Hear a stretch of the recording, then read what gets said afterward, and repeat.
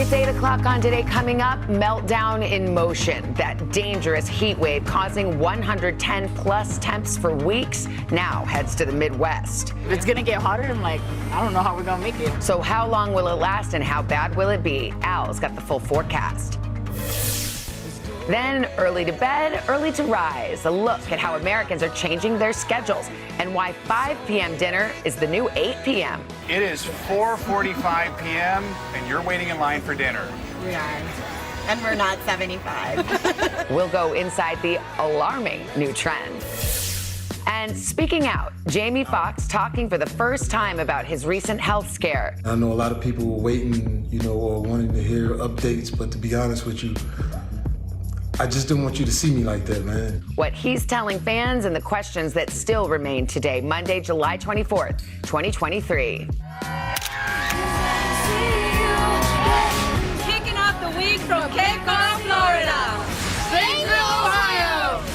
Dallas, Texas. Pueblo, West Colorado. Stafford, Virginia. And Irmo, South Carolina. In Franklin, Tennessee. And Athens, Alabama. We love you. Here for Carrie's 50th. From Troy, Michigan. Sending love to my dad in Powder Springs, Georgia. Happy birthday, Dad. From Pittsburgh, celebrating 22 years of marriage. Today's our anniversary. We are back. It is 8:10 with the topic very close to our hearts around here. What seems like more proof that we are becoming a nation of early birds. More and more Americans are going out to dinner earlier. They're going to sleep earlier. It's a trend that may be here to stay. Morning News Now anchor Joe Fryer's here. You got a closer look. Hey, Joe. Hey there. Good morning, or should I say good afternoon? Good afternoon. After all, we have all been up for a while, which means we will go to bed early tonight, which means we will have an early dinner. And it turns out we are not alone. These days, 5 p.m. is the new 8 p.m. No matter the day, the line outside of Resdora forms early. It is 4:45 p.m. and you're waiting in line for dinner. We are.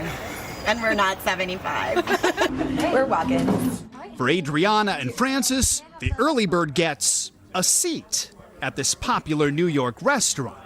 And they are not alone. Yeah, it's always packed already. What do you think of that? It's nice because the vibe is the same, right? Here at Resdora, they've noticed diners are much more flexible as we've emerged from the pandemic lockdown. Why on earth are people showing up earlier? And I think that some of these hard to get into restaurants, if they know that that's all that they're given, 5 o'clock, they're going to take it.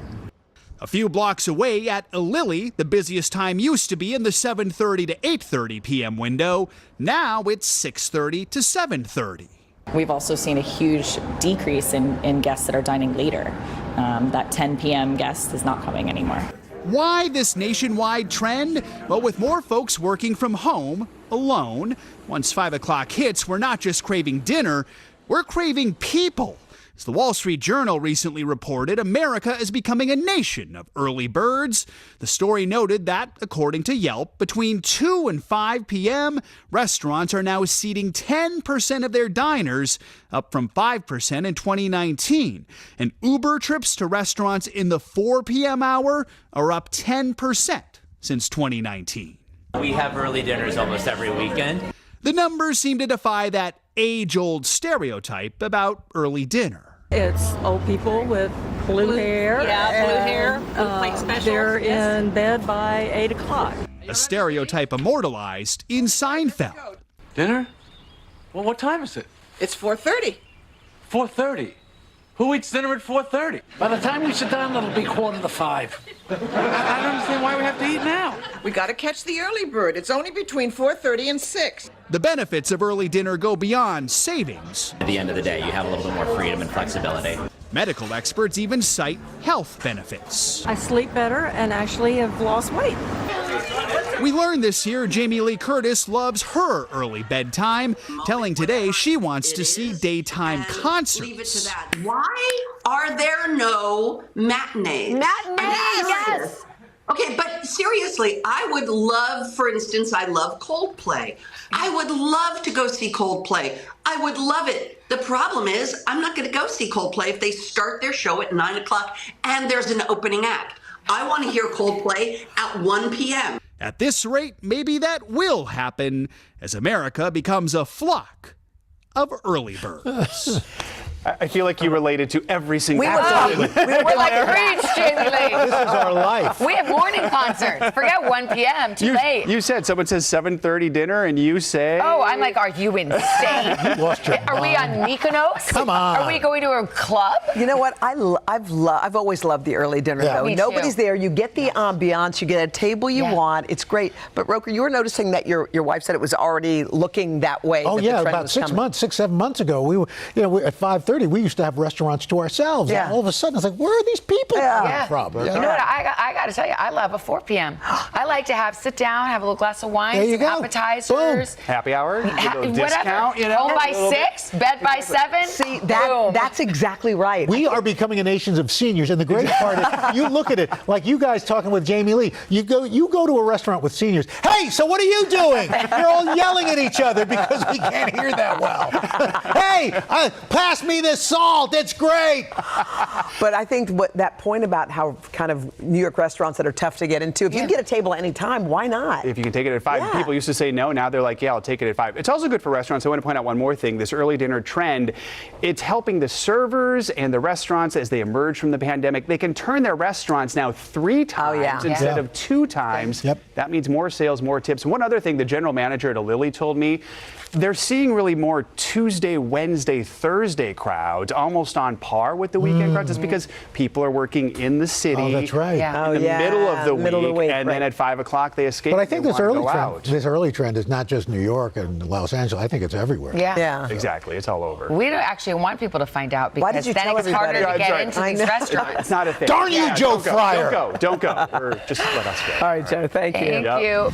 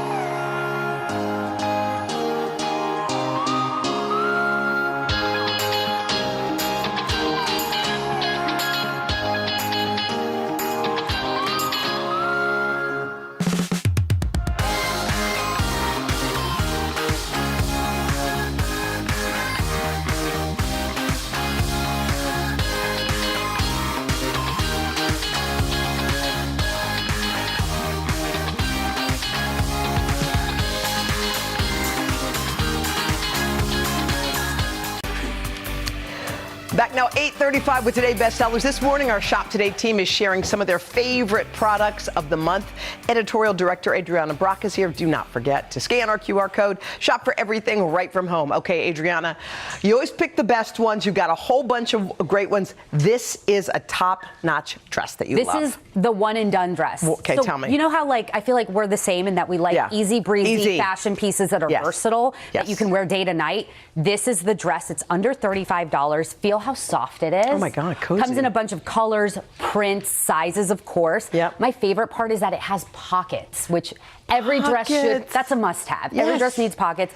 Also, the buttons are a really nice detail, but they're actually not functional, so you don't have to worry Pull about it fashion over emergency. and that's it. You could wear this all summer long, and into fall, layer it with a jacket, some booties, and you're good to go. And I like the black because you can wear that anywhere, day or night. Exactly. Okay, let's get stains out. Okay, this is one of my personal favorites. I actually discovered it 2 years ago when my daughter was born, and I needed something to get rid of stains on the go. Okay. It's from Miss Mouth's, and we spilled a bunch of coffee here, and I've been working through it this morning. It works so well. So what do? You just spray it on the stain. You spray it on the stain, you blot it, and then you run it through your laundry cycle, and it'll be good as new. We have a before and after of one of our producers. Oh my She did a test with coffee, berries, and wine. The berries came out right away. That's a great one if you're at restaurants and you need something on the go. It works on grease. It works on all types of fabric too, not just clothing. You can use it on upholstery and carpet to spot treat. Best of all, it comes in a pack of 2, and it's $14. By the way, wine, coffee, and berries are the 3 things that never come out. Exactly. I keep one of those in my purse too because they're so small. I got it. Okay, so we need a good tote. So this is what I'm calling, or what many people might call, a ludicrously capacious bag. Okay, because it is huge. Like, check this out, how big it is. Yeah. This bag is great because it's kind of like your one and done, like, workhorse for the house. So what is it, a beach bag? It's a beach bag. It's like a schlepping bag. Laundry. It was designed by a Vogue editor in 2004. It's from this brand called Scout. Yeah. It's a little bit more of a splurge than your average tote, but that's because it's made with this lightweight tarp-like material that the brand says is tear resistant. Love it. It's also waterproof too. So good for the sand. You can dump everything out. And then you fold it up and just keep it in your trunk. It's so easy. Good. Okay, great one. All right, take us to this. This is one of my favorite beauty hacks. This is from Revlon. It's a oil blotting roller. So you know how like there's oil blotting sheets? Yes. This one's easy because you literally just roll it on. Yes. And it's perfect for summer when what is it? It gets rid of the oil and it doesn't take off your makeup? It won't take off your makeup. And if you're not wearing makeup, you could still use this because everyone gets a little oily. And then what happens to it's the brand says it's made with a volcanic stone that helps absorb that excess oil. Oh. And best of all, you can take out the cap, wash it with some soap and water, and reuse it. So this is a great beauty tool to have all the time. Okay, cool. All right, there are brushes that really do the job well. Yeah, this is one's one of my favorite from Tangle Teaser. It's a detangling brush, and they just came out with a special Barbie edition, of course. Of course. This one's great no matter what kind of hair you have, curly, straight. I use it on my daughter's curly hair, which is a little bit unruly. Takes out the tangles without tearing your hair out, without damaging it. It's super easy and soft. Yeah, soft really bristles. Cool to use. And if you want to pair it, this really nice curl leave-in conditioner is great too. Oh, really? I think we have some B-roll or a photo of someone using it before and after. It defrizzes. It helps get all the tangles out. You spritz it in after the shower on damp hair. Leave it in. Leave it in. It's made for curly hair and it's made for kids, but adults can use it too. Okay. And what's really great is that you use it with the detangling brush. Good. And price point is like super right affordable, on the money. $8. Okay, a good pair of earplugs. Okay, so earplugs, this is kind of like the unsung hero of summer at the Shop Today office. Our editors are loving this. It has 60,000 reviews on Amazon. They're from Loop. One of our editors, Shannon Garland, is obsessed with these because she uses them to go to sleep. It helps her sleep better, but people can use them traveling, at concerts, anywhere you need a little bit of extra like zen time too. First of all, they're the size of regular like iPod earbuds, so you know they'll fit right. Exactly. And they're not big and unruly. They're not big. I just have to point out that Savannah was not paying attention to this segment at all until the earbuds came up. My ears perked up. Your ears did perk up. Because I wear earplugs every night. Yeah, these are great. These are good. Here's the cool part. It has a little circle so you could pop them out. Loop. Try one on. Hence the name Loop. Okay. These are genius. Look, put them in. Let me just see. We need a model. Okay. Here. Okay. They're so By the way, cute. what do you think? What? Can you hear us? What did you say? But by the way, your earring game is on point. Oh my God. Mine It is goes with all the earrings. Oh, I don't know. But They're this is so cool. cute. Easy to put in and you take pop out. them in and are they out. in different sizes or all They one come size? with different tips, so when you get it, you could Bigger at the and right smaller. I like this little And case. they're so little. Those would be great Okay, for when the kids come home from camp. Exactly. You can purchase these items, scan our QR code, check them out at today.com/shop. And we should mention, Today does earn a commission from purchases made through our links. Coming up next, an exclusive interview with a Massachusetts woman at the center of a murder mystery. It's making headlines nationwide. But first, this is Today on NBC.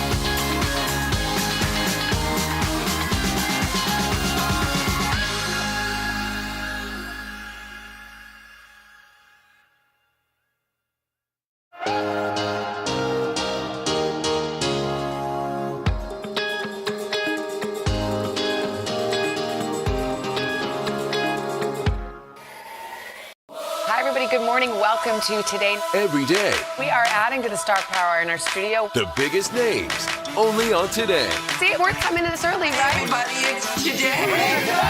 Like I won the lottery. How do you feel at this age, this stage? Liberated. We're just getting started, folks. Anal stop with a snap. The boys are back in town. Boys are back in town. It's a miracle. It's a miracle. This has been fantastic. Everything and everyone you're talking about, only on Today.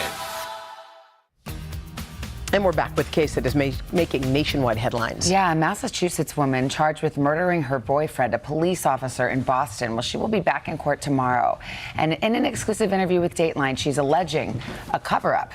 Here's NBC's Dennis Murphy. On a Friday night in January 2022, Karen Reed and her boyfriend, Boston police officer John O'Keefe, joined friends for drinks. We were happy, having fun, laughing, just very normal. Did you ever feel you were overserved that night, as No, they say? no. Later, Karen and John were invited to the home of a fellow Boston cop. Neither knew him well. What happened next is disputed. Karen says they pulled up to the house and she waited in her SUV while John went to check things out. She says she watched him go to the door, put his head inside, then nothing. I texted him, I called him, and within minutes of him exiting my car, is not answering his phone. Minutes. So What happens next? I left. She drove home, fell asleep. When she woke early, John wasn't there. She went out searching and 6 a.m. found him lying unresponsive in the snow and bitter cold in front of the home where she dropped him. His eyes were swollen shut. He had blood dripping out of his nose. She blurted out her thoughts as first responders arrived. Did you say, I wonder if I hit him? Did I kill him? I said, could I have hit him? The Massachusetts State Police concluded Karen did hit John. Their version, Karen and John argued in the car. John got out, Karen backed into him, hit him, and drove away. Police say they discovered pieces of a broken taillight at the scene. In court, a prosecutor read from a first responder's interview, quoting Karen. Defendants then made several statements to her indicating, I hit him, I hit him, I hit him, I hit him. Karen was charged with second-degree murder. She pled not guilty. I have an innocent client. Period. Alan Jackson, Karen's high-profile attorney, believes John was set up that night. John walked into an element of hostility in that house. He has argued in court there were people in the house who had a troubled history with John. John O'Keefe got out of a car, walked into the house, was sucker punched, fell, hurt himself, and then ultimately his body was moved. The defense claims a cover-up. The Massachusetts State Police is involved. There are people that were in that house that are involved. Prosecutors deny that. They filed a motion demanding defense attorneys stop talking to the media. Both sides are due back in court on Tuesday. For Today, Dennis Murphy, NBC News. Wow, interesting case. She's going to be back in court tomorrow, and Dennis will stay on the case. The full story is coming up in an upcoming Dateline episode. All right, we got a lot more ahead, including skincare hacks that are all over social media and actually work. So we brought in a dermatologist to break down the best tips from your feed. But first, this is Today on NBC.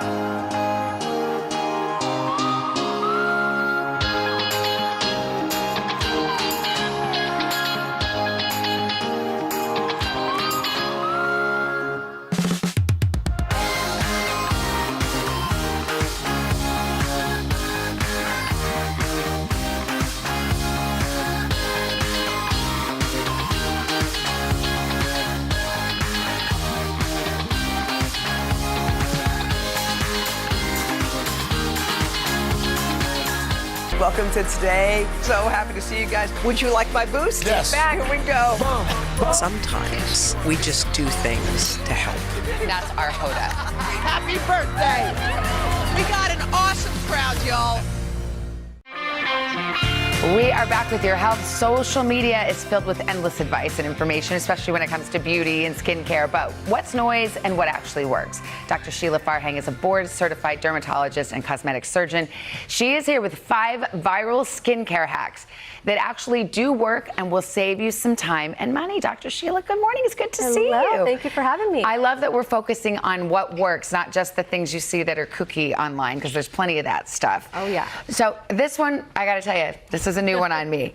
Dandruff shampoo for your face. What problem are we fixing and does it work? All right, so yes, shampoo to clear dandruff on the face. The medical term is seborrheic dermatitis. Okay. And it's really red, flaky areas in and along those oily areas on our face, affecting the beard and men. Okay. And so what's nice is these are all anti-inflammatory shampoos. They decrease that yeast overgrowth and oiliness, which both contribute. Yeah. And you just take a little bit, gotta lather it up. That's the key. Put it on the skin, let it sit for a couple minutes. Okay. And you're good to go. And then rinse it off, but it will really help with those patches. Absolutely. A couple times a week is usually what I recommend for that, and it's a really good little wash-off treatment. Okay, the next is the sandwich method for retinol. So retinol, these are products a lot of dermatologists want you to use them, but they can be really harsh, and if you overdo it, you could get red skin, it's stingy, so this is an attempt to fix that. Absolutely. We love a retin-A, like you said. This collagen stimulation, anti-aging, treats acne, but it is a little irritating. So I love the sandwich method because it creates a barrier and decreases that absorption of retinol for a little bit more gentle intro. So you do your moisturizer, retinol, and then moisturizer. That's the sandwich. Okay, so do you do like a light layer of moisturizer first and then the retinol? Good question. So I love a good pea size for everything, and the big thing is you got to make it sit for a little bit. So the more sensitive your skin, the longer you let it sit for that first layer. Exactly, between that moisturizer and retinol, even like 5-10 minutes, people need that long. Okay. Yep. Then you put on your retinol. Are you like rubbing it in, or are you just trying to put it lightly over? In. Yep. And then the final layer is moisturizer to kind of seal everything in. Okay, great. Yeah. Green tea to calm acne. How does this work? Okay, so we love acne. We don't love acne. We don't. We love green tea. I was like, you're the first dermatologist I've heard say that. So green tea is anti-inflammatory, yes, antimicrobial, antioxidant. So a good little hack, and I literally did this growing up with my mom, is taking a tea bag, because these are anti-inflammatory, and what you can do is put it on your pimple, because these properties are very calming. Okay. So the key is you have to brew it and let it cool to room temperature. Apply it to your little pimple there a couple times a day. Okay. 20 minutes a day until it all comes down. Leave it, okay, and once per use. You don't use the same tea bag over and over again. With all DIY stuff, you got to keep things real clean, one time per use, exactly. Okay, now let's talk about slugging. Oh yeah. This is all over social media. How does it work? And this is for nails you're doing it? Okay, so slugging. Here's our lovely model. Yes, good morning. Yes, so slugging is a concept that was created on TikTok. It involves using an ointment over your skincare products at night. So let's talk slugging for nails. I love using Vaseline. You use it on a little Q-tip on your cuticles if you want me to do that. So it's really nice for a little dryness there, and you can do this at night, let it sit, and for extra protection, you can even put a glove on it if you have really, really dry hands. Okay. But I love just during the day applying it to my cuticles for health. Okay. And slugging for the hair. Let's talk about that. So instead of Vaseline, because this is really hard to take I wouldn't want to put that in my hair, Exactly. no. Coconut oil is fantastic. You can use cooking as long as it's unrefined, raw, virgin coconut oil. And we have this model here. We have this model here. We already did the coconut oil on her hair. Are you mostly doing the ends, or do you do the scalp too? Some people go from root to ends. I personally like to do just the length because of the split ends, things like that. So we already applied that, and then you want to do this at night. You wrap it up in a little sock, put a little headband on there, wrap it up. And this will prevent your pillow from getting oily and things like that. And then in the morning, you just take it off, cleanse it out with a good clarifying shampoo, and you're good to go. Super healthy hair from this. Well, okay, and it doesn't have buildup and all that kind of thing? Nope, because you clean it off, and you can kind of avoid that without doing the scalp Don't do area. the scalp, just do the ends. Exactly. Okay, and then finally, tell me about oatmeal. Okay, oatmeal, again, one of these things the dermatologists have been recommending for ages. Oatmeal, colloidal oatmeal, I mean it's ground up. So what I love to do is create like a little paste, because oatmeal is anti-inflammatory, antioxidant, and helps moisturize. So you can create a little mask and do this as long as it's like a little paste. You apply it to your face as a little calming mask, a little DIY again. And we've been using it, and now there's also products with oatmeal in there, so you don't have to like DIY it yourself. So I love this. So you just mix it up. You Show can me how just it would look. mix it up a little bit like that as a little paste. We also usually recommend this for babies too who have eczema. Oh, okay. And so there you can even buy a few products that are just oatmeal based. Put it in a tub. Usually it's 1 cup per tub, and that really helps calm things down too. But I love these little DIYs. Again, as long as you do 1 time per use, mask it up. And I love this, 20, 30 minutes and you wash it off. Okay, good. Thank you, Dr. Sheila. Amazing, Appreciate it. of course. Thank you, guys. We'll send it to you. All right, Savannah, thank you so much. All right, guys, we're outside. We got time for a few more birthdays. What do you got, Al? Yes, we do. Let's spin those Smucker's jars, see who we've got. First of all, happy first birthday to Brooks Elliott of Weehawken, New Jersey. Warming up to be a baseball star. In fact, he loves practicing by throwing food across the table. Perfect. Troy Smith is from Atlanta, Georgia.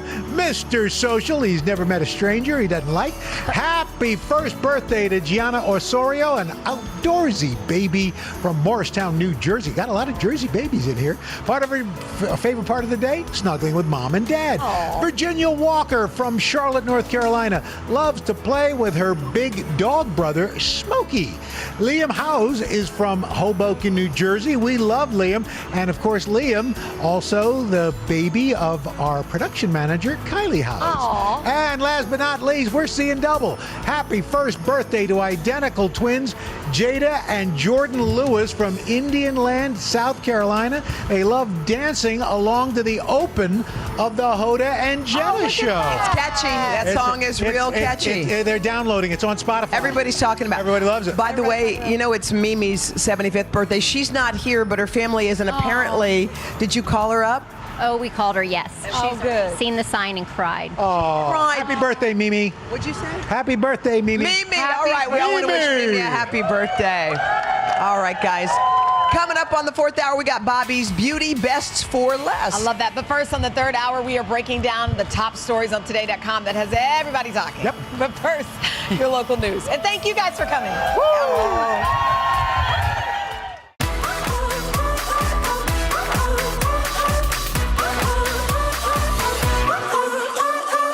I woke up smiling on my face. No care, no trouble in my way. The sun is shining where I go. That's how I know. Yeah, that's how I know. Today's gonna be great, gonna be great, gonna be a good day. Today's gonna be great, gonna be a good day.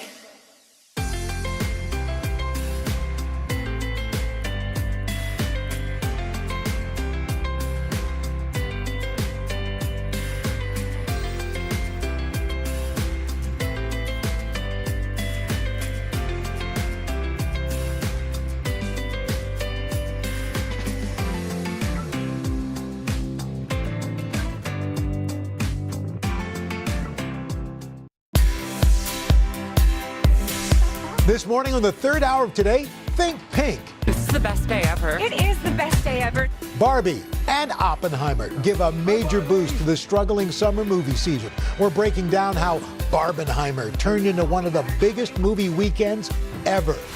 Then later, you're going to love the way these cookies crumble. That's why they call us the Crazy Cousins, because we literally had no background in baking. And now they're making serious dough. We'll go behind the brand Crumble to find out how they did it. Plus, our new series, Double It Up. Beauty buys that are like 2 products in 1 to add to your skincare routine. And later, it's time to get moving and start today with a quick full body workout you can do right there while you're sitting watching TV in your living room. Today, Monday, July 24th, 2023. Live from Studio 1A in Rockefeller Plaza, this is the third hour of Today.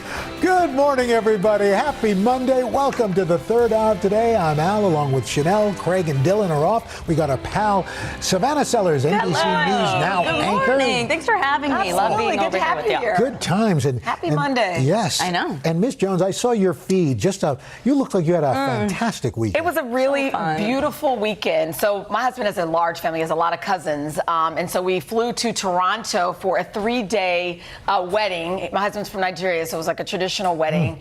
Kyan's outfit his native wear was too small, so we ended up getting him a suit. But it was the best time. It's always fun. What I had on my hair, it's called a gele. And so you sit down, and some of these women, it's just such talent. You see this big yard of fabric, and the way they're able to. So that's wrap. Put this. Yes, that was a big piece of fabric when it started. I should have videotaped it for Instagram. Yeah, that would have been. show. I'd love to see how that's done. But it's just so much fun. I think there were like maybe 800 people. What's the tradition? What's the tradition of the money on the floor? So for the bride and groom, like for the couple, and it's funny because you stop by the ATM. Some people do, and just get a bunch of ones. It's also fun. Like the kids love to do it when they're dancing. Everybody's having a good time.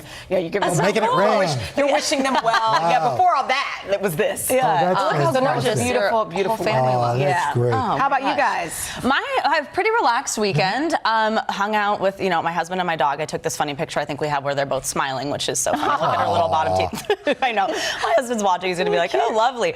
And then we actually went up about an hour north of New York City and went to a birthday party for some new friends we've made recently. This is Lake Walkabuck. That's also like up where Harry Smith is and stuff like that. So, hung out with some friends up there. Birthday party was pretty relaxed. It was fun. They're kind of new friends. We've adult new friends. We always talk about that. So much fun. Sometimes it's hard to make new friends. So when you find some folks and it clicks, it's exciting. Yes, there's especially when they live on a lake. Yeah, I know. Happy birthday, Haley. Speaking of living on lakes and boats and stuff. We had a great weekend. I got to do my first lake walk. Our start today. Well, walking along a lake. It just. But the first one since my knee surgery, so it was really good. It felt the Where's weather this lake? was fantastic. It's in the Hudson Valley up there, and near the Berkshires. Yeah, not too bad. Yeah. And they just hung out. Then we went out on our boat. We hung out. Deborah drove the boat. We had a good time. Leela's back in town from Paris. Look at this. So we just had a great time, and then went to dinner and just had a wonderful. You guys had a great weekend. Yeah, and we had a little post Nick birthday celebration. Oh yeah, so that was nice. And I love what you posted too about how even though it was rainy because you had your family, it felt sunny. Yes, so it was. Yeah. There's a cake. One of our friends who's a florist, but Carrie from talented Sunnycrest Farms up there made that cake. Nick, I know he feels the love. So cute. Yeah. My brother was his wife Lettice, our niece Haley, and there's of course my girl Leela and Deborah. You had your family all together. Yeah, That's so what matters. hopefully you had a good weekend as well. But odds are, no matter where you spent your weekend, there's a good chance you were trying to spend it in air conditioning. From California to Florida, tens of millions still under heat alerts today. Even folks who are used to the heat are struggling. Phoenix saw its record 24th day in a row yesterday with highs above 110. They'll probably break that today. In Miami, heat index above triple digits for the 43rd straight day. Wow. And as you take a look, this ain't going nowhere. It stretches coast to coast just about. Triple digits late week for Phoenix, for Dallas, Brownsville skirting with triple digits. Miami's going to have low 90s but high humidity, so the heat index is still above 100. New York City going to see temperatures in the low to mid 90s and probably set some records. Chicago as well in the 90s that also. That is nuts. What makes it hard for me here in New York, it's when it's hot, but it's also the air is thick. Yeah. So it's hard to breathe. Yeah. But the good news is it smells really good. Yeah. Especially on the subway. Sarcastic. All right, well, a lot of people decided to go inside, go to the movie theater to escape the heat this weekend. Two blockbusters jump-started the summer movie season. Barbie and Oppenheimer. There was so much publicity around these movies. I thought, okay, they spent so much money on marketing, but it paid off clearly. Let's go to NBC's Caitlin Hartung. She's live in Los Angeles with more. I feel like with social media, billboards, I mean, everybody, you almost felt like you had to go. Yeah, and go to both for some people. Yeah, you couldn't escape the marketing, especially here in LA. And, otherwise, it's been a fairly sluggish summer at the theaters until now. And thanks to Barbenheimer, this double feature concept, this unlikely pairing turned out to be exactly what Hollywood needed. Hi, Barbie. Hi, Ken. From the pink sands of Barbie Land to the isolated New Mexican desert. The world will remember this day. Audiences are flocking to the theaters. Did you bring your rollerblades? I literally go nowhere without them. With Barbie boasting a record-setting $155 million domestically, and Oppenheimer blowing up with an $80 million debut on opening weekend, the two opening on the same weekend, causing a wave of online anticipation and double feature excitement. Barbie, icon, timeless icon. We're big Christopher Nolan fans. Barbenheimer, as fans have dubbed it, enjoying the biggest box office weekend since the pandemic, and even soaring past big screen hits like Super Mario Bros. And Spider-Man. Greta Gerwig's Barbie is making even more history. So cool. The film raking in the highest ever opening weekend for a female director. This is the best day ever. It is the best day ever. The massive earnings come as Hollywood is embracing a wave of nostalgia and hoping to avoid a downward spiral. From major titles underperforming during a summer movie slump to the impact of the ongoing writers and actors strikes, unions for both groups are asking the alliance that represents studios, including NBC Universal, for higher pay. Another summer surprise, Sound of Freedom, a controversial faith-based film about child trafficking that's already raked in $100 million at the box office. Wow, this is the real world. Studios hoping to replicate the success of the double screen battle will have to think outside the box. And I don't know if we'll ever see something quite like this again. Chances are near zero. Near zero. As Barbenheimer has audiences tickled pink and Hollywood seeing green. So guys, now the next big question in Hollywood is, will this weekend boost have any impact on those ongoing strikes? And some experts say the infusion of money from this weekend could actually have studios feeling less pressure to get a deal done quickly.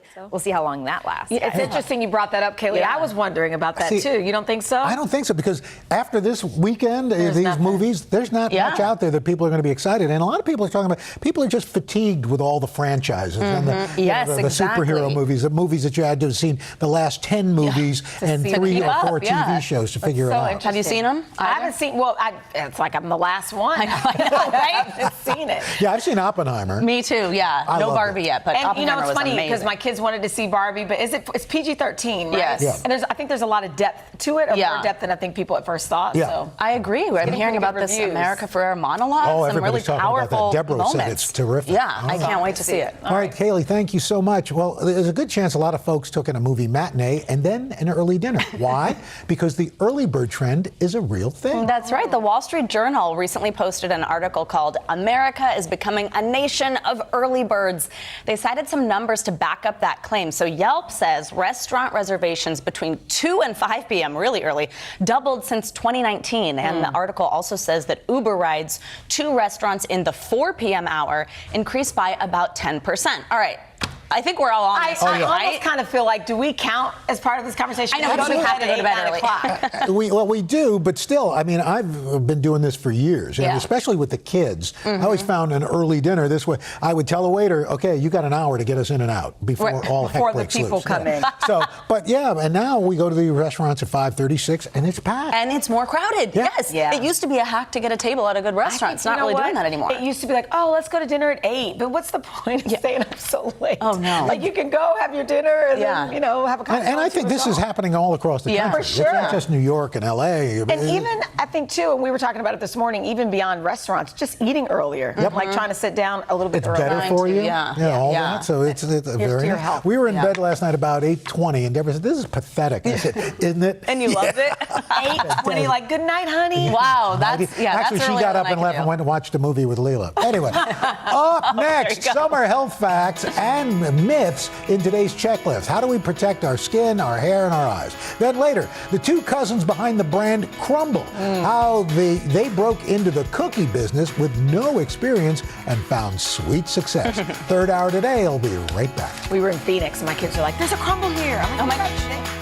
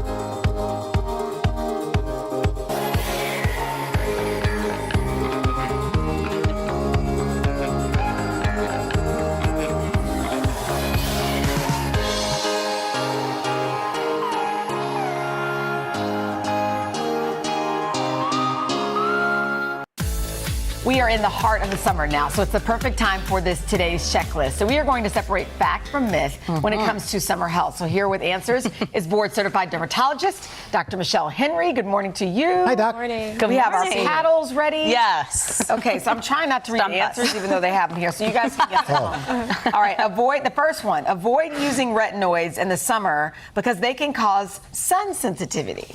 I thought it was a fact. I think but that's I just false. I saw that it says myth. Okay, yes, that is a myth. So a lot of my patients are using retinoids all year long for acne and anti-aging, and they're afraid in the summer months. So I've always heard it makes your skin sensitive. Not really. So it does not reduce your minimal erythema dose. So that's the dose of sun you can take before you burn. Now we do get a little red when using retinoids because it causes a little bit of irritation, but that does not increase your risk for burning. You have to be safe. You have to use your moisturizer. We always want you to use your sunscreen. Yes. But you do not have to be afraid of excess burning. All right, that's good to know. Okay, this next one is you can get skin cancer or in parts of your body not exposed to the skin, to the sun, I should say. I bet that's true. Well, yeah, absolutely. Yeah. Because I feel like people find it in places they wouldn't expect. Exactly. So that is true. So of course you get more skin cancer in anywhere you're getting excess sun.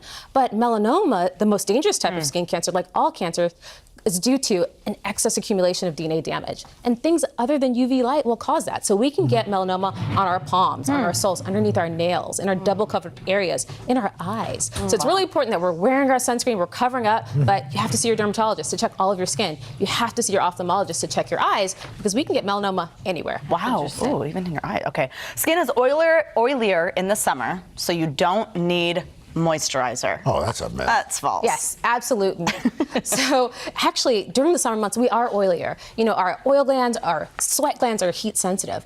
But it's also a time of excess skin damage. So the sun damages our skin. We're dehydrated from sweating. So moisturizer helps to fortify our skin barrier. So we need moisturizer. We just need lighter moisturizer. So lotions, gels that are breathable, but we need to protect our skin with moisturizers. Okay. Yes, This next one says darker lenses do not protect your eyes better. Like if you're wearing sunglasses, if they're darker, are your eyes more protected? I think it's a myth. Fact. Uh-oh. It is a fact. They do not protect. Oh, Yes. they don't. Oh, I They got do confused. not. Yes.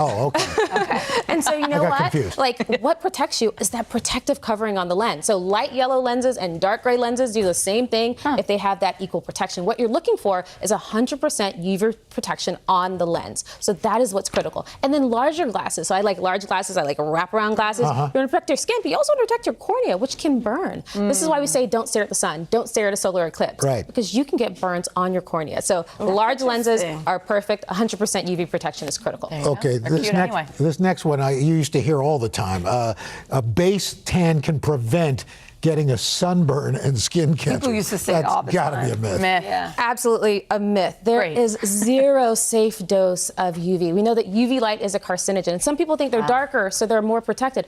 Absolutely wrong. And actually, if you're going to a tanning booth, you're getting UVA, which is deep penetrating and dangerous. So the best thing you could do is wear your sunscreen, protect your skin, don't get a burn. 5 burns will double your risk of melanoma. So protect yourself. Just 5. Just 5. Oh, Just my 5. goodness. I know there Wow. are people who do that in the Scary. course of like 2 summers. Yeah, absolutely. Or in a bed. No, the worst. All right, sun damage on hair can cause premature graying. I've never heard of that. Me either. I'm going myth. I hope I'm gonna it's say a fact because I've got some grays up in here. And That is a fact. Oh. Yes. So sunlight is oxidative stress. So oxidative stress can cause premature graying. And so what is oxidative stress? That's a buildup of free radicals. And that can happen with emotional stress. This is why people are like, my kids turned my hair gray, right? Yeah. So emotional stress can do it. That's UV real. light, environmental pollutants, all of those things cause free radicals. And so sun is a part of that. So what can you do? Sunscreen on the scalp, antioxidants on the scalp can protect you from premature graying. So it is a fact. It is true. But there's something we could do about it. That was a good I had one. no idea. Yeah, Finish that strong. was a great I know, Dr. Henry, myth. thank Did you. you get us all? As always, you. happy summer. Thank you so much. Summer. Thanks, Doc. Coming up, we're going to go behind a delicious brand, how 2 cousins with no baking experience chipped in to create a cookie empire that's far from crumbling. Then later, get more from your beauty products with these great buys that pull double duty. Third hour of today, we'll be right back in a double.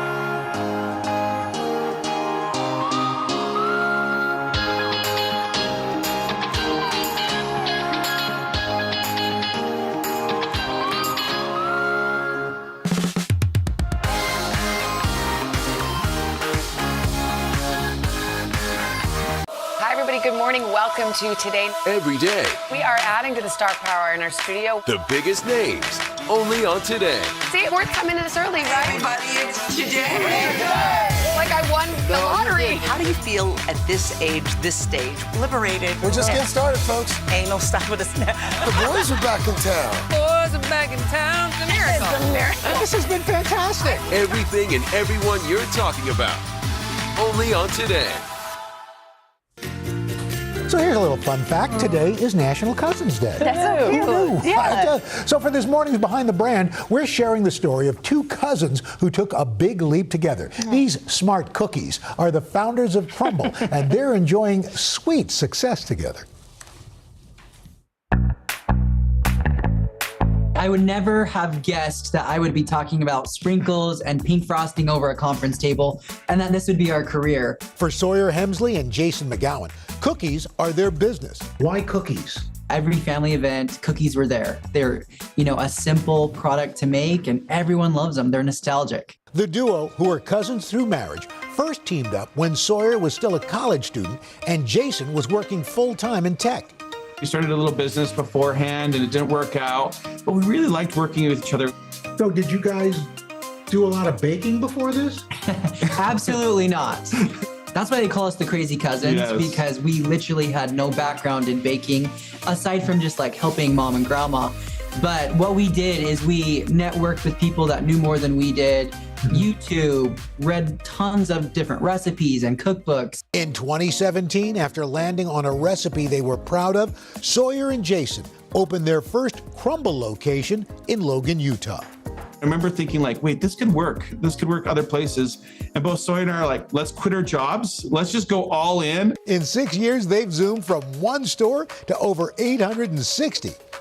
That's a Crumble location in all 50 states, making them the fastest growing dessert chain in the U.S. We've had a lot of organic growth. We've never actively went out to sell franchises. Naturally, people were tagging their friends and family and they said, we want you to bring Crumble to our community, or we want to open a store in our town. And that's how the rocket ship started, and we haven't looked back since. What role has family played in your success? They played a role in all of our success. So when we got going, our very first franchisees were Sawyer's parents and Sawyer's siblings and my next door neighbors. Even when they're like, I'm not so sure this is gonna work, but they were still there. A key ingredient to their success has been moving beyond their original chocolate chip cookie recipe, selling over 275 rotating flavors. I think that's what makes us completely unique from any bakery or dessert shop, is we have a new lineup every week that gets our customer base excited. And Crumble has had a cookie version of just about everything, from the classics to the more creative. Has there been a variety of cookie that you thought, man, this is going to be huge, and then not so much? The one that I can think of off the top of my head is an everything bagel cookie. The good thing is we have a rotating menu. We can rotate it right out. Like many modern business booms, they found success on social media, drawing in followers for their weekly flavor announcements and inspiring thousands of cookie reviews. That is good cheesecake. I'm gonna say 8.1. We didn't just build this business by ourselves, we build it with our customers. And sometimes they don't like a certain flavor and they'll let us know, but that's part of the fun. I had to try it as well. This is good. I'm curious about the churro. Nice cinnamon, that's very lovely. Sawyer and Jason are aiming for something even sweeter than just cookies. Another big part of it is those meaningful moments where they kind of step away from social media for a second and maybe just spend a little bit of time with their family members or on a date night. Creating those meaningful moments to us is actually what drives us every single day, to have people just spend a little bit more time with the people that matter most. So you guys gonna try one? Yeah, so I will tell you, I think last year we went to Phoenix to visit family, and my kids were like, Mom, we looked it up, please. They were begging to go to Crumble Cookies because it was on TikTok. On TikTok, yes. So social media has definitely helped create, a buzz around them, but they're good. And the way I understand it, they have the kinds, and then you just have to, you look online to see That's what right. they have. That's it. So boom. Very good. In fact, This is very good. Oh, you're I know, dripping look at there. mine. Mine's all nice and gooey. And they're warm usually when you get to the store. Crumble recently opened new locations in Puerto Rico and Canada. So we've got chocolate chunk here, lemon cupcake, M&M, strawberry ice cream bar, sugar shark because it's a Shark Week collab. kind of thing. It's got a little shark gummy on it. So. Good stuff. Who doesn't Yeah, it love is good interesting. cookie? A gummy. I've never seen that. A gummy on a telling you. cookie. I'm not a big fan of the gummy. Really? Yeah. It's like 2 or 3 stories we've done today where TikTok has helped, or like social media, even with the movies. It's a TikTok world, and You know we're what I just mean? living in it. Yeah, that's All right, true, when yeah. we come back, we are shaking up your beauty routine with products that pull double duty so you can get more bang for your buck. And then later, now that we've had some cookies, of course, as we do on a morning show, then we start working out, right? We're lunging into the week with 3 moves you can do with us right in your living room. We'll be right back. After that, we're having cocktails. I know.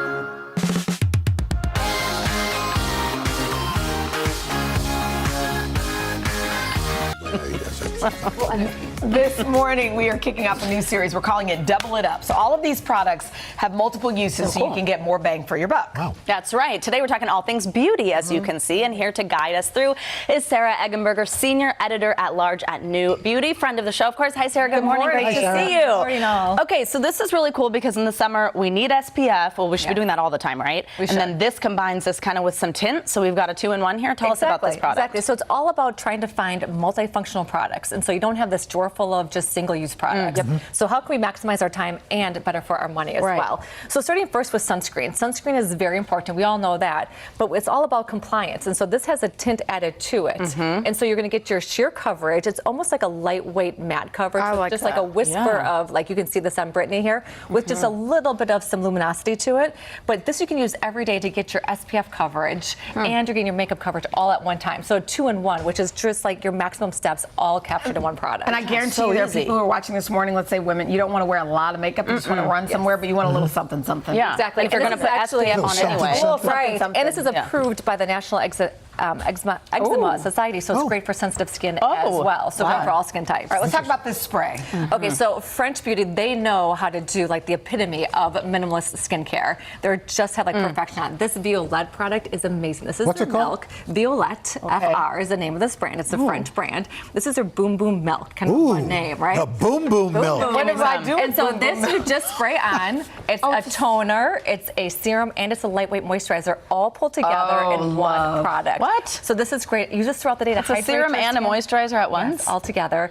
You just need a little bit. Boom. Boom. Done. Right, Al? There you go. Oh. Hey, give me a hit. Yeah. So this is just nice. like one simple step. It captures it all. at so that. ask so little That is returns. nice. Look at that. Look at And that. you like this brand? I love this brand. Okay. It's so good. Yeah, I love the It's name. amazing at skincare and Now, makeup. what's a functional fragrance? Yeah. This I is love really this interesting. idea. So now we're talking about fragrance. It actually has an added benefit to it. So smell is the I'm like, quickest spray me. way to actually affect our emotional our state of mind. Also, I need my pulse point thing. Yeah, so you can do pulse points, you can do wherever, but it will immediately change wow, the I way love that this. you feel when you smell something, right? Like it takes you back somewhere or provides a sense of calm. It smells like a spa. It does. I love this You just smell. feel the calm now. So now you spray some fragrance and you have just a sense of calm to you. And as so well it's like as there's amazing science fragrance. that says this actually does help you. Exactly. There's chill. actually these data points that will show you that by using this, you will provide calm to your body, This is which some- is these just are my like favorites. amazing. Okay, Yeah, I totally agree. Such I know. beautiful products. I beautiful products. Let's talk about our hair.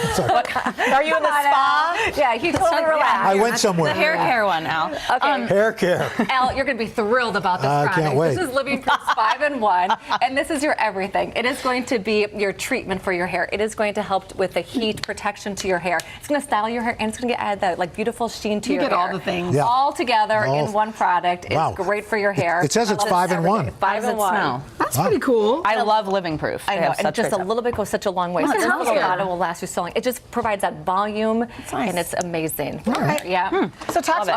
okay, I'm starting to get into these natural deodorants. Yeah. You are. I'm not sold. No, it's been working. So, You think so? well, let's ask Al that question. Next thing we got to do is get a segment where you check your sense of I smell. did like a lavender one today. All right. Let's talk about this one. This is European Wax Center. They're known for their hair removal. They're Oh, this is something else? Yeah, no, it is a deodorant. Yeah, they It's a remove- deodorant.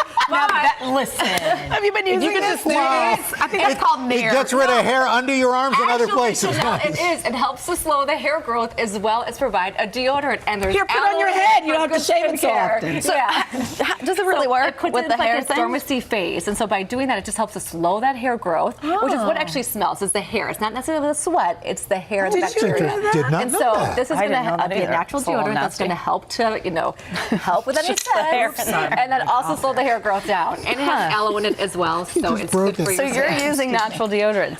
I'm telling you, there's a lavender. Now, if I have to go work out, I go back to my spray, Right, Gold Degree yeah, or whatever. right. But like, if I'm just doing, light, activity like a show, the lavender, it's good. Yeah, we got an It's like a exercise segment deodorant coming up. That's going to wardrobe. work out well. How it lasts for This is nice. Is Yeah. that nice? Yeah. It does Okay, actually come smell on. good. It's Yeah. our You new can have it. segment, Smell Chanel Today. Oh, stop it.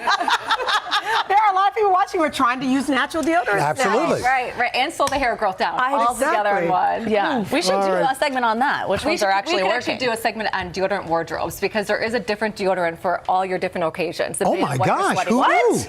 Yeah. How do it know? do it know?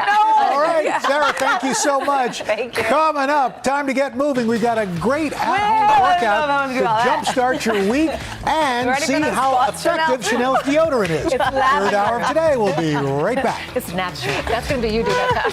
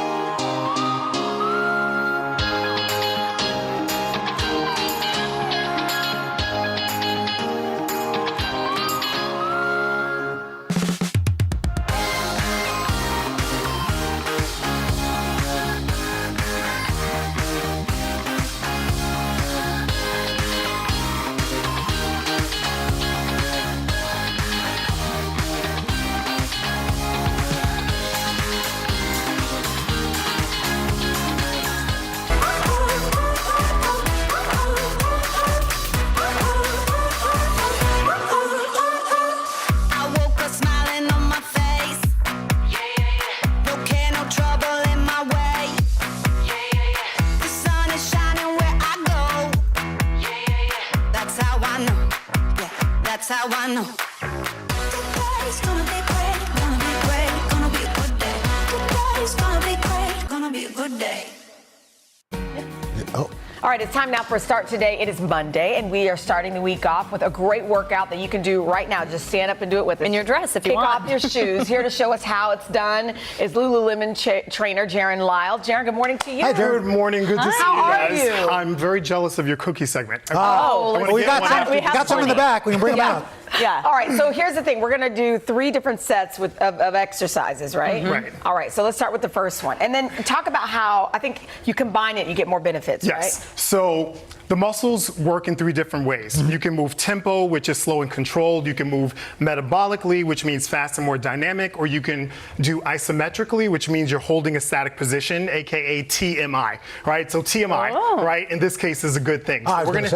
So we're gonna take exercises that we know and love, and we're gonna do them in the TMI way to make a fun and varied workout. Okay, We're gonna begin first with squats. Okay. Super simple. The Feet normal shoulder width squat? apart. I want 2 slow squats, as if you were your grandmother sitting and getting off the couch. So 1, come up, 2, come up. And now I want 4 squats a little faster. Ready? So down and up, down Burning and off that up. cookie. There you go. Burning off the cookies. Yeah. Good. Give me 1 more. And then you're gonna hold at the bottom of the squat for like 6 seconds. Okay. Right? So he's imagining his granddaughter's crawling up to him and he's holding here, right? So 6 seconds, and then you come up. And that's it. So that's 1 round. Let's say you have a timer, you set it for 1.5 minutes, and you see how many times you can do those 3 movements within a minute. Correct. Okay. So that's move number 1. Do you get to rest in between, or what? In between, no. You want to go the whole time. Okay.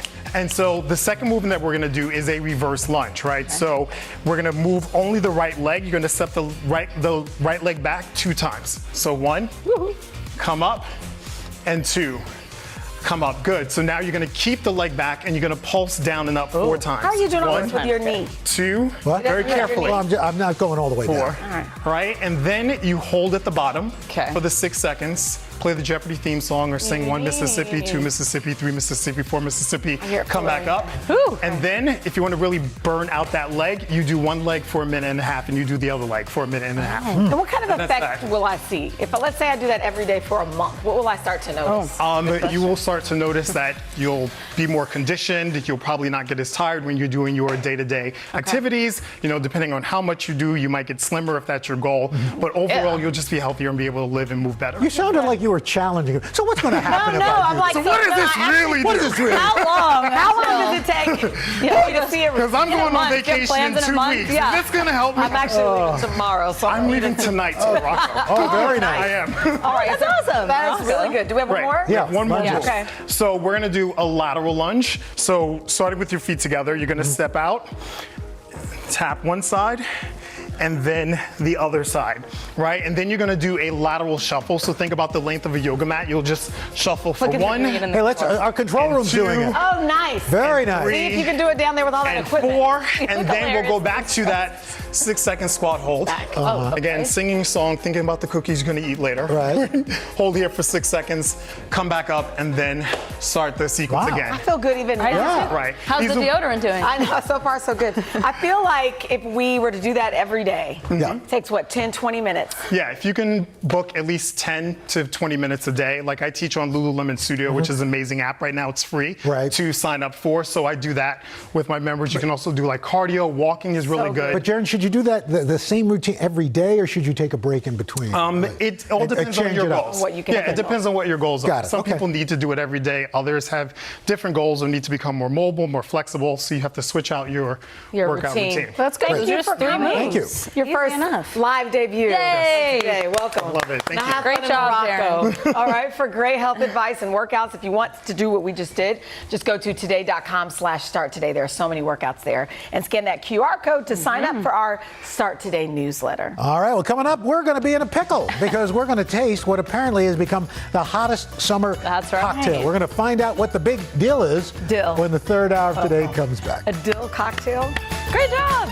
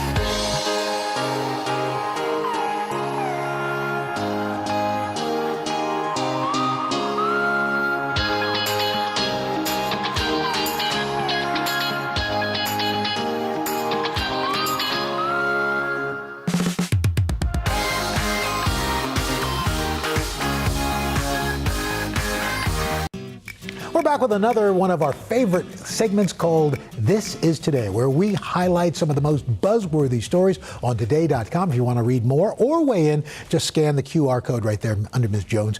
And here to fill us in, we've got Today Digital Editorial Director Ariana Davis. Hello, Ariana. Hi. Can you tell what movie I saw this weekend? I love it. So you're obviously the Barbie half of Barbenheimer. Yes, definitely Team Barbie. And most of the internet was also this weekend. It seems like obviously this movie broke a lot of records. It's the biggest female debut opening ever. But I think That's awesome. Wait, say that again. The biggest biggest opening by a female director. I'm sorry. Wow. Yes. So Greta Gerwig, props to her. And I think the reactions on social media were that everyone was expecting this was just going to be light and frothy and pink, but it actually has a much deeper meaning that left a lot of people, myself included, sobbing at the end. Really? It has like a touching, deeper message, I think, that a lot of people expected. And it's going to have you in your feels. If you haven't, have you guys seen it yet? I haven't, but Deborah says America Ferrera's monologue is something to behold. It's very powerful, and it really just, there's a deeper message of like being exactly who you are, also about feminism, and also just about living life to the fullest. So I was surprised. Don't tell me more. I want to see it. And a couple of great cameos that we don't want to give away, but interesting. Some really great cameos. And also Ryan Gosling is also. I'm hearing everybody's like, is this his best performance ever as Ken? He kills it. He has good Kenergy. Yeah, I love it. That's so cute. Okay, let's talk about the next one here. This is something from today.com also. Wedding season. A lot of people, though, getting married on weekdays. Yes, so weekday weddings are on the rise, especially after the pandemic. There was a lot of people who were kind of clamoring for the same wedding venues, and because there wasn't a lot of dates available, people said, hey, why not get married on a Thursday or even a Wednesday?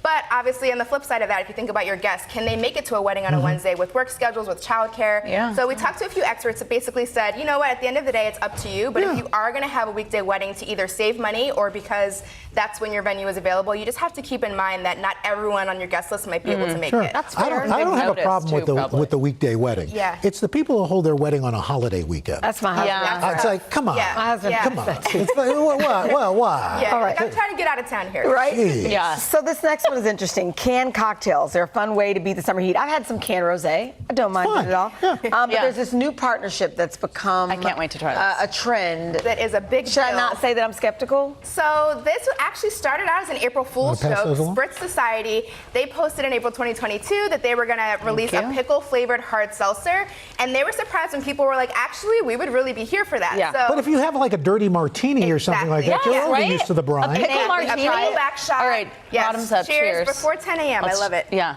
All right. I like this.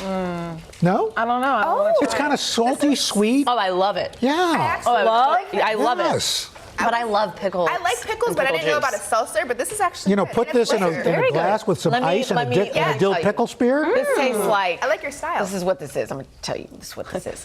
This tastes like the pickle juice, a little spritzer, and like alcohol. Like That's the vodka whole or something. idea. That's That's exactly what it is. Go get some pickle juice and add some vodka to it, and you're welcome. Well, that's the beauty of it. It's like your canned wine. If you don't have the bottle, this is perfect. So you don't like it? I don't know. Do you why not like would pickles why would generally? you put vodka and pickle juice? Like, why are we doing that? Just like Because you olive can. juice. Like Because you olive can. Or a juice. pickleback shot. Have you ever had a pickleback shot? Oh, I love a Yeah. pickleback And- shot. and guess what? We save our pickle juice. It's a to do natural those deodorant. At a party. I gotta start doing There you that. go. I know. Okay. Was that the last one? No, we've got there's one one more. more. So this one surprises me how people came after this mom about her restaurant thing. Yes, so she has a hack, and people on Today.com were divided if it was genius or if it's a little bit shady towards her toddler. And someone said so wrong. Look at that in quotes. Basically, Ooh. this mom named Carly posted on TikTok that when she goes out to restaurants, instead of letting her toddler order from the menu, she packs his lunch for him or his dinner. So she'll pack like peanut butter and jelly, cheddar cubes, instead of letting him order like chicken fingers and French fries. She argues Because she has let him order and then he doesn't eat it, probably and she's wasting the money. I'm here for that, mom. Yeah, she's like, look at his picky.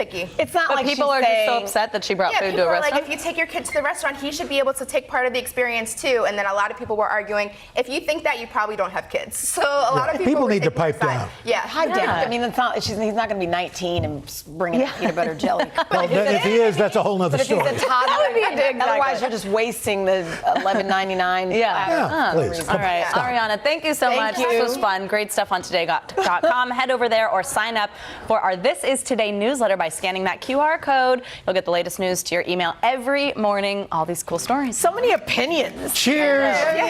We'll be right back. Cheers, cheers, cheers. I really like this. Yeah. I will.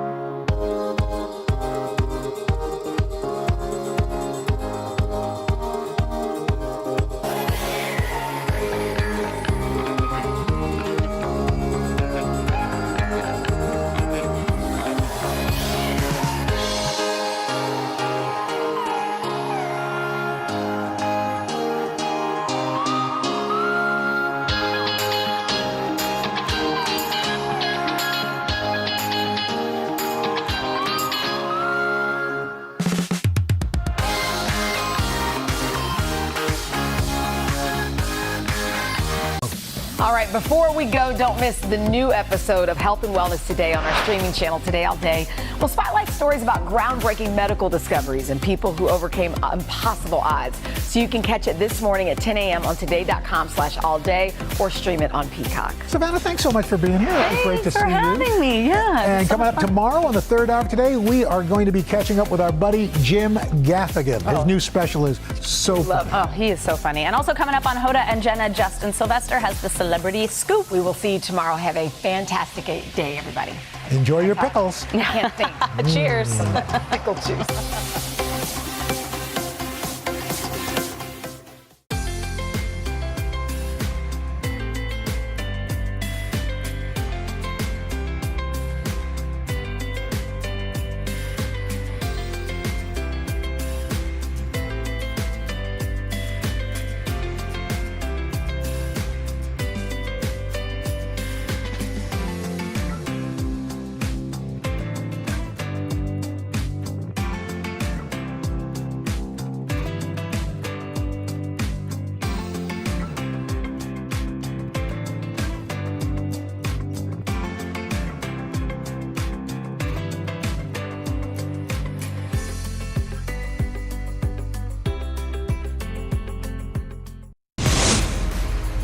Today, Ariana Grande, Drake, Jamie Foxx, Justin Sylvester has the scoop on all the big stars making headlines. Plus, the young fan who went viral for loving Big Time Rush gets to meet the band, and we're there to capture it all. And more than a decade after the performance that changed her life, Harper Grace is taking center stage once again, and she's singing for us. It's Today with Hoda and Jenna.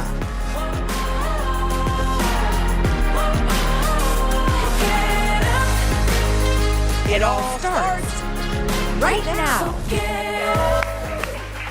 Hello, hello. Welcome.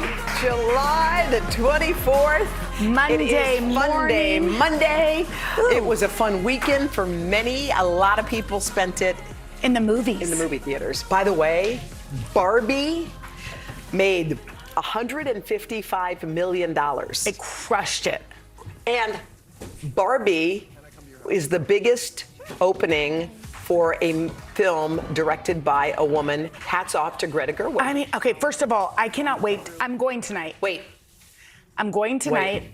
And I cannot wait because the reviews I've heard, I haven't really read anything because I try to kind of lower my expectations and just be excited. But the reviews I've heard, because Greta Gerwig directed Little Women, which is one of my favorite movies ever. And I wept and I loved it. It's also my favorite childhood book. So to make a movie that felt so incredible, I've heard that there's it's visually obviously very stimulating, but also tears. Heart. They said there's heart and soul in it. Tears. And there's some place where Barbie meets an elderly woman. Yes. And they were talking about, I read on one of these trade magazines or something, they were talking about cutting that scene. Yeah. And Greta Gerwig said, if you cut that scene, you've cut the heart and soul out. We're not cutting it.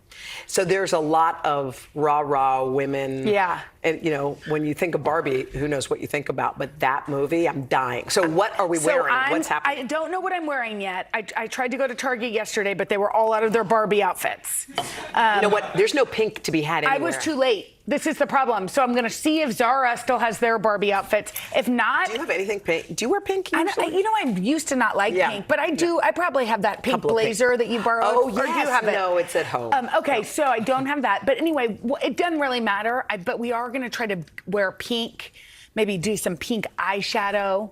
I don't know. I'm taking Poppy. Poppy? Yes, Poppy. Mila's still at camp. Oh, so Poppy gets her. Yes. How old is Pop?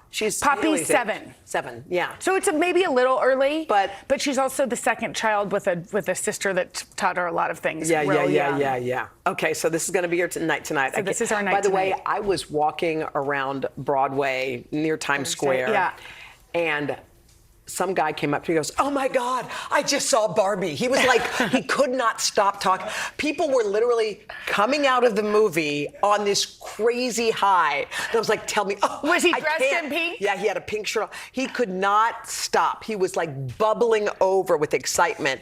And I've met with a bunch of people or seen a lot of people who've seen it. I haven't seen it yet, but they are dying. Okay, I can't wait. Everybody loves it. I and can't what about wait. Oppenheimer? That made a lot too. Oppenheimer did well. I think it did like 80 million. yeah, I mean, that's 80 million. great. I mean, that does I want to show see you. Oppenheimer, but for any movie that's over about 2.5, I don't know how long Barbie is, but I like to watch that from the comfort of my bed. Yes, cozy. Or couch. But they said you should see that one in IMAX. The In Oppenheimer. IMAX? I don't know. It depends on what you're Are in the you mood going for. to either of them? I'm going to go to Barbie. I want to see Okay. Barbie. Are you going to take Haley to Barbie? I don't know. I don't think Okay. so. I don't think so. Because you think it's too... I think it might be. Every kid is different, but I think it may be a little much for Haley. I'm not Okay. sure. I'll tell you my thoughts tomorrow. Hey, all right. I look forward to that. Okay, so country music star Lainey Wilson is having a big year. First of all, we loved her on our show. She's so much fun, great human being, and all that stuff. And she was also dominating at the Country Music Awards, the Academy of Country. She got 4 trophies. She got Album of the Year. That's a huge one. Mm-hmm. Okay, that night she also revealed she is dating football player Delvin Hodges. They walked the red carpet together. There they are, cute.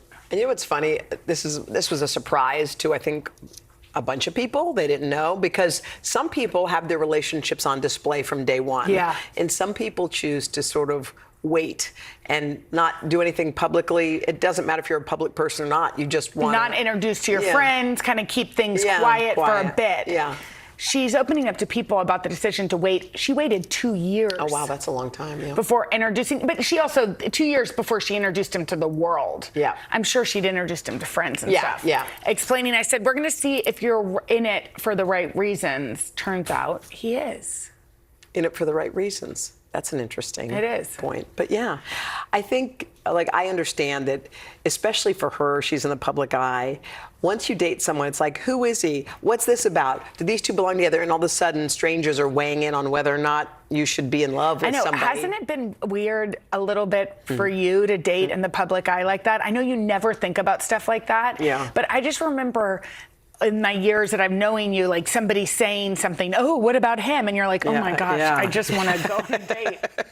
Can I just go on a date? I think it is funny to have people weighing in on your person, but I sort of get it. It's like, you know, I mean, like I we're did, I did it too. Like I have, Lainey Henry Wilson. gave me a funny article about he and I for me to hang in our bar because Yeah. it was this hilarious What article. was it? I mean, it was silly in the Tabloids kind of thing. Yeah. But and we were in the tabloids. I mean, when we went on our honeymoon, there was a paparazzi following us, so we couldn't go to part of our honeymoon. Oh. Because there were so many paparazzi waiting. Oh, so you're like I kidding. know that the feeling. It's just that after you've been married 15 years, nobody cares, which is great. But it's interesting to me because that isn't a normal thing. Yes. I know that it's also like, when do you let people in? Right. I mean, I think sometimes even if you're dating someone and your friends are going to weigh in, and I think that's normal because your friends know you really well. Yeah. But I think sometimes you have to decide if this is a person for you. I actually have a dear friend of mine who, when I start dating someone, I'm like, oh, I want you to meet him. She said, not yet. Why don't you keep dating him for a while? And then if you want me to meet him in a month, I'm happy to. Like, she has that thing, which is actually really smart because she goes, you don't know him yet, so to introduce him to your world, you know, first you guys figure out if you like each other. Forget the world. Yeah. And then your friends come next. And she's also the same friend who said, you know, you should date someone for 4 seasons so you know them in good times and bad. Yes. Because to meet someone at their highest high, and then the minute something happens, Yes. you're like, wow, this is how you react when your Yeah. luggage is lost. Whoa, I didn't know. We're going to be so crazy and ruin the whole vacation. Yeah. Or this is how you react when there's a loss of some sort, or when you get something great. Wait, you're someone who beats their chest and runs around and talks. You know, you don't know what anyone's Yeah. about until you've had Whoever 4 that seasons. is needs to write a dating book. She's really smart. She seems very smart. You know who she is. I do. Okay, y'all. After touring for nearly 2 years, Harry Styles' Love on Tour came to an end in Italy on Saturday. Wow. It spanned 5 continents, and he played 169 Oh my shows. gosh. So at the end, how do you react at the end of something? Well, Harry Styles dropped to his knees. Oh. It was a beautiful, emotional goodbye. Oh my gosh. He said it was, quote, the greatest experience of his entire life. And he thanked concert goers for giving him memories that will last a lifetime. He's such a grateful. I got to see him at Madison Square Garden, but that feels like it was 12 years ago. Right, and this was all the same tour. And that album. Oh yeah. Thanks for having that prepped, Always. y'all. But and it's so funny because that album. I mean, you could sing. Any of us could sing any of the songs that were on it. He must have been, just thrilled. Well, when you think about performers, and some people perform, and you've been to performers who they perform, they do their set, and they're off the stage. They came, they did, and that happens, and there's nothing wrong with that. Yeah. That's what you paid for. He's the person on the stage. He leaves his heart there. Yes. At the end of that, they said he sat at the piano and played a 10-minute piano song that he'd been working on, and it was so quiet that you could actually, when he was playing, it was like you could hear a pin drop. So imagine that's how he's putting the button on his tour, with people who are just like, give me a couple of more notes. Yes. And it just seemed very intimate. He's such a wonderful guy. We love Harry Styles. All right, coming up next, Ariana Grande. She's got everybody talking. Okay, find out why when Justin Sylvester gives us the scoop right after this.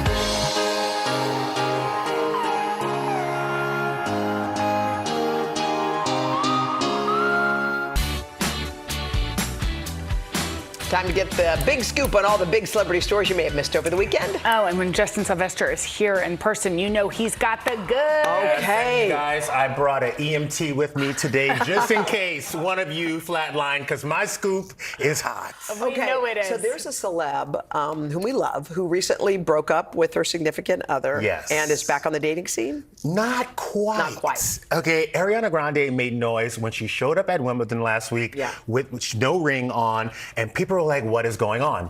Then we found out that Ariana and her husband Dalton of 2 years were separating and they were headed for divorce. Okay. Now, everybody was like, okay, Pete Davidson, where you at? It's time to get back in there. Pete Davidson. Why does everything go back to Pete Davidson? You know what? I don't know why either, but let me tell you something. It ain't happening because Ariana is now dating her Wicked co-star, Ethan Slater.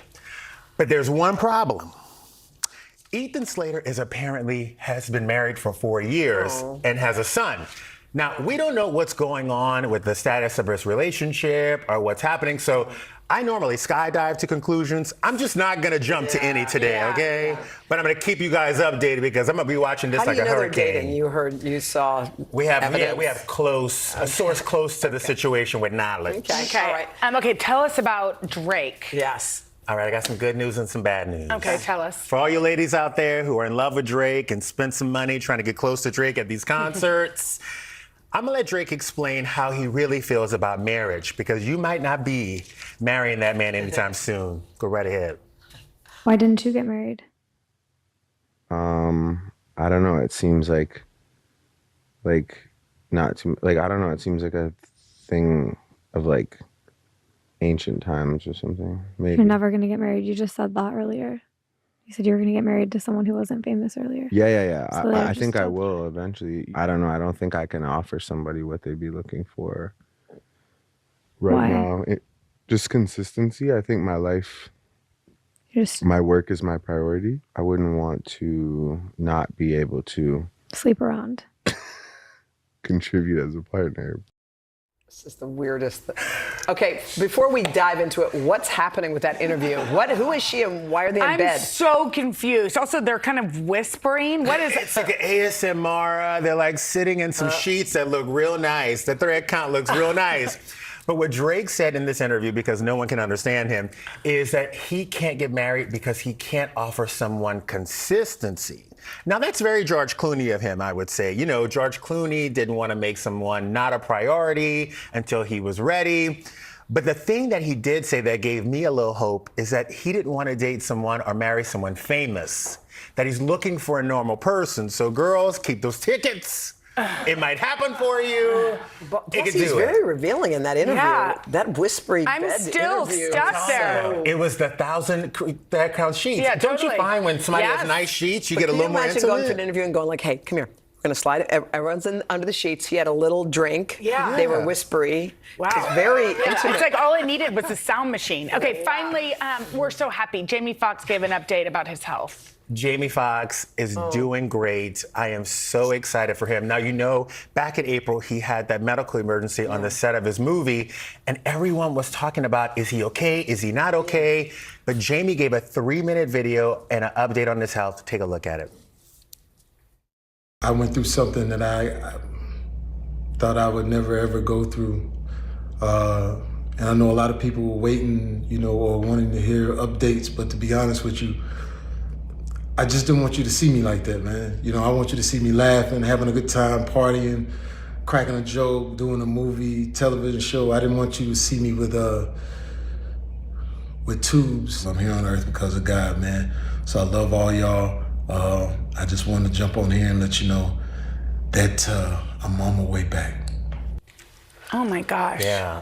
I mean, so he didn't really update about, you know, he was obviously so grateful and you can tell something really horrible teary-eyed. happened. Yeah. But he didn't really say what had happened. I think Jamie Foxx is still trying to figure out and hadn't got definite answers on what happened, how far the road's going to be. And I think with social media, people expect you to come out and give them an immediate, you know, if you have a baby at 2 o'clock, we want to know at 2:02, which is not okay. Sometimes you have to let people go through it, find out the answers, and then get to you. So things aren't clear yet. Things Although aren't it clear sounds yet, like but he's out of the Thank God woods. you could hear him speaking and Right? listen to how he is. Yeah. Because when he didn't, people thought, oh, he died or he's in a coma. The conspiracy theories Yeah, which came. is also crazy. Which is also terrible. All right, we're thank so you, happy. Justin. Thank you, Justin. You can catch Justin at 11 o'clock on our sister network E! Coming up next, the 6-year-old Big Time Rush fan who got the best surprise of his life. And we were there, y'all, to capture it all. You will not want to miss this cuteness right after this.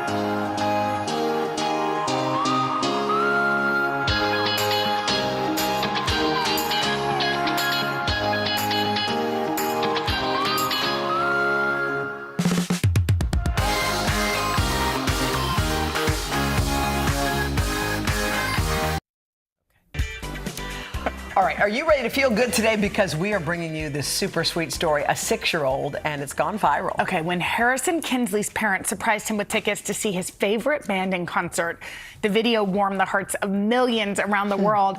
But little did Harrison know it was just the beginning. Let's take a look.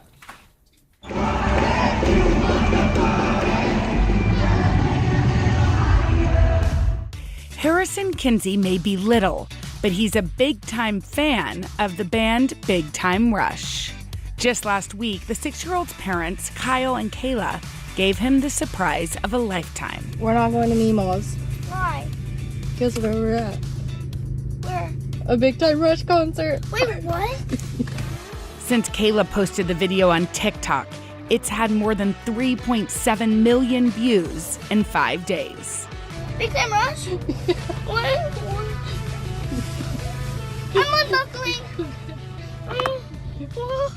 Where are they? I'm gonna cry. I'm crying. We got tickets and kept it a secret for 6 months. And it was the hardest secret I've ever kept. It was amazing. You didn't stop dancing the whole night, huh? No. Made up of Kendall, James, Logan, and Carlos, Big Time Rush got their start with the Nickelodeon show in 2009. A week ago, we were a hockey team in Minnesota, and today we're a band in LA. Anything is possible. I watched all of them. Probably 100 times. After a 7-year hiatus, the guys are back together and bigger than ever with the brand new album. I can't get enough. And a recent appearance on our Today's Summer concert series on the Plaza. And lucky for Harrison, Big Time Rush is touring around North America all summer long. You want to be a singer like Big Time Rush? Yes. Yeah. Yes. Gotta live it big time. I'm really grateful that it's happened to him because he's the sweetest, little, most caring boy ever. And we're definitely proud to be his parents. Oh, yeah. So when Big Time Rush heard about their biggest fan, they had another surprise in store for him. Hey, we love that you love Big Time Rush, and we love your video. You're coming to another Big Time Rush show. We appreciate you being such a big fan, and we can't wait to see you in Cincinnati. My heart is broken right now. I'm so happy. Whoa. The fun was just getting started. Is this awesome? Yes. Yeah. We saw that you're a pretty big fan. I am. Pretty much like the 5th member of Big Time Rush right now.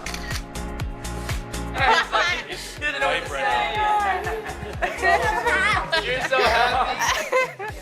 Damn. You're awesome, dude. And it means just as much for Big Time Rush to meet fans like Harrison. He made us feel special with that video. It just makes us happy because, like, you know, we pour our heart and souls into the band, and the fact that it has an impact on people, it's an honor. I'd say that the most unique thing about Big Time Rush is that we haven't alienated anybody.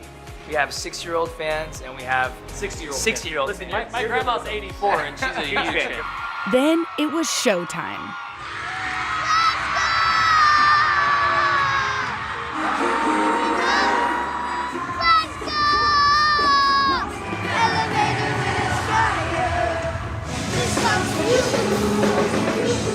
How much fun are you having? So much fun! A night Harrison will never forget.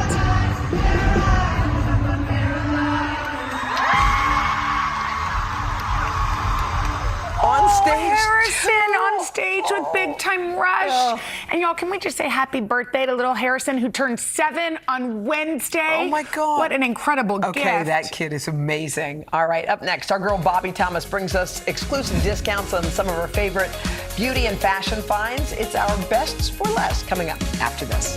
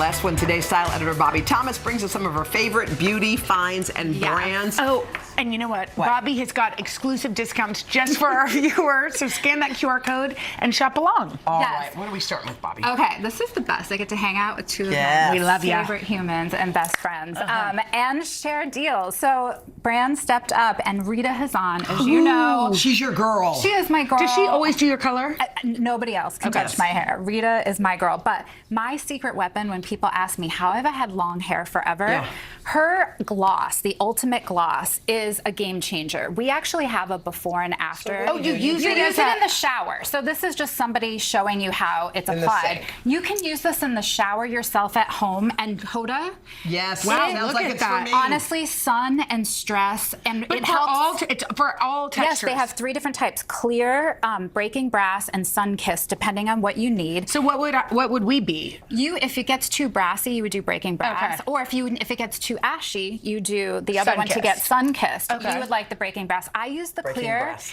It's No the questions. only reason I can color my hair. In the summer, it totally So protects. tell me how it goes. So you do shampoo, conditioner, then that? Yeah, you just put it. And Well, you you leave put it it in right in. for- You leave it in the shower. It takes no time. How and I much do it. we get off? What's the deal? Oh my gosh, 30%. I forgot Okay. those deals here. 30%. I just love all Now these we products. like the sound of this. You guys, Foot Cloud, Cloud. my newest obsession. My best friend Lash sent Yeah. these to me, and then I said, please call the company. This 'Cause is you love them? amazing. You put these on the ball of your feet. Oh, On your feet? Yes, Or look, the shoe? Look at On this the right shoe. here. On the ball of your foot. No, on the ball of your foot. I have a picture right here. And it stick it helps to your foot. To your foot. Oh. And look at this. So you can see in the shoe, I mean let's in the see. box. Yeah. You put it on the ball of your foot. Then you can use it in sandals, boots, anywhere. All summer long I've been wearing my flat wood flip-flops. Yeah. And that's why. And you just peel them off at the end of the You day? just peel them off the end of the So day. it's They're one a day. reusable. Oh, It's they're one a day. reusable. 40% How many off. days? Wow. How Because many I days a asked. week Did can you you do it? use this? Yeah, I mean, I've used mine probably more than they said until it did you do sticks, it? but Did you use I've it? only Not yet, had but I'm 2 going. pairs. Do you love it? We can't run out of time. They're gonna kill me. Squishy. Okay, it's give me this. amazing. I like okay, it. Protke Beauty. This is amazing. It's an international supermodel who wanted to make Ayurvedic beauty my more accessible. gosh. I'm obsessed. It's an exfoliator, Ayurvedic beauty, an exfoliator you mix with water, a serum, and a mask. She is offering 30% wide, site-wide, 30% off site-wide. Just so you know, it's a female-owned business. I care a lot about this. Claire, hello. Please go. Claire, your products are Claire. gorgeous. It's actually Claire's her friend that turned this on to sorry. me. This is the biggest thing ever. What is it? This is a debut. We have it for here in the U.S. Biore's UV. This is called the Aqua Rich Watery Essence. It's a viral What is it, Japanese sunscreen. Hoda? I just did way too much. She did a lot. Just Yeah, a teeny don't- bit. you But don't wait, need any more. Hoda, rub this in. It is sheer. Watch, look even on with my that skin. much, with your skin. Oh my gosh, Wait, look, I'm just gonna thank put it all you. over. Look at Hoda. Wait, look. at this hand. Do you have any? If And we you've just ever did a wanted- lot. By the way, it's By the way, moisturizer. that's insane. It feels cool. Is that Okay. the vibe? Yes, SPF 30. It's a smells moisturizer good, too. and SPF 30. Oh, I I might love this. actually convince you to wear this. By the under way, your this and makeup. also for my kids too. Yeah. Does it And work for look, them? She's like, I'm not using it for I myself. can't even begin to tell you this is a viral favorite in Japan, but now it's in the U.S. Wait, this and feels it's great. 50% off. Okay. By the way, I like it. 50% off. Let's get some clothes. Last but not least, I can't even say these fast enough. Solbari. This is all about UPF clothing. I am living in UPF. This sun wrap is one of my favorites. Do you wear these Wait, gloves? I love that. I would wear that all yes. the time. Throw And- it over something. Yes, a bathing suit. air conditioning. Or in the plane, on the train. Look, men that are stubborn, that Men. don't want sticky sunscreen, they're the polos. These driving gloves, you're gonna laugh, but my sunspots on my hands, I'm so over them. Everybody's saying goodbye. I will You be wear gloves on the beach. driving. By the way, I do. love. How Love cute is that? cozy. That's cute for you. By the That- way, and that green is so good. 30% off Okay. site-wide. Wait, I'm sorry, I missed the gloves. Would you That say? she drives driving in 'em. gloves. Oh God, you do. Yeah, because I know. look, don't Girl. you want Because some people want ageless. I You just are so drove- cute. Are the ship is You're sales. so cute. I just drove 4 hours in Look the at sun. can you picture Bobby? Yes. And the Well, people look, looking in the window. her hands are gorgeous. Well, I know. I try. Anyway, we love you. Anyways, if you All have good. questions, go online. By the way, You can get love. these deals Yeah, at that's a cute wrap on you with the black today.com tank shop. top And and jeans. today may collect a commission, I don't, on any products purchased through our links and Hoda's next. Coming up we next, adore you. TikTok made us try it. We're going to put some viral products to the test coming up after this. By the way,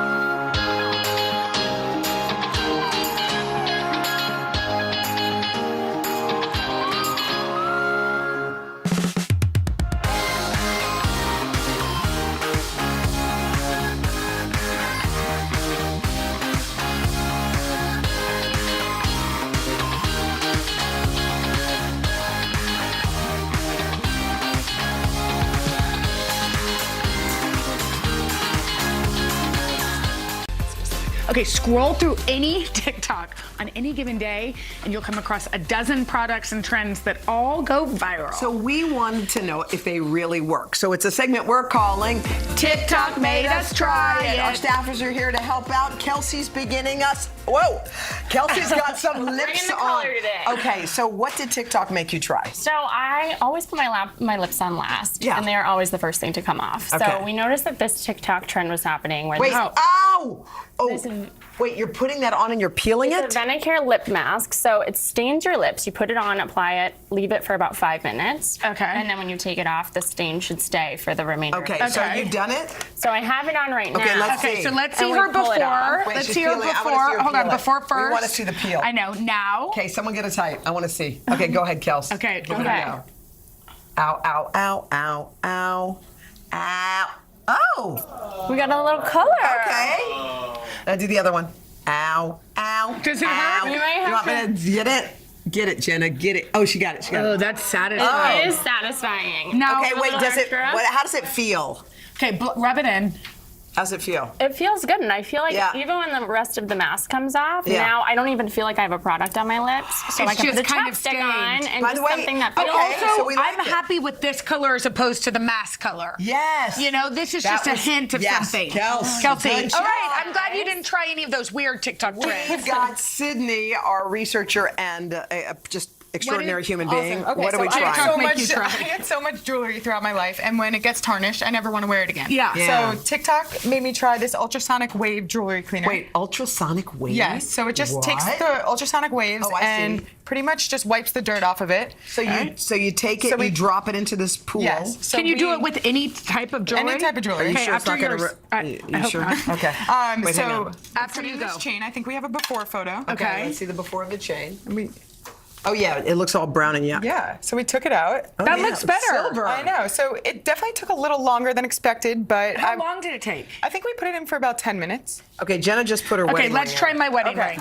Oh wait. Awesome. And Okay. we'll come back Do to it anything? after. Don't forget. You can just turn it on. Yeah, So it don't. just Yeah, I do bubbles? need my wedding Okay, ring back. Sure, nothing's Yeah, gonna just happen. uses Okay, ultrasonic good. waves. Just double checking. Hi, Ray. How are you? Good morning. Now, All right. what did TikTok make you try? TikTok made me try these really cool mop slippers. So I'm always looking for ways to make cleaning easier. I It can be agree with very, you, Ray. very cumbersome. So you can actually slide them on over your snoot. Oh, so you don't have to put them on your bare feet. Or you socks. can do socks. So either Okay. or. What do you Okay, so you prefer? do both. Trying both. I mean, they're both comfortable. Yeah. So. Okay. Yeah. So right. what do? Do you spray something on the ground? So let's say you have a spill, for example. Okay, look, so we we have a spilled spill here coffee. in front of Oh, yeah. us. Oh, so gosh. instead of bringing That out was a me. mop and a bucket, you can just use your foot. Okay, are you So you're just gonna.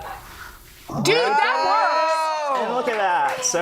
Wait, yo, I'm gonna put them on and just walk around my house. And it's good. Yeah. And you can dust, you can mop. It's all over Now, TikTok. does it go through the bottom? So I think you should probably wear shoes No. because you don't want to stay. Tell us, You is can, the but left just in foot wet? case. Is it wet? A little bit. There we go. No, wait, take it off, and is your sock wet? You want to take this off? All right. Yeah, let's here, do hold it. on to me. All right. Okay, let's let's do see. it. Now tell us, is your sock The wet? sock is not wet. No. There we Okay. go. Okay. I like these. Jenna, come get your wedding rings. Oh, okay. Let's see. Wait, let's wow, see if they these work. look clean. Shinier, right? Wait, let me see. Right? They do look shinier. I mean, normally they have a lot of stuff on them. They have a lot of gunk. So wait, Thank which you. is that's your wedding band and that's your Yeah. engagement ring? Yes. That was a cute one he picked with the two blue and the. How come he picked that? I don't know, but I love that this has turned into a wedding ring segment. You want to know? Okay, guys, thank you. Thank You guys did a great you. job. That was so much All right, fun. coming up next, her story is one of perseverance and redemption. We are so excited. Harper Grace is here. She's back in the spotlight, and she is singing for us right after this. Down in my hometown, it's always red, white, and blue ribbon time. Down in my hometown, we live for me on a Friday night lights.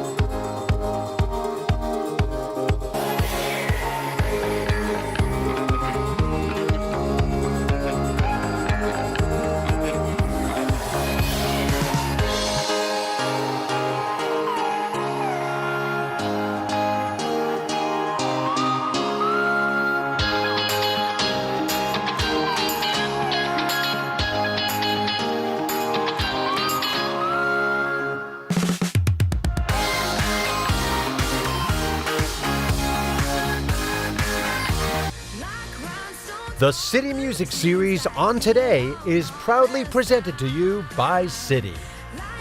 22-year-old Harper Grace is a rising country music star, but it's been a uniquely challenging road to get where she is today. We are so happy that she's here to sing for us, and we're going to talk to Harper in just a minute. But first, a look back at how her journey began. In 2011, 11-year-old Harper Grace went viral, racking up more than 1 million views in less than 24 hours. But it wasn't for what she was hoping. Oh, say, can you see? Her rendition of the Star-Spangled Banner at a professional soccer game was, by her own admission, not her best performance, and the young Texan was subjected to bullying online, at school, and in the media. But Harper persevered, using the criticism to fuel her fire. And through it all, she never stopped singing. At age 16, she became a fan favorite on American Idol. I'm having a yard sale. Everything must go. And now, the 22-year-old is embarking on a redemption tour, successfully taking back her painful childhood experience. Oh, say, can you see? Harper's new single, Oh Say Can You See, is a letter to her 11-year-old self and anyone out there who needs the courage to overcome. We are so thrilled that you're here. By the way, your story, you did something when you were kind of on your knees. You did something that some people don't do, is you stood up and you just decided you're going to own this story. At 11, that's a hard thing to do. So how did you do that? You know, I grew up in a very faithful home. My family has been mission work in Africa for the last 10 years. And so I had a mom that fought battles on her knees daily. So I was very grateful to be able to grow up in that and know that that was the only thing that really got me through that whole transition was just my faith alone. The other thing is you believed in yourself. Yeah. You didn't let grown-ups tell you who you were. You knew you were a musician, and now here you are. Here I am. Does it feel like, where do you get that strength? That's incredible. I don't know. I just keep on pushing through. I just hope to be an encouragement to, anybody at this point to know that if they have a dream placed on their heart, that they can do absolutely anything they set their mind to with the work and the drive put behind it. And so I just want to encourage everybody that they can do whatever they want. Let the naysayers say their thing. You're just showing them. We're so happy you're here, Harper. And what are you going to sing for us? I'm going to sing Oh Say Can You See? Yes!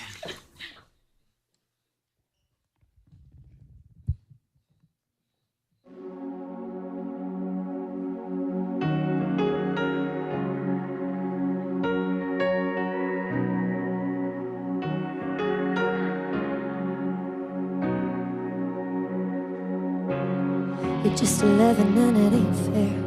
They laugh about your clothes and your dreams going nowhere. Those cowbell mean girls like to talk. Used to sit with the cool kids, but now they're calling you stupid while you're eating all alone in a bathroom stall.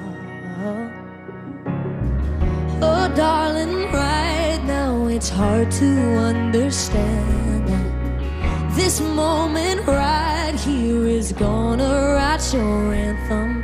Oh, say, can you see it? Don't matter what they think. And sometimes walking through the dark is the only way out. Hey, younger me, you'll get back off your knees and up on the stage one day, singing to the crowd. Can you see me now?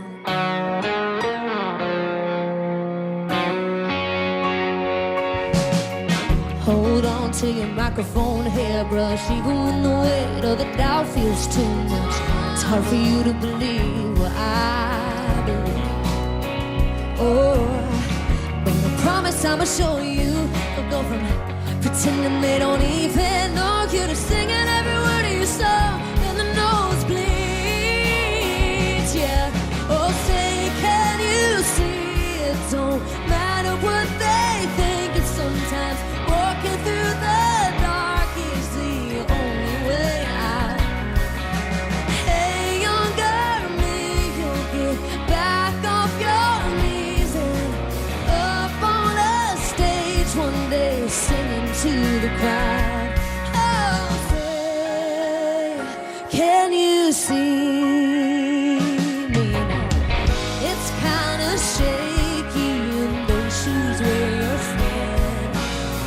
Just keep on dancing to the beat of your own anthem.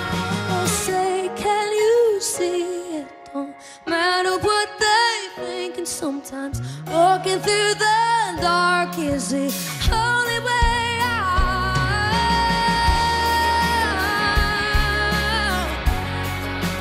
Back off your knees.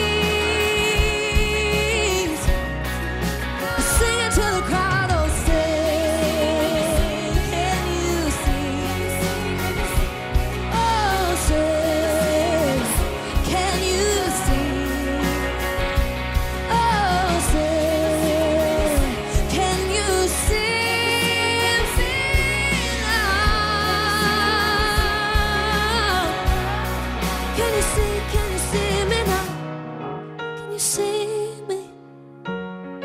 Can you see me now? Can you see me now?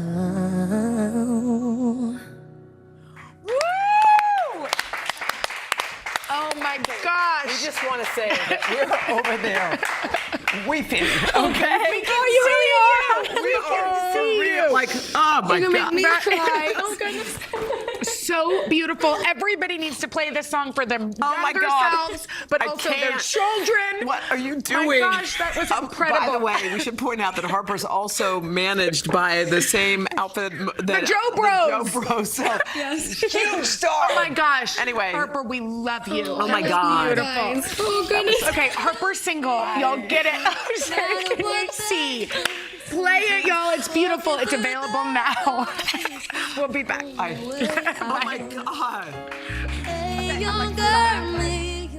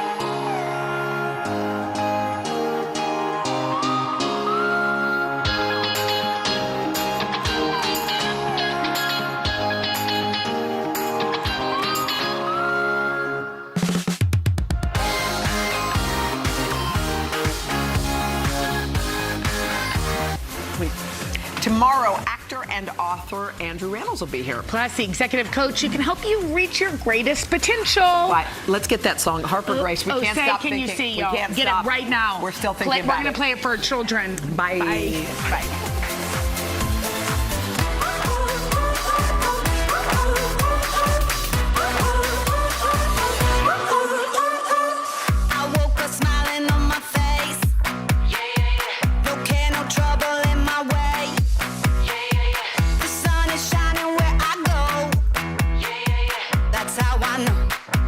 That's how I know. Today's gonna be great, gonna be great, gonna be a good day. Today's gonna be great, gonna be a good day.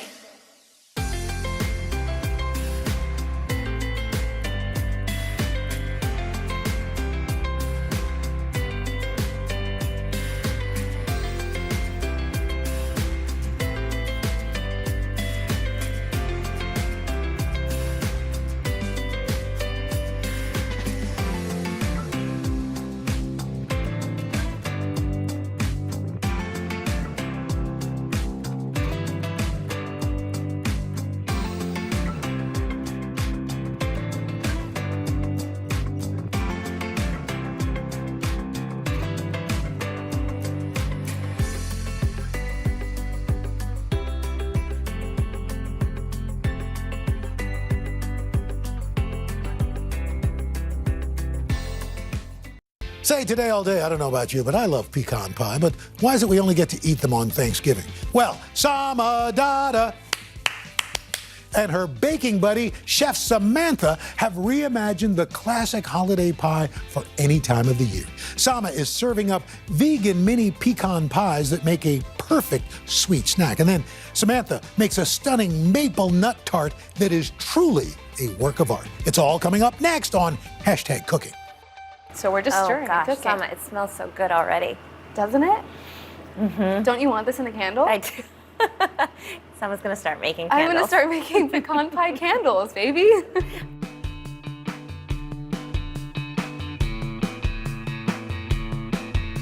I am so excited today because I have one of my dear friends and baking queen, Sam Senaratna, in the kitchen with me today. We are 6 feet apart for obvious reasons, but we are still #baking buddies. Absolutely. I am so lucky because Sam food styled my first cookbook and it just looked so beautiful. We really bonded on set and I'm just so excited to have her with me today. We are going to be making our own unique takes on a pecan pie. I am making my favorite mini vegan pecan pies, and Sam is going to be making a more traditional, delicious, nutty tart. I'm so excited. So let's get into it. Let's do it. What are you going to do first? Okay, so we all know this, that everything is a bit cuter when it's in mini form, right?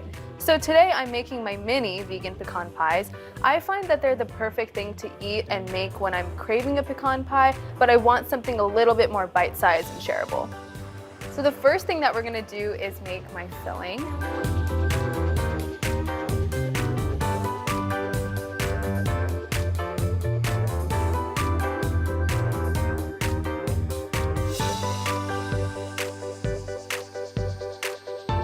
I've heated my saucepan on medium heat, and now I'm gonna start adding my filling ingredients. Sounds good. What do you got? Starting with some coconut oil. Do you keep your coconut oil in the fridge, or do you keep it at room temp? I keep it at room temp. I keep it in the fridge. Tell me why, Sam. It lasts longer. There we go. Pro tips from Sam, But also, baby. I think maybe you go through coconut oil so fast that you don't need to keep it in the fridge. I go through coconut oil probably like 1 jar a week. So after my coconut oil, I've got my pecan butter. A little fancy today with some pecan butter. That is fancy. A little fancy. But if you don't have a pecan butter, you can totally use an almond butter. Now, to sweeten this up, I'm using some coconut sugar and maple syrup, my favorite sweeteners. They're unrefined. They also have this very warm and delicious caramel taste. I find that especially for this tart, it's gonna get so caramelly, it's gonna taste almost like a toffee. I'm gonna mix this up a bit. And then I'm going to add some of my vanilla extract. Delicious. I'm gonna stir my filling for 10 minutes, and then I'm just gonna let it reduce and thicken and smell really delicious. It will smell like a candle. After we do that, after it cooks for our 10 minutes, we're gonna add our almond flour and our flaxseed meal. Okay. So we're just stirring Oh gosh, and cooking. Sama, it smells so good already. Doesn't it? Mm-hmm. Don't you want this in a candle? I do. Someone's gonna start making I'm candles. gonna start making pecan pie candles, baby.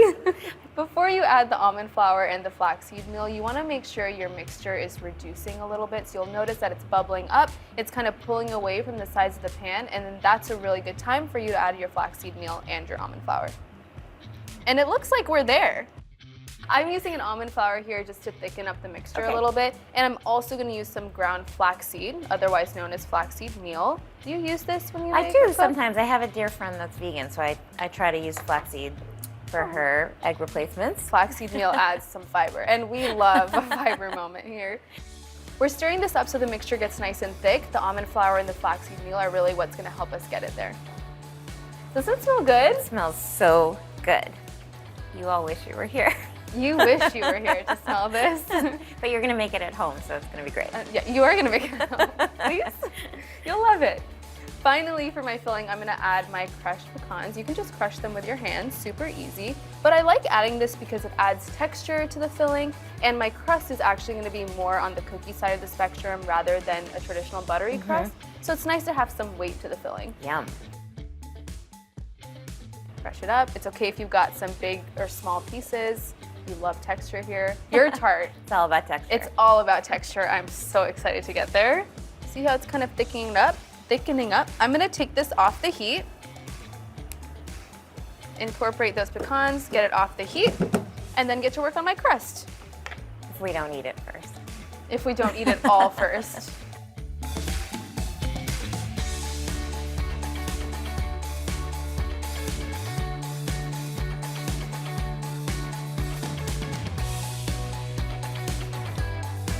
So I'm actually going to use flax eggs to help bind the crust. I know flax eggs don't sound very glamorous, but they are super important in vegan and plant-based cooking. So I'm using 2 flax eggs here, which means I'm going to use 2 tablespoons of ground flaxseed meal, and I'm going to add 5 tablespoons of water to it. Make sure you give it a nice stir. I'm going to let my flax eggs hang out. They can just take a chill pill. And now we can work on the rest of my crust ingredients. Yum. Sam's excited. Okay, so I've got my melted and cooled coconut oil and my almond butter here. That's gonna serve as a nice base for my crust. I'm gonna add my almond butter first into my bowl. I'm using a creamy almond butter here. So I want it to be super basic, kind of a nice cookie crust. Now I'm gonna add my melted and cooled coconut oil. This is gonna be like my butter for the crust. It's gonna be really delicious and rich. I'm gonna whisk this together so it becomes nice and smooth. And then, to sweeten this crust up, I'm gonna add my favorite, coconut sugar. This is gonna complement the coconut sugar that's in my filling too. So good. Now I've combined my almond butter, my coconut oil, and my coconut sugar. At this point, our flax egg should be nice and thick. As you can see, pretty gelatinous. I know that's also not a cute word, but it's true. It's gonna help us bind. Can I see, Sama? Yes.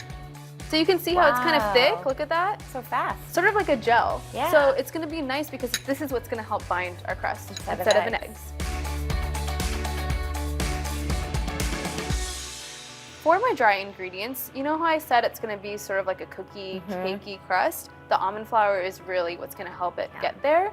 And I'm using almond flour and coconut flour, which I like to do in tandem because coconut flour is so absorbent, almond flour is so dense, so I find it makes a really nice pairing. Smart. Whisk that up nicely. And here's where it gets fun, Sam. We get to combine our wet and dry ingredients. I'm gonna just put this straight into here. It smells so good. Already. Right? It really Already? does. Sometimes I find that this needs a little bit of help to come together, which is why I prepared. Got some almond milk. You can use any non-dairy milk you want, but it's just gonna help the crust become nice and smooth.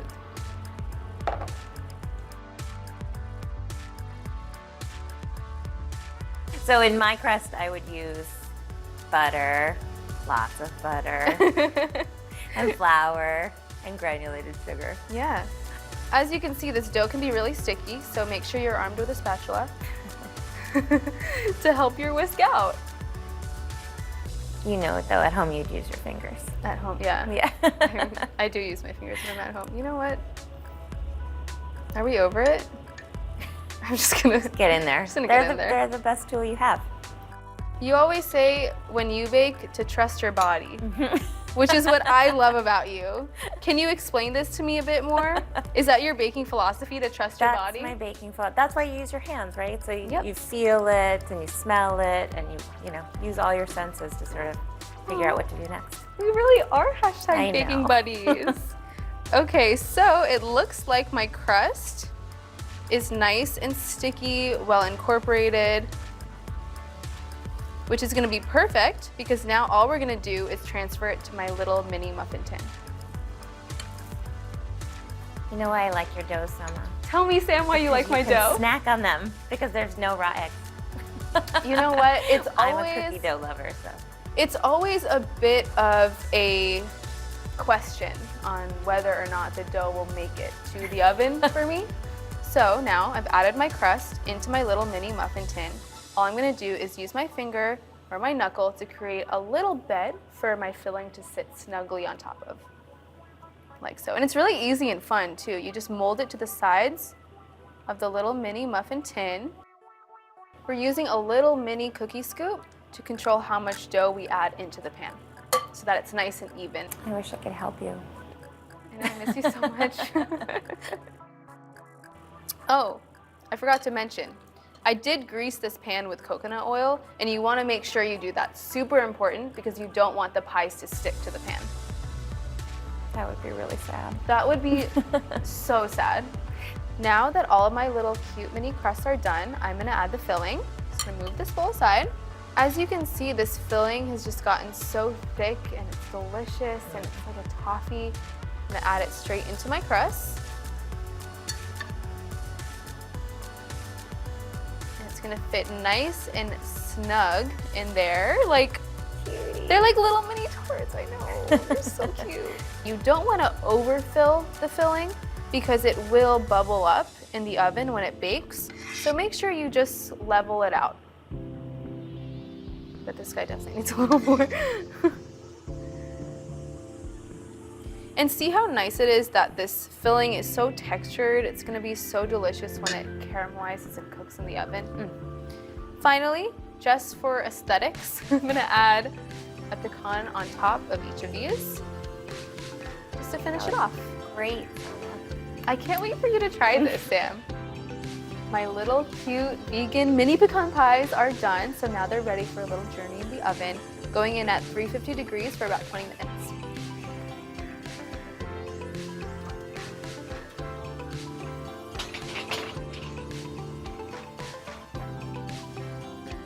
Yay! Now that it's in the oven, I'm gonna clean this up, and Sam, it's time for you to make your tart. My turn. So I'm gonna excited. get my ingredients. Cool.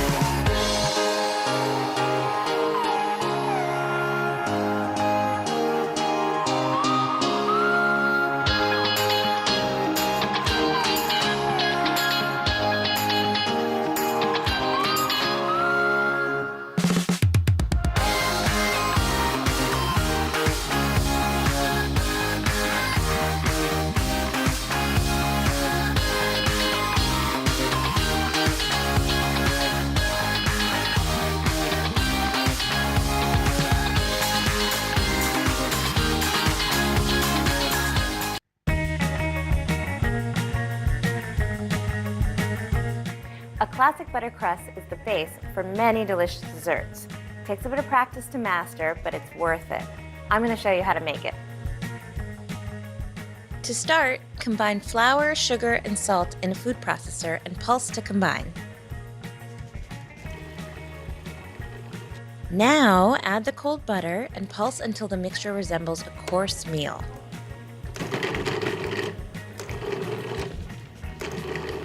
Then add 3 tablespoons of water and pulse the dough until it starts to come together. You can add a little more water if you need to. Tip the dough onto a piece of plastic wrap and then shape it into a flat disc.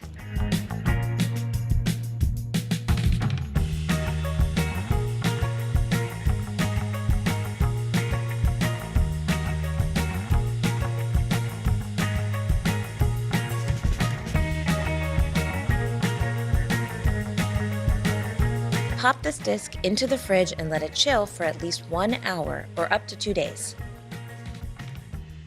On a lightly floured surface, roll the dough into a 10-inch circle.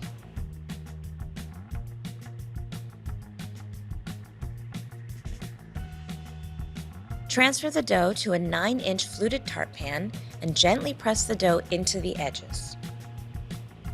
For a nifty little trick, run the rolling pin over the top to trim the edges.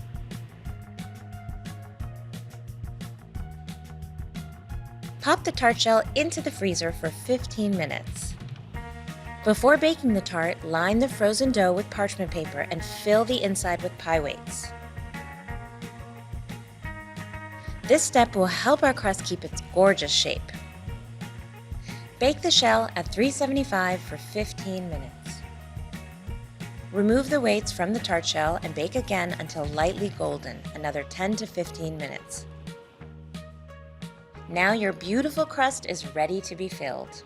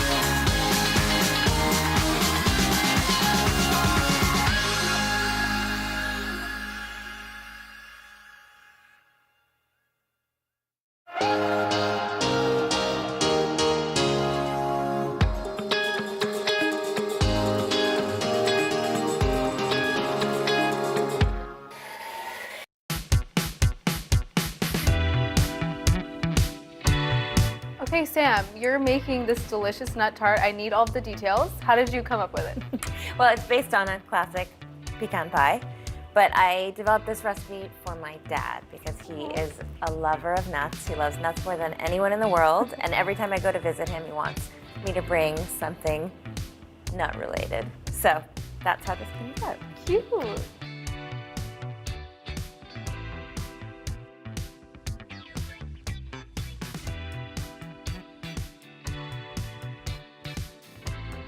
What are we doing first? I think the first thing I'm going to do is chop my chocolate. So this is a bar of dark chocolate. I am not a chip girl. I know that you are. I find that you can buy better chocolate when it's in bars, and you can control the size, and it melts a little better. It's nice to have texture too, right? Totally, and I like having all different varying sizes of chocolate, so every bite's a little different. Ooh. So now that's chopped, I'm gonna set that aside, and my filling is super easy. We'll just start with 3 eggs, and look how nice and bright those yolks are. Can you tell us why you crack your egg on the counter, not the bowl? It's easier not to get any pieces of shell in your bowl when you crack it on the counter. Little pro tip. So I'm just whisking this first, and you want to make sure to whisk it really well, because otherwise you'll have these little pieces of egg white in your mixture, which is not pretty. Not cute. So we'll mix this really well, and then we'll just add a couple more ingredients. We're going to add some melted butter. Delish. Yum. Delish. A little bit of brown sugar. And just like you, I'm using maple syrup. I'm from New England, so I feel very strongly about maple syrup. Very on brand. So traditionally, pecan pie is made with corn syrup, which is totally fine if that's what you want to use. I prefer using maple syrup because it has such a delicious flavor. And why not add more flavor? And then now my filling is done, I'm just gonna add my nuts. Sama, for this tart, I am using 3 different kinds of nuts because that's what my dad would like. I'm using pecans, walnuts, and hazelnuts. You could use any mix of nuts that you want. I'm also keeping them whole. I'm not chopping them because number one, I'm lazy. And number two, I really like the big pieces of nut. I think it looks really beautiful and just crunchy and nice. And you know, with hazelnuts, they usually come with these little brown papery skins. So you want to make sure you remove that before you bake it. You can do that by just putting them in the oven, 375, for about 8 to 10 minutes until you'll see the flaky skin sort of starts to come off the nut. And then you throw it in a dish towel and rub all those skins off. You can also buy them like that if you wanted to. So why would we be removing the skins? The skins actually are a little bit bitter. So you really don't want, I mean, a little bit is kind of okay, but you don't want a lot of that in your final tart. Yeah, we don't want anything bitter. All right, so that all goes. Woo! And you're not chopping your nuts. No, I'm not. I just think it looks really cute when they're all big and luscious. Texture, baby. Texture. We love it. Okay, so that just gets tossed together. This is super simple. It's so easy. I mean, pecan pie is the easiest pie there is. But you know why I do it in this tart shell? I want the nut filling and the crust to sort of be equal players. You want like an even ratio. Mm-hmm. I think crust is really important, so. Oh, I'm there for the crust. And, of course, we can't forget to add a little bit of salt. You have to season all your sweets just like you season your savory food. It really brings out all the flavor. In the chocolate goes. Yum. Could you use a different kind of chocolate Oh if you yeah, wanted? absolutely. Okay. So this is bittersweet chocolate, Okay. which is my fave. But you could certainly use milk if you prefer. Okay, this looks nice and well mixed. There's no little bits of egg that haven't been incorporated. It's perfect. So now I'm gonna go on to my crust. Now I think I know the answer to this question. I think I know what you're gonna say, but could you potentially use a store-bought pie crust? No. Ready? Is it time? It's time. All right, so I'm adding this beautiful filling. Look at that. I mean, come on. It already looks pretty delicious. Caramelly, those big chunks of chocolate, nuts. I love the plot twist chunks of nuts. Chunks of nuts. Yes. It's like the name of a band. You gotta make sure to sort of spread out your nuts a little bit. And be really careful not to let any of the filling go over the sides because that will make it stick to your tart pan, which is a real bummer. It belongs in a museum for sure. Like, I mean, artiste.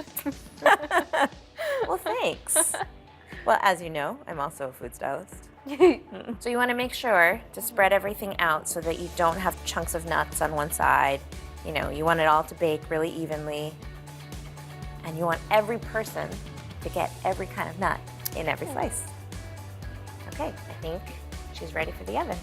So I'm gonna ask you to do the honors. I would be honored to do the honors. 375 degrees for 20 to 25 minutes. You'll see it's like puffed all the way through and golden brown. I'm on it. I'm on it, Sam.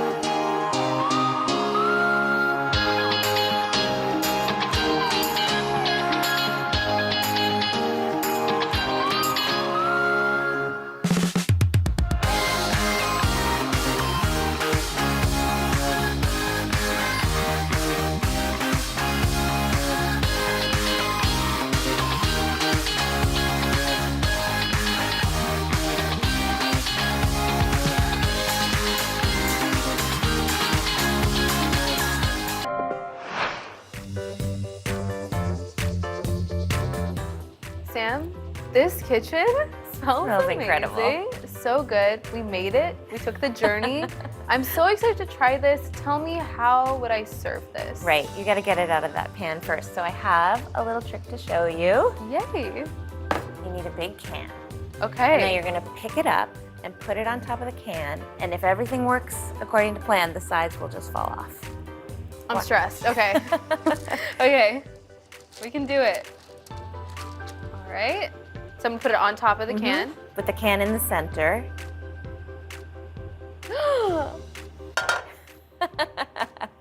Magic. A little bit. Magic. Magic. Okay. Now you can put it in your beautiful. plate. Look at that, though. Looks good. Looks so good. All right. Going on my little plate.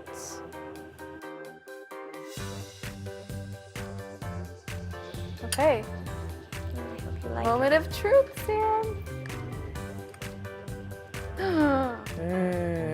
I mean, It's kind of like a cookie now that I'm looking at it. the Met called. It wants your tart. You're cute. Delicious. See, look at all of those whole nuts. I feel like it makes it look so pretty. So cool. It's very nut forward. Nut forward. Okay. It's my turn, Sama. Yay. Oh, these look so cute. Ah. They come out so cleanly. Yay. They're so, this would be such a good little party snack. They're Look how cute mini, they are. bite size. So, you know. You know what, I'm really into this beautiful caramelized moment, as you would say. Oh, it's a caramelized moment. Okay, I'm gonna pick one that has like all that yummy. I wanna see what it looks inside. Look at that. That looks good, Sama. Thank you. Yum. I hope you like it.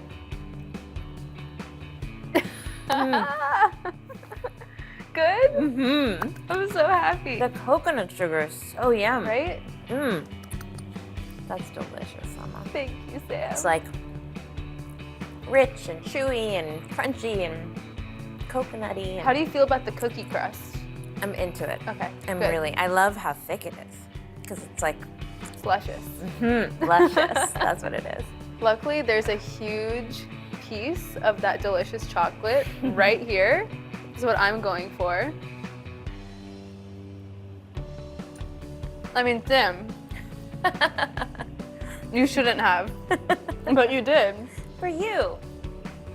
I mean, the chunky nuts are like the perfect complement to the melted chocolate. And the crust? Butter. Butter is good. I mean, oh my God. This makes me really happy that we're baking buddies. Now we can be eating buddies. I have a request. Tell me. Can we bake together more often? All the time. Amazing. Great. Sam, I think we have to document this moment so we can remember to do it more often. Of course. And take a picture, or a few. You can never have too many. All right, ready? Yes. Okay, we need to get the tarts in there. Easy. Yeah, oh, perfect. Yeah, that's good. Good. Yay! Sam, thank you so much for coming today. Thank you are you. my OG baking buddy, and I'm just gonna continue to enjoy this. Yeah, me too, for girl. myself. Let's do it. I love us. Ditto. I mean, we're so good. We're so talented. So talented. Super modest, super humble, but this is really good. It's good. It's good. Thanks, Sama. Thank you.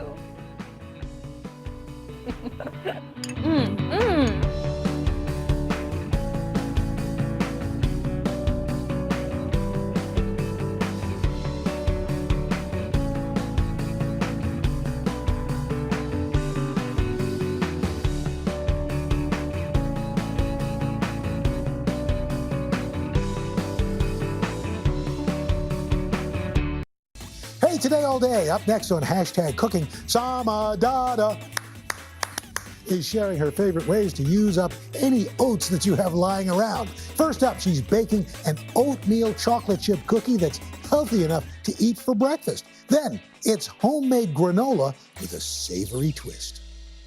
If you like oatmeal raisin cookies, I will not judge you. But an oatmeal raisin cookie is simply not a cookie I want to be a part of. Personally, speaking for myself, I will opt for chocolate every single time.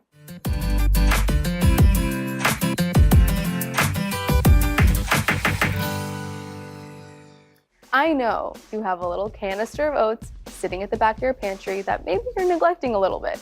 But instead of teaching you how to make a traditional bowl of oatmeal, which I already know you know how to make, I'm going to show you how to hashtag upgrade your oats.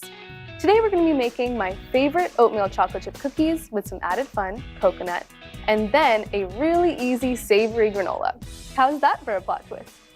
Let's get started.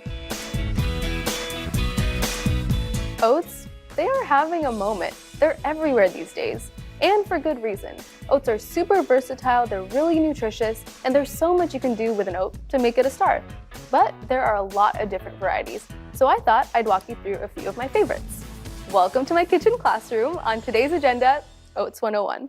These little guys are oat groats. I know, it's not the cutest name, but these are oats in their least processed form. They have a lot of fiber. And these are what they look like before they've been rolled out. They do take a bit longer to cook though, about 30 to 40 minutes, but they have a really nice nutty and chewy texture, which I find is really nice for a salad, similar to a barley or a farro. Next up, we've got my steel cut oats. These are simply oat groats that have been cut into this pinhead shape.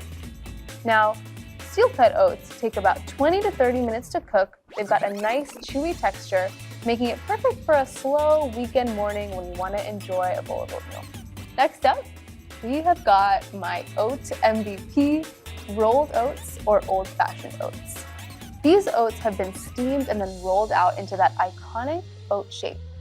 These take only 10 to 20 minutes to cook, not too long, not too short, but they also have this really nice, springy, light texture without being too chewy. I find that old-fashioned oats are perfect for just about anything. An oatmeal chocolate chip cookie, some granola. I use them so much in my kitchen. And finally, we have our instant oatmeal. These are the most processed form of oats from our little lineup here, and what you commonly find in a little brown packet destined for your microwave. These are very mushy in texture, so I don't really cook with them or bake with them. But if you only have about 1 to 3 minutes in the morning to cook them, these are the oats for you. I won't judge you if you use them.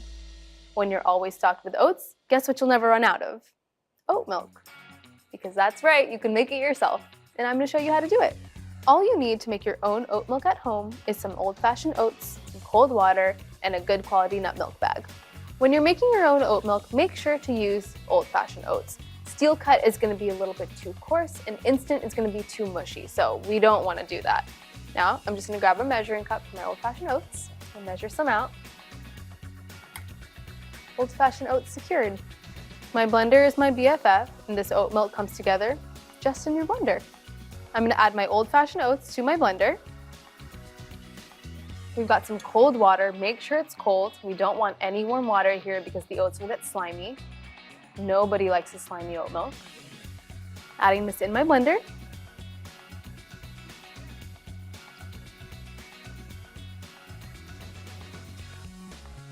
And finally, this is optional, but not if you're me, because I like a little touch of sweetness, a little bit of maple syrup. You can totally use a couple medjool dates too if you'd prefer. Just a touch. You can even add a little dash of cinnamon too if you're feeling like you want to live on the edge today with your oat milk. Now, all I'm going to do is blend it. Only 30 to 40 seconds. We don't want to over blend it because the oats will get kind of mushy. Okay, here we go. Oat milk is in our future.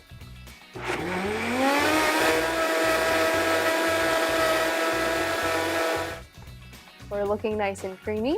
Now, before I remove this from the blender, just want to show you, you can totally use a cheesecloth to strain, but I'm using a nut milk bag because it's a lot easier.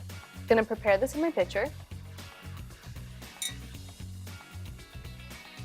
Now I'm just gonna pour in my oat milk.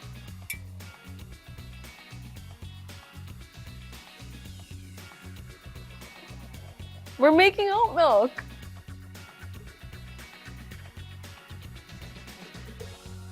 You just want to squeeze it a little bit so you get all of that oat milk out.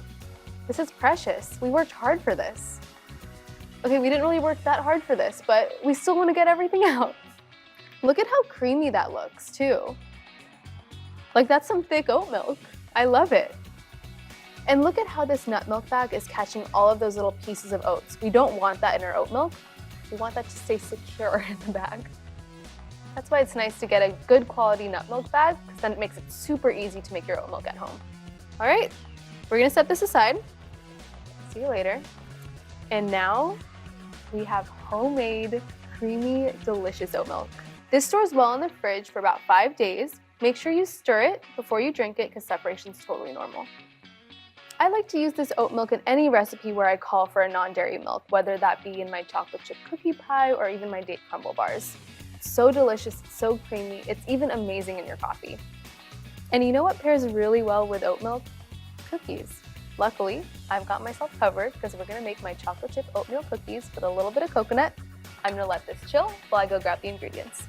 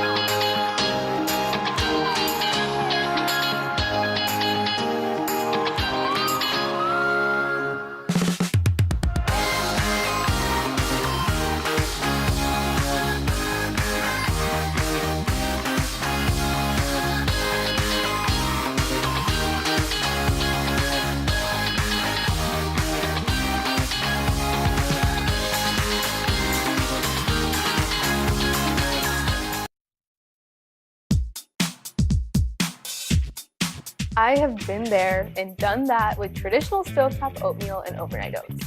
Plus, I would choose a cookie over those two any day. So, to solve my persistent desire for cookies at all hours of the day, I'm going to show you how to make my favorite oatmeal chocolate chip cookie that's wholesome enough to eat for breakfast. So, let's get to it. I've preheated my oven to 350 degrees, and because I love being prepared, I have also lined my pan with some parchment paper. Now, we're gonna get to work on the wet ingredients. I'm gonna crack my egg in my bowl.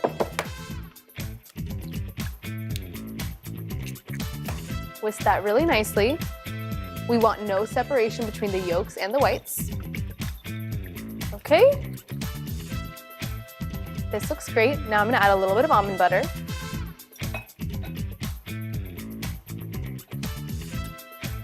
Mixing the egg and the almond butter together really well. All right, this looks smooth and creamy. Now I'm going in with my melted and cooled coconut oil. Straight in there. We are actually going to be adding some shredded coconut into these cookies, so I find that the coconut oil really complements that super well. It's also a nice butter replacement in these cookies too. Mixing everything together. Everyone needs to become friendly. Perfect. Now I'm gonna add some vanilla extract. Can't have my cookies without it.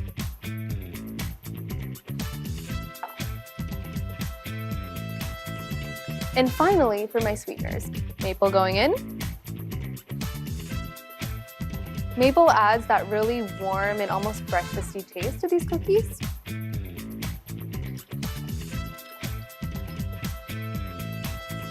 And then we're adding some coconut sugar.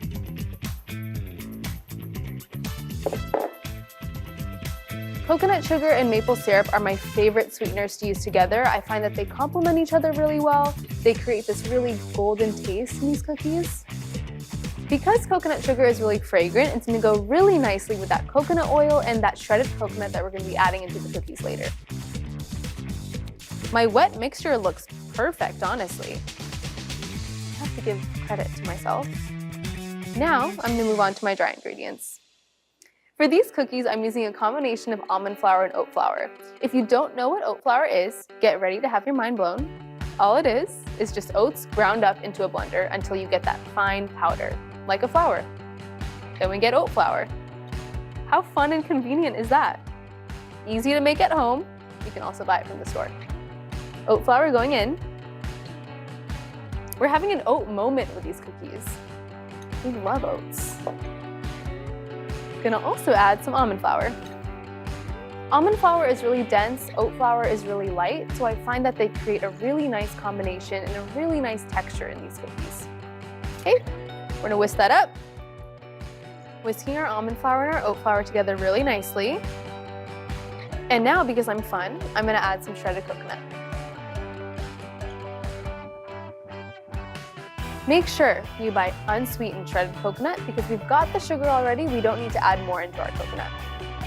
Now, for our star, these would not be oatmeal chocolate chip cookies without some oats. So, I'm using old-fashioned or rolled oats here. Oats going in. Time for a little baking powder. And a little pinch of salt.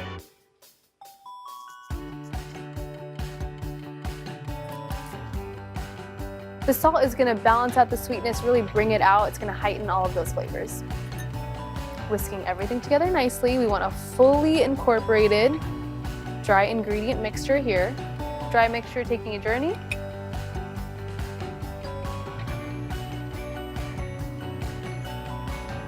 Beautiful. I'm gonna fold my dry and wet ingredients together until everyone is fully incorporated.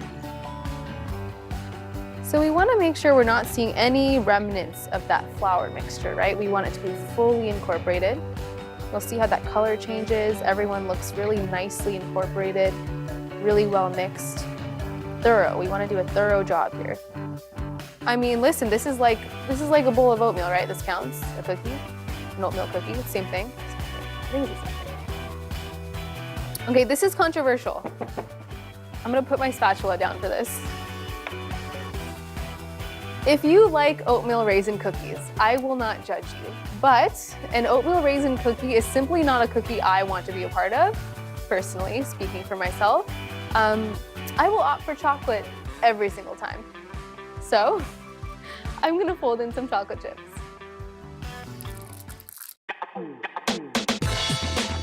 I measure chocolate chips with my sole, as you can see.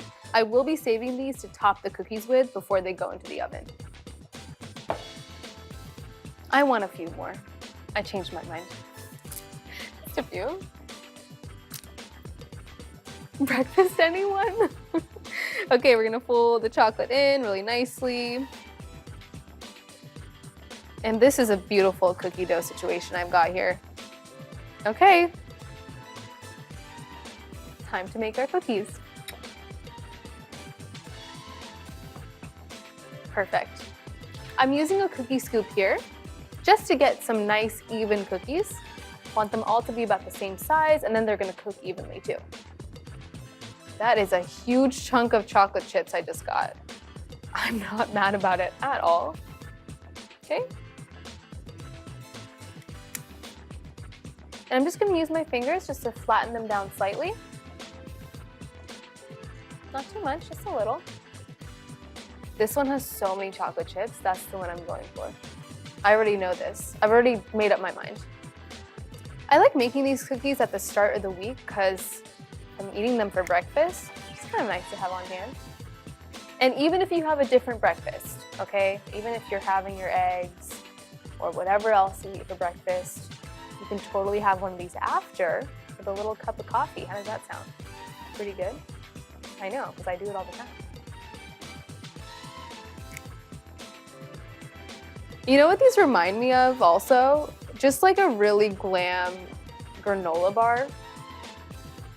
Like a granola bar, but like make it a cookie.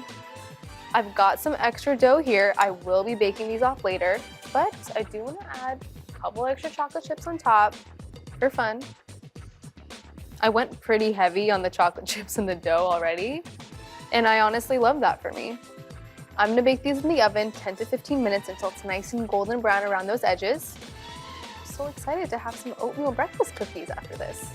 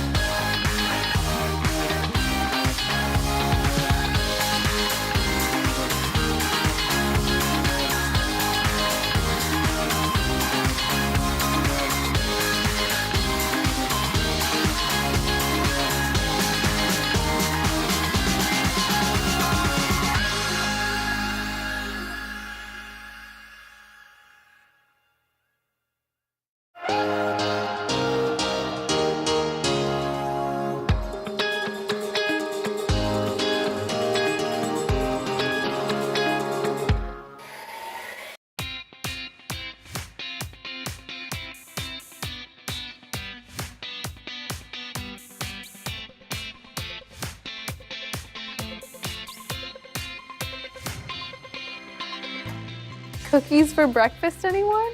I mean, look at how textured they are, right? They've got the oats, they've got the chocolate chips, they've got coconut.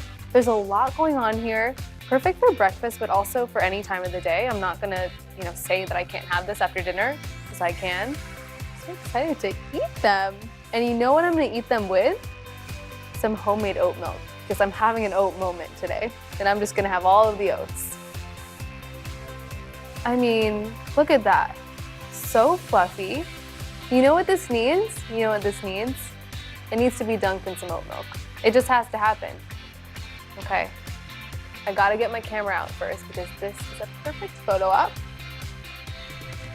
All right, it's taking the plunge. Oh my God, okay. All right, here we go.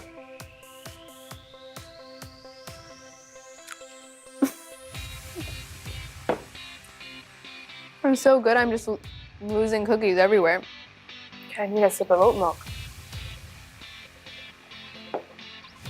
You might, and no disrespect to your bowl of oatmeal, but you might want to abandon it after you try these cookies. I'm just saying, I'm being honest, I'm going in for more.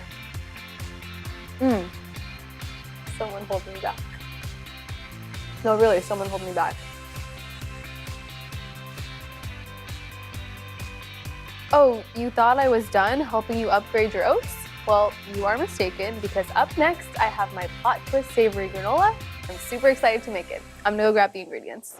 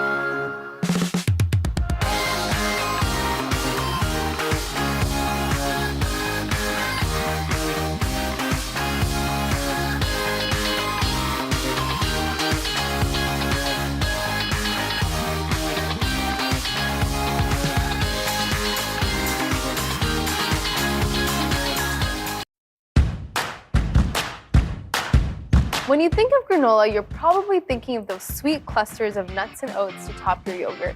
But have you ever thought about a savory version?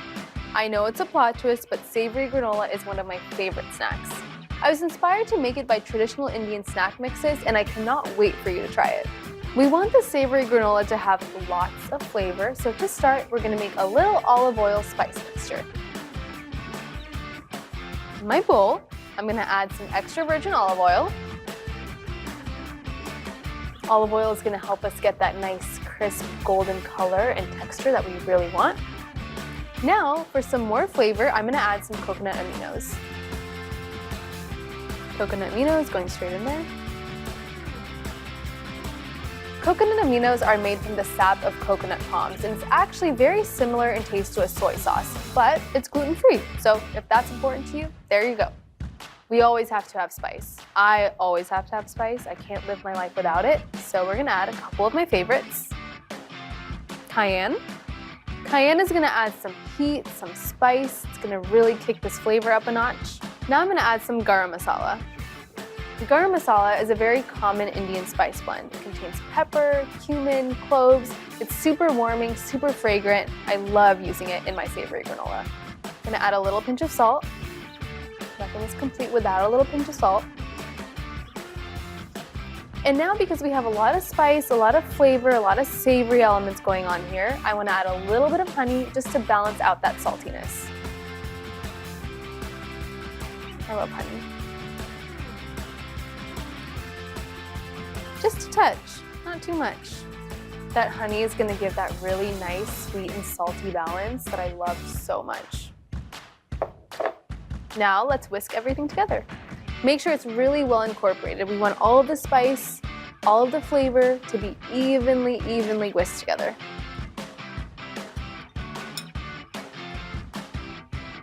It's pretty potent. All right, this is nice and well mixed. Now I'm gonna move on to my dry ingredients. I like using a variety of nuts and seeds here because it's really fun to play with different texture and flavor. Every single nut and seed has a different flavor profile, so it's fun to add them all together and just have a little crunch, a little texture, something different in every bite. So I'm gonna start with my sliced almonds. I use almonds so much in my kitchen, from almond butter to raw almonds. They're super versatile and I just love the taste. I'm gonna add some raw cashews, super buttery and delicious. Now we're gonna go for some pecans. Pecan? I say pecan. In there. I'm gonna add some pumpkin seeds. You can add sunflower seeds here too if pumpkin's not your jam. Pumpkin seeds add that nice green color too. It's kind of pretty. Okay, now we're gonna add some sesame seeds. These are gonna be so delicious when they're nice and toasty in the oven. I love it. Now, this wouldn't be granola without oats. You cannot have granola without our oats. Adding the oats straight into my mixture.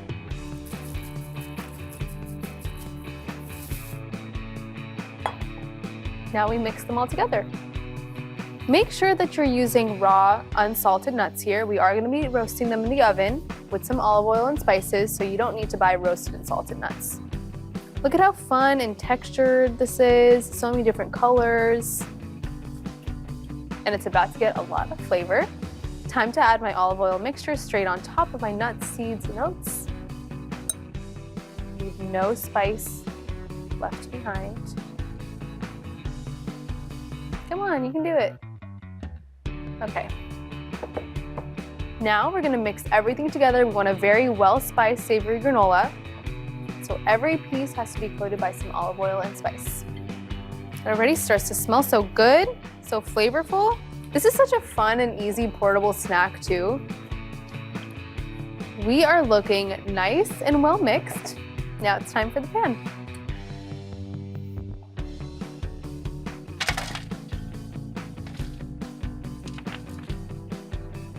Make sure you get all of those little resistant oats. They'll have a better life as savory granola. Okay, make sure that you're spreading your granola out really well, really evenly. We want everyone to have personal space, some room to breathe. This way we can ensure a nice and even crisp bake. We are ready for the oven. I'm gonna bake this 45 to 50 minutes at 325 degrees in the oven. Make sure you toss it every 10 minutes or so to ensure that it gets nice and golden brown.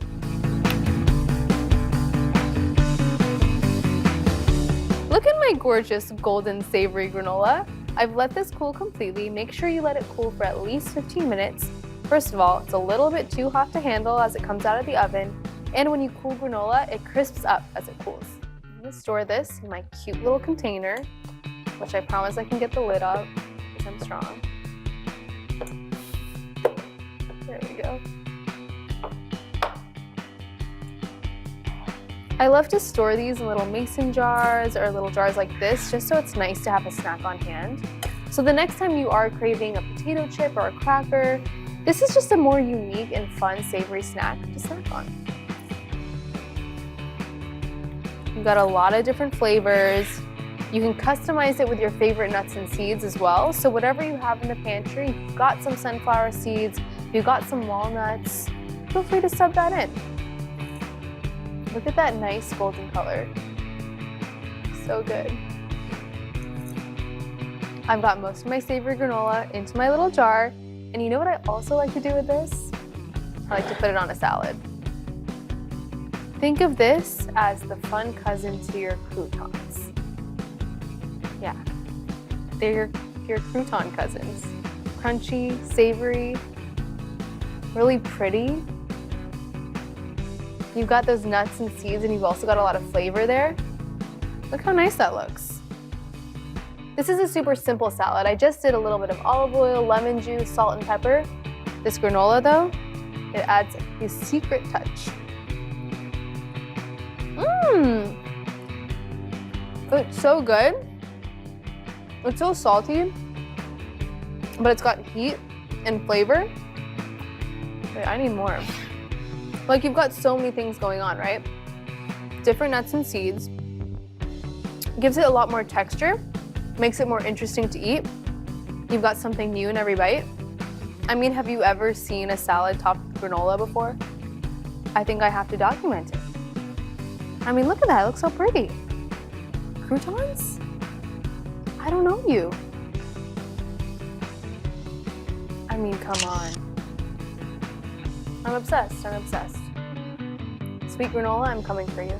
I hope this has inspired you to upgrade your oats. If you're neglecting them in your pantry, let them live. Let them live as savory granola, as some delicious oatmeal cookies. Oats are really an MVP.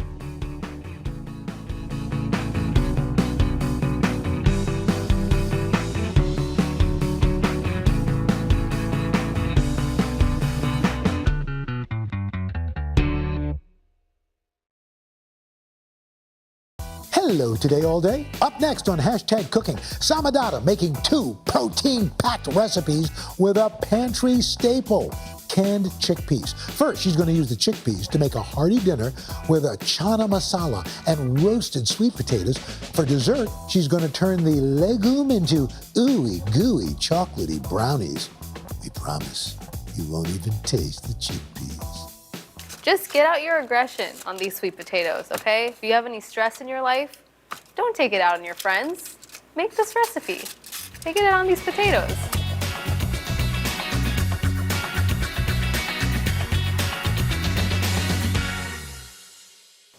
My life would not run without chickpeas. Whether in savory recipes or sweet, chickpeas are truly the legume loves of my life. I guess you could really say I'm a hashtag chickpea chick. I'm going to show you 2 of my favorite recipes to use chickpeas, my chana masala stuffed sweet potatoes, and a delicious and surprising chickpea brownie. I know, once you make these recipes, you're going to love chickpeas as much as I do. Chana masala, sometimes called chole, is a spiced chickpea curry that my mom used to make for me all the time when I was growing up. It's one of my favorite Indian vegetarian dishes, so today I thought I'd get a little creative and stuff the chana masala inside some baked sweet potatoes. So, if baked potatoes are your vibe and spiced chickpeas are your vibe, then this is the recipe for you.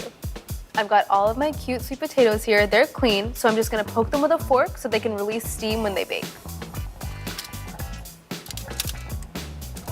Don't mistake your hand for a potato, okay? Promise me you won't do that. Keep your eyes on your goal. All right, I definitely did some damage here. Now I'm just gonna rub these potatoes with some olive oil and then sprinkle with some salt. These potatoes are at the spa currently. They're loving their lives. They're about to go into the sauna. I only find myself funny. The olive oil is gonna allow the sweet potatoes to get nice and crisp on the outside. I love eating the skin too, it's really yummy. Now, just a little sprinkle of salt. We can't forget to season everything. We need flavor everywhere. My cutie little potatoes are ready. They're going in the oven 40 to 45 minutes at 425 degrees.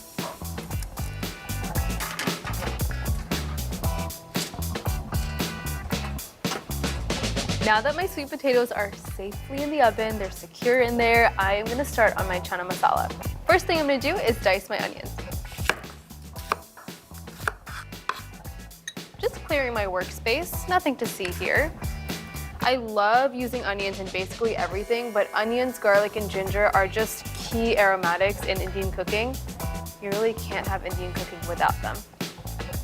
Now for my garlic, just gonna mince it A mince is really, really fine, so you just want to get all of that delicious garlicky flavor out. You know you did this right if you smell like garlic for 3 days.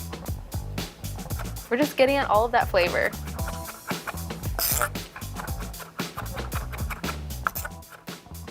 Now I'm just going to use some ginger.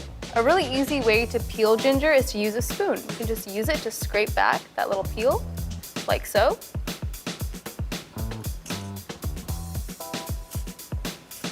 See how easy that is?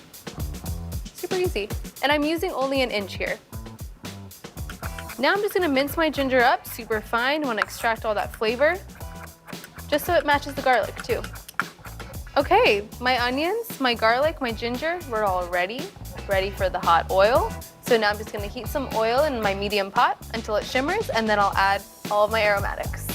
Heating up my olive oil in my pot.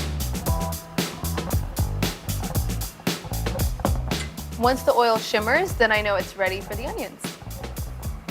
Taking a little peek, the olive oil is shimmering, so it's time to add my onions.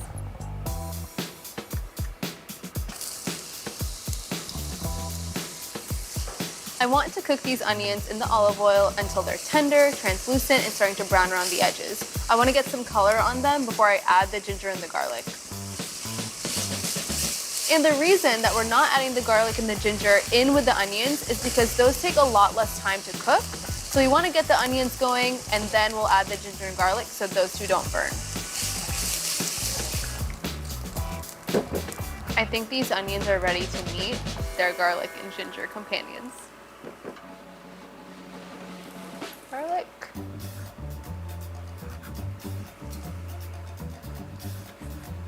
Ginger.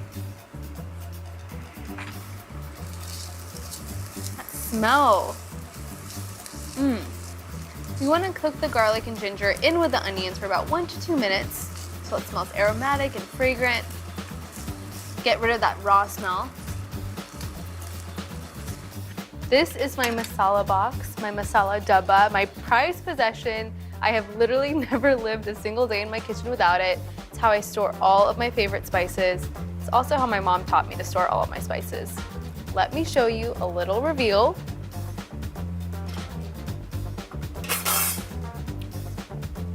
Look at that. These are all my favorite spices that I use. And these are also the ones that are gonna go in my chana masala. My onions, garlic, and ginger smell amazing. They look amazing, which means it's time for my masala. I'm going to add some of my favorite masala spices here. I like to add cayenne for some heat, for some spice. Adding turmeric, one of my favorite spices. A lot of cumin. I absolutely love it. Time for some coriander powder. Adding that straight in. Did you know that coriander powder is just the seeds of cilantro ground up? Now you know. Now I'm just gonna add a little bit of salt and pepper. So I want to roast my masala spices until that raw masala smell goes away. We want to toast it, we want it to smell fragrant and aromatic.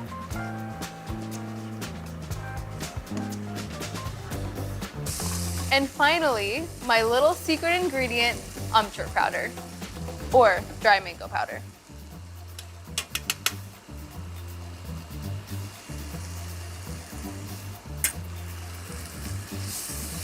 Amchur powder is so tangy, it's tart, it adds a little something extra into this chana masala. Adding amchur powder was definitely my mom's tip, so thank you, Mom, for making my chana masala a lot better than it was before. I wish you could smell it, but you can't. So you're just gonna have to make it. I'm sorry, I don't make the rules, but I am making them a little bit here.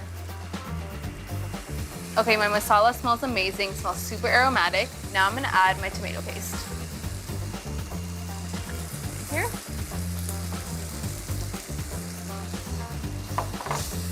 I wanna cook the tomato paste in with my onions and spices until it deepens in color. Now I'm gonna add my tomatoes. You can use fresh tomatoes for sure, but I'm using canned and crushed tomatoes because I think convenience is the most gorgeous thing.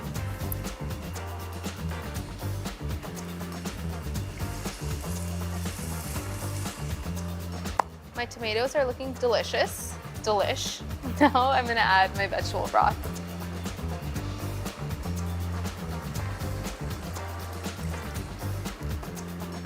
Okay, I've brought everything to a boil. Now I'm just gonna reduce to a simmer and cook uncovered for 5 minutes. We have to add a very important friend to the party, our chickpeas.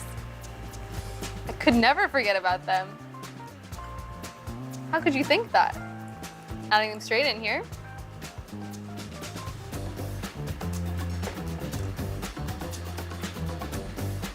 Get them really up in that gravy. Now that the chickpeas have found a really nice home in here, I just want to simmer this together for 20 minutes. I want the gravy to become thick and the chickpeas to really infuse in with all of that masala. Make sure you cover this while it simmers.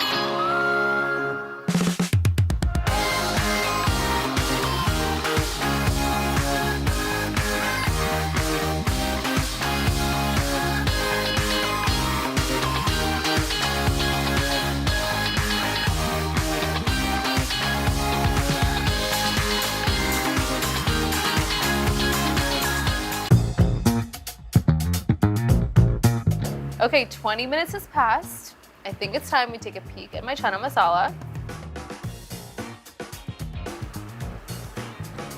I mean, look at that. Look how thick it is.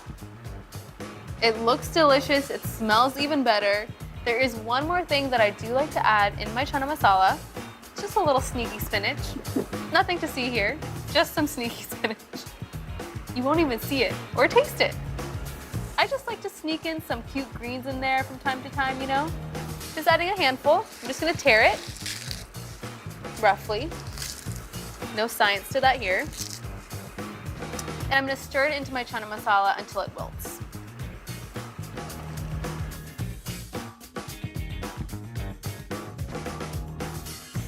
Speaking of something green, I do like to add a little bit of cilantro in here as well, something zesty, herby, brings all of the flavors to light.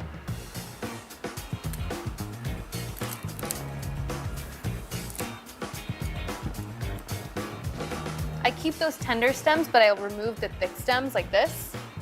This doesn't have to be added to our chana masala. All this talk about cilantro has me craving something, my cilantro mint chutney. I'm gonna show you how to make that. I'm just gonna let this hang out while I do that. Let me just start off by saying that I love chutney. A life without chutney is one that I just don't wanna live. If you're not eating chutney, you are not living. Chutney is super popular in Indian food, especially Indian street food. I find that it's zesty, it's bright, it's usually with a lot of herbs, a lot of spices, a lot of lemon or something acidic. It's super delicious and really tangy. Let's make my favorite cilantro mint chutney. This, by the way, is so easy to make. You're just gonna throw everything in your blender. Just gonna get my cilantro ready. Again, just like in my chana masala, where it's okay to keep those tender stems on the cilantro, I'm just gonna keep the tender ones but remove the thicker ones. These are a bit more bitter, so we don't want these in our chutney. Like I said, super simple recipe. Gonna add everything to our blender. I don't know why these spatulas are in here. They wanted their 15 seconds of fame. Remove them. I'm gonna add my cilantro straight into my blender. Like that. Mint is super floral. It's very bright. So I find that it complements the cilantro really well. And anything you add this in is just gonna really awaken the flavors. If the flavors were sleeping, this chutney is gonna awaken the flavors. I love some heat, I love some spice. So we're gonna be adding a full green chili here. If you want it to be less spicy, you can de-seed it, but I will not be partaking in that. I want all the spice. Just gonna trim it, pop it straight in there. Yes, I live life a little risky. It's just how I do. Just juicing a fresh lemon in. Nothing like some fresh lemon juice. It's gonna really brighten all of those flavors up. Add something a bit acidic, which we need with all of those zesty herbs. Now for my spices, I'm gonna add some salt and a little cumin. My precious box. Little cumin. And some salt. Now I'm just gonna add a little bit of water to help get the blender going. You can feel free to add more water as you blend, just if you need to get the blender moving a bit more.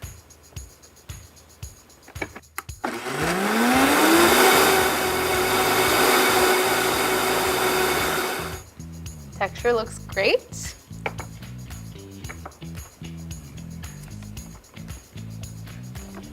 Oh, it smells so good too. That, as you can see, some nice texture. I wanted this to be a little thinner because I will be drizzling it on top of my chana masala stuffed sweet potatoes. I'm gonna set this aside, go check on my potatoes, and then I'm gonna get ready to plate.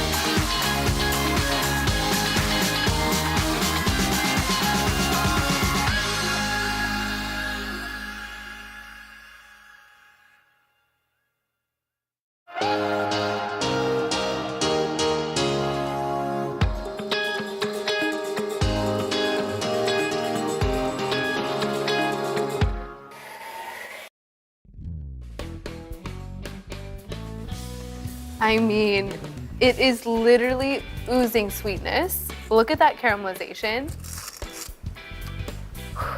Okay, so I have to tell you something. Chana masala is typically served with roti, naan, or rice, but I wanted to get a little fun here, a little creative, so I'm gonna stuff my chana masala into my sweet potatoes. I know, take a bath now. Thank you, thank you. Okay, I think we're ready to plate. I think I'm ready to eat. That I know for sure. I am gonna get this potato right here. That is the one that I want. This is the chosen one. Look at all of that sugar that's just caramelized around the edges.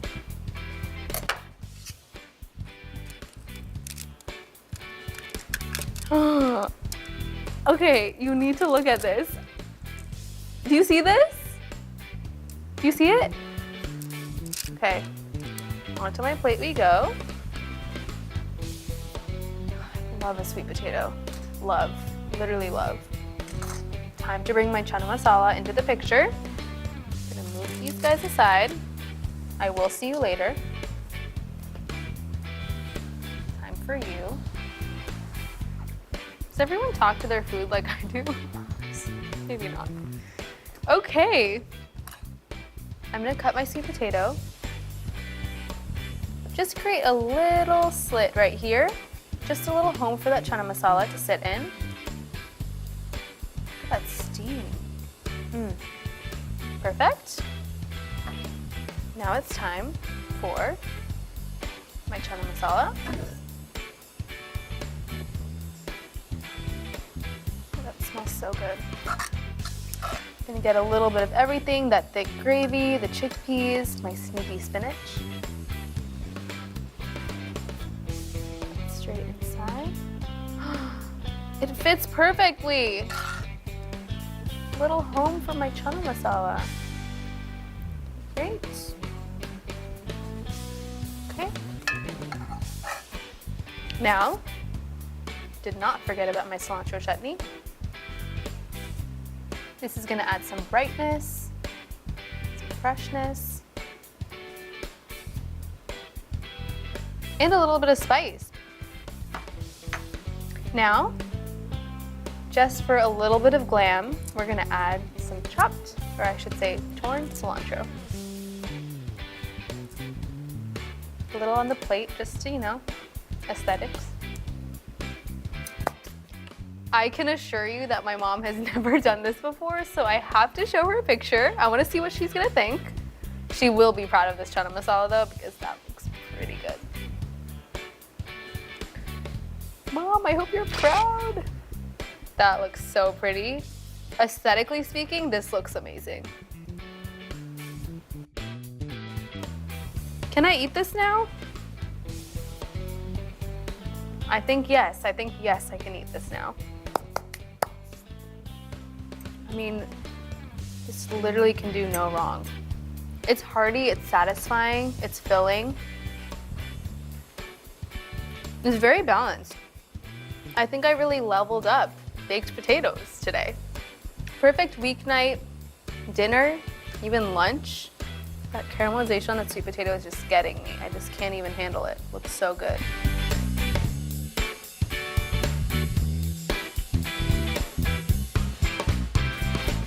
We all think of chickpeas in something like a chana masala, right? But here's the secret. I really like to bake with them in my desserts. I know you're questioning my life choices right now, but just you wait. I'm gonna go get the ingredients for my chickpea brownies.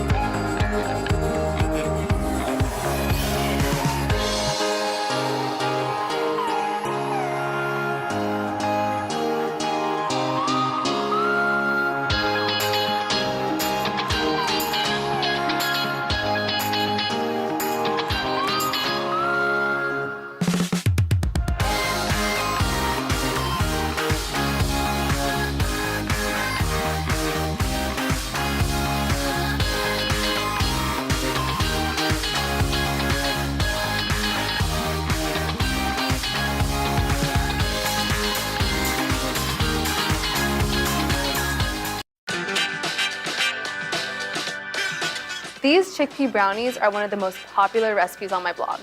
And because I know you're wondering, I know you're asking the question, can you taste the chickpeas? All I have to say to you is no. All they do is simply create an irresistible fudgy texture. And with chocolate involved, everyone wins. So let's get to it. First thing I'm gonna add in here is some almond butter. I like this because it's kind of rich, it's nutty, it adds a lot to these brownies.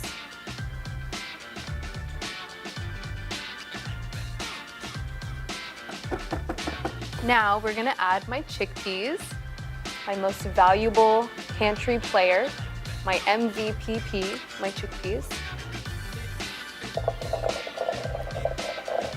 Make sure before you add these chickpeas into your blender, you rinse them super, super well. And just remember, the chickpeas don't add any flavor to these brownies. All they do is help to create a really nice fudgy texture and make it really satiating when you eat it. Now I'm gonna go for some vanilla extract. Delish. To sweeten these chickpea brownies up, I'm gonna use some coconut sugar. Beautiful. Now for my flour in these brownies, I'm not actually using a bunch of it at all.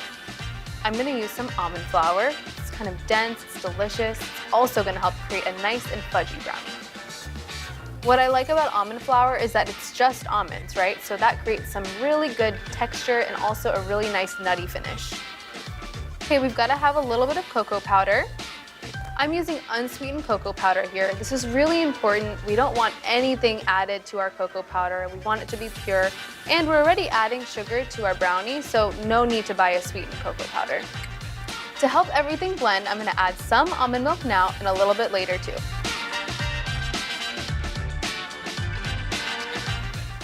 Are you ready for the blender brownies of your dreams? Are you ready to not make a smoothie and make brownies instead? Same. Okay, here we go.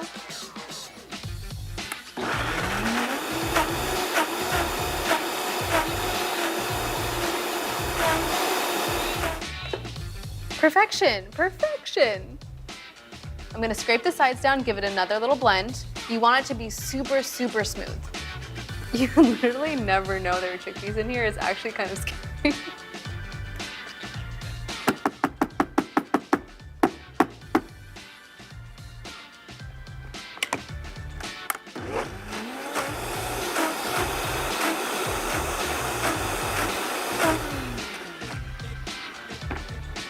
Okay, you gotta look at this texture. You gotta look at this texture.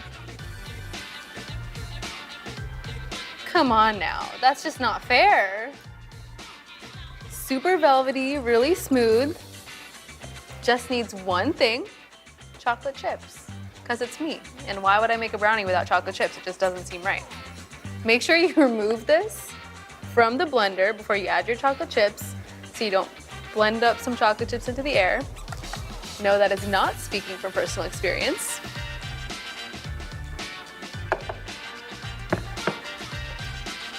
I'm gonna fold in my chocolate chips. I do not measure this with anything but my heart and my soul. Now it's time to transfer into my pan. Gotta get a shot of this. The texture is luscious. I know, there's chickpeas in here. Isn't that crazy? You really could fool a lot of people. I'm not saying do that. I'm not saying trick people, but like, I'm just saying you could. Have you ever wondered what the difference is between a chickpea and a garbanzo bean? Well, I have news for you. There is no difference. They're the same thing. Garbanzo is just the Spanish term for a chickpea. This just looks nice, honestly, plus a little extra chocolate never hurt anyone.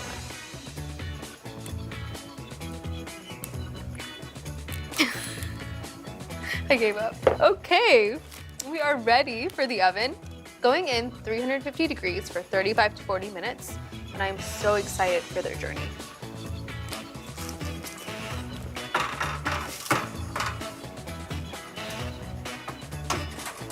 My pride and joy, my chickpea brownies. I've let them cool for 25 minutes. This is important because it lets them firm up. And when they come out of the oven, you know that they're done when they start to pull away from the sides of the pan. Look at how easy parchment paper makes my life. All right. I mean, look at how fudgy that is. Delish. All that has to happen, it's time for me to eat it. Okay, I think I'm ready to taste. Oh, it's so fudgy. Mmm. This is my party trick, putting chickpeas into brownies. I just need to take a picture of that interior, that fudgy bit. It's too good.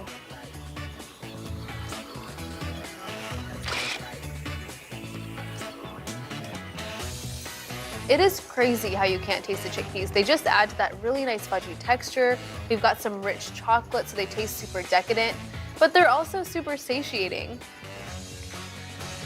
And so fudgy, melt in your mouth. The extra chocolate chips, nobody's mad about that. I'm not mad about it. I hope this inspired you to use chickpeas in new and fun, unique ways, even baking them into brownies.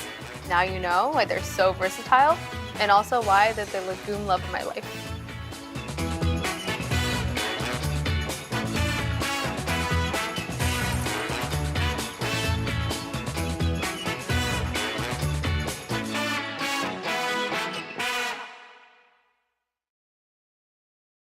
Buongiorno today, all day. Who doesn't love Italian food? Well, up next on Hashtag Cooking, Sama is putting her own spin on two classic Italian dishes. First, a crispy breaded eggplant that's baked, not deep fried, and gluten-free.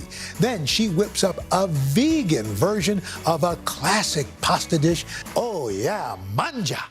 So when I said cacio e pepe, really, I meant cashew e pepe. Huh? Am I the only one who laughs at my own jokes?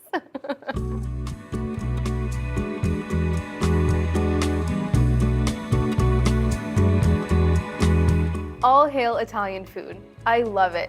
Some traditional Italian dishes do have a lot of dairy, so I wanted to create some of my favorites with a plant-based twist. Today I'm going to show you how to make a breaded eggplant that uses almond meal instead of breadcrumbs in a really delicious and creamy vegan cacio e pepe. This is Hashtag Sama's Italian. Eggplant is a vegetable I kind of tend to forget about the second it enters my kitchen. So, to use up all of my forgotten eggplant that I've been finding in my fridge, I wanted to create something that had the breading of an eggplant parm, but the snackability of something like a slice of bruschetta. So, enter my breaded eggplant. The first thing that we're gonna do is slice our eggplant. Got a cute eggplant here. Just gonna trim the end off and start slicing.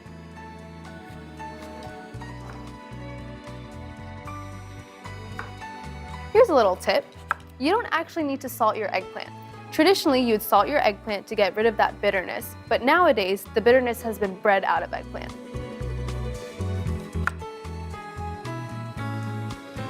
I'm slicing my eggplant into little slices that are about 1/4 of an inch thick. Perfect. So happy I'm using up my forgotten eggplant. It's just been sitting in there for so long. Okay. I'm gonna let my eggplant hang out here while I make my little egg mixture. I wanted my breading to have a lot of flavor on its own, so in addition to my almond meal, I'm gonna add some of my favorite spices. I'm using almond meal or unblanched almond flour for this recipe, which still keeps the skin on the almonds. I find that this is really nice to add texture, and it's a great replacement for breadcrumbs. The cayenne is gonna add a little heat, and the turmeric and cumin are my favorite pairing. We cannot forget our salt and pepper. What is life without some salt and pepper? It'd be very unseasoned and boring. Little salt and some freshly ground black pepper. I like that the turmeric is also gonna add some nice yellow color to this eggplant. Just gonna whisk this until it's nice and well combined. I want the breading to be really flavorful, and so I'm mixing it super well so no piece of eggplant goes unseasoned. That would be really sad.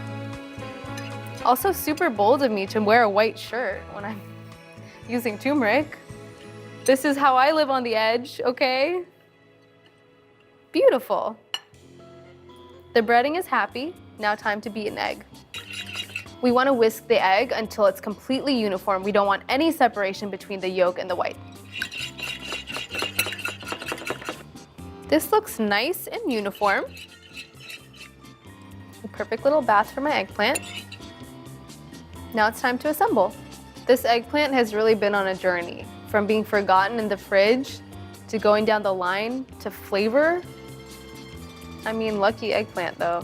We want to dip it straight in this egg mixture. Make sure it's really well coated. Now we don't want any excess egg on the eggplant, so I'm just gonna let it drip out just like this. We want a really nice and even coating of the breading, which is why we're doing this. And now we're gonna put it straight into our breading. Into the parchment paper we go. Now we're just gonna repeat.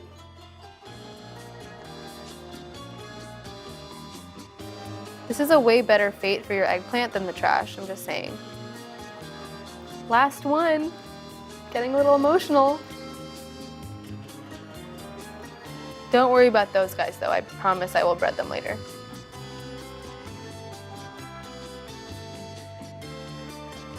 We are ready for the oven.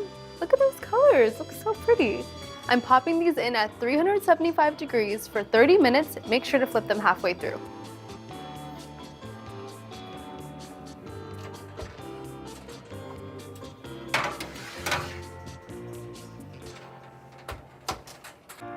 I think we all need to take a moment just to look at the color alone. Look at that yellow from the turmeric, the little golden crispness on the edges. I'm like drooling already. I really can't wait to eat them.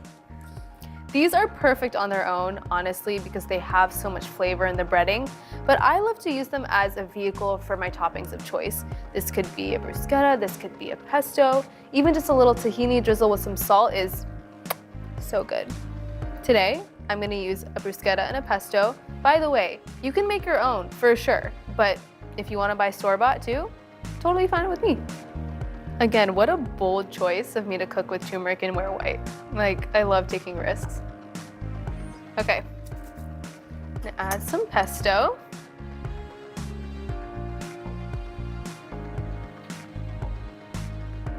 Spread that on really nicely. These would make a great app or a side at your next party, or even if you're just partying by yourself. They'd make a great appetizer for you.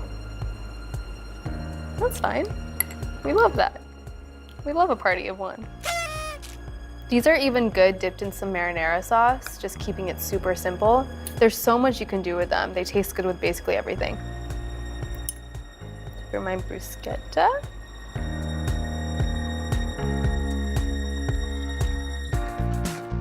And because everything is better with a little salt, I'm gonna add some flaky sea salt on top. It's gonna taste really good. It's gonna add a little bit more saltiness, but it's also gonna look really pretty too. Just a little. You know, this eggplant, this middle one, it's not sure what it wants, so it's gonna get both. Whoever gets this piece, that's the lucky person at the party. I'm cracking myself up, okay. Okay, great. Can't forget a little salt on here. This screams, you need to take a picture of me. So I'm gonna listen. And again, feel free to use whatever toppings you want. This is truly very customizable to your liking and your flavor inclination. Or whatever you see at the store that you're like, that looks good, I'm gonna put that on my breaded eggplant. I support you. Even hummus, I just thought of that, even hummus. That's what I'm gonna top this with next time. Okay, I for sure got the shot. I got like 15, to be real with you. So now I'm gonna try one. Okay, I'm gonna go for it with this little guy right here. Okay, I'm ready. I hope you're ready. So good. I'm serving this at my next party. Even if it's just me, I'm just gonna serve it to myself. I deserve it. This was so yummy. And look what we created. The colors of an Italian flag. I mean, come on, look at that. So cute.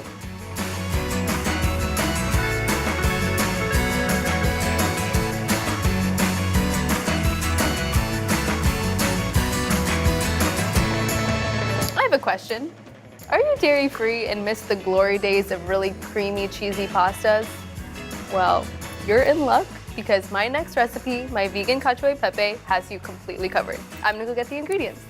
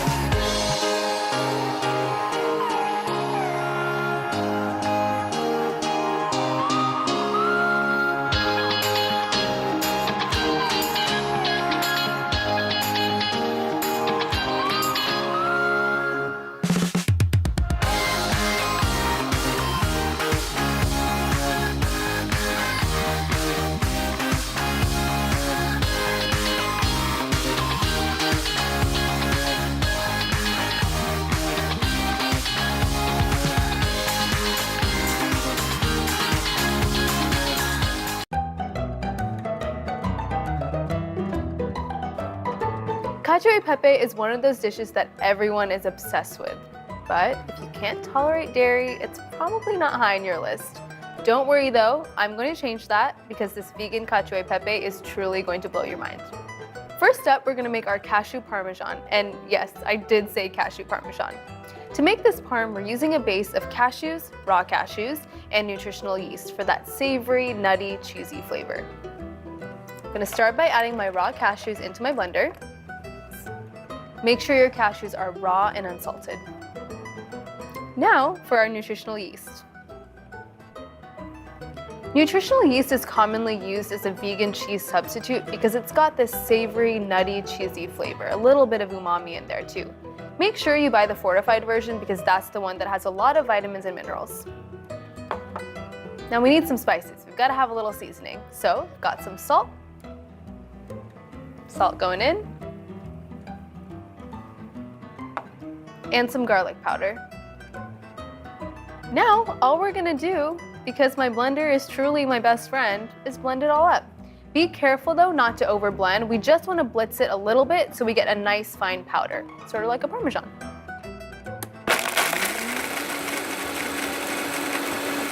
And that's perfect. That took less than 10 seconds. Let me show you what it looks like. It smells so good. It's cheesy, it's nutty, it's savory. It's kind of like a nice fine powder, perfect for sprinkling on top of pasta.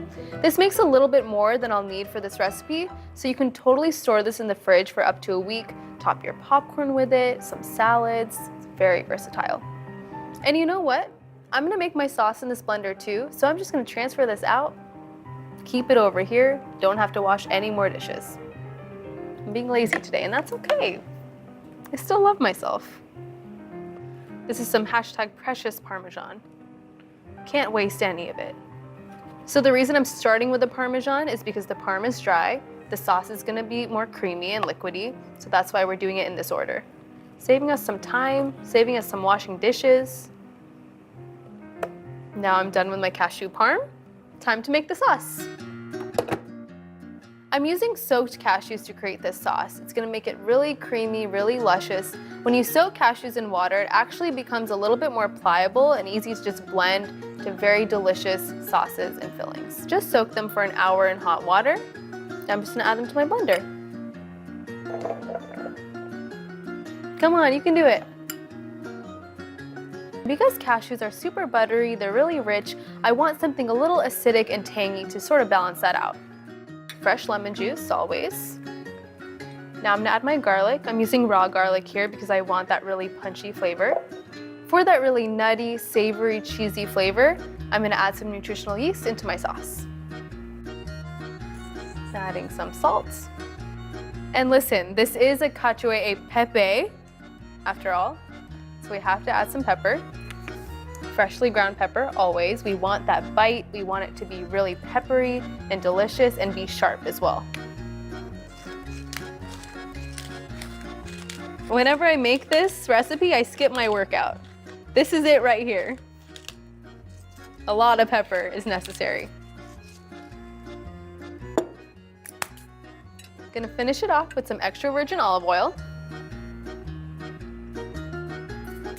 And then, to help the blender move, I'm just gonna add a little bit of water, just to get the blender going.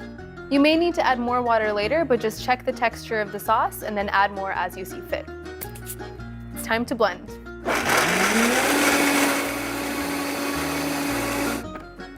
I'm gonna add a little bit more water.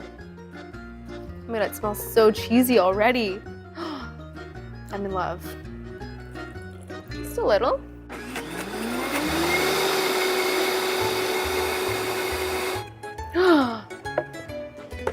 It looks so good. Sorry, that was a little dramatic. I have to show you this texture. I'm gonna give it one more good blend. Every time I make this recipe, I've made it so many times, but I'm always so shocked by how creamy it is without any of the dairy. It's magic.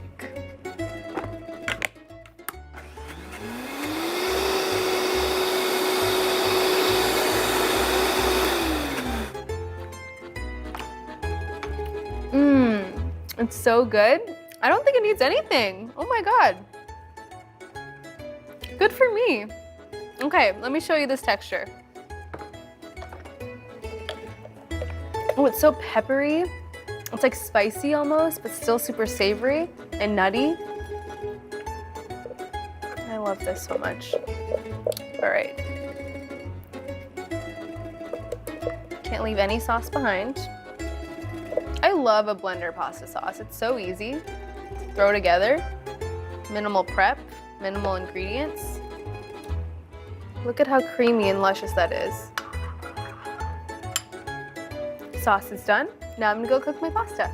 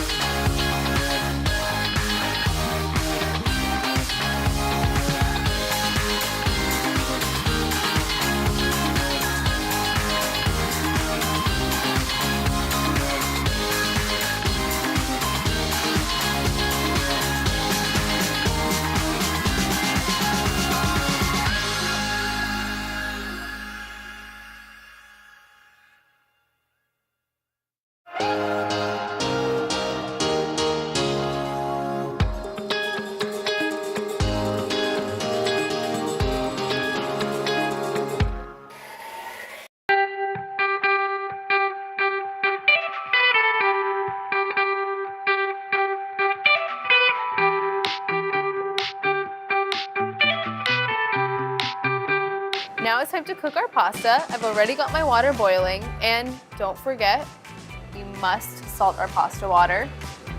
Hashtag no bland pasta. It's not good. Okay, the water is ready for my pasta.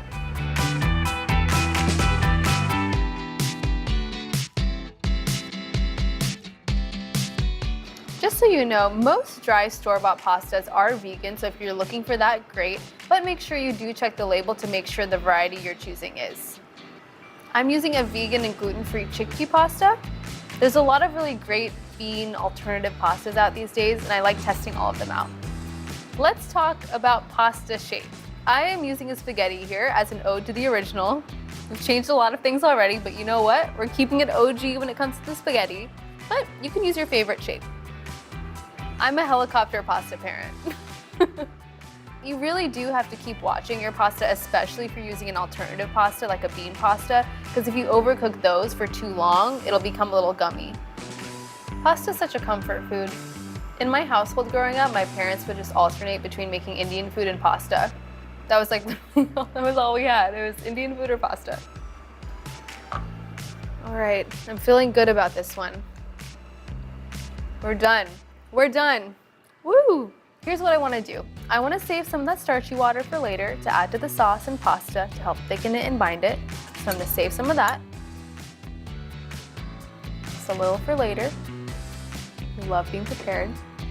And now I'm just going to use my tongs and transfer my pasta to my dish. And then I'm just going to mix the sauce all up. I'm really excited about it. This also keeps the starchy water on the pasta. Doesn't have far to go. Spaghetti's so cute. I love it. All pasta is cute. I don't discriminate. I love all pasta. You know what time it is. It's sauce time. Remember this? Remember our old friend, our cacio e pepe sauce from earlier? It's about to meet the pasta of its dreams.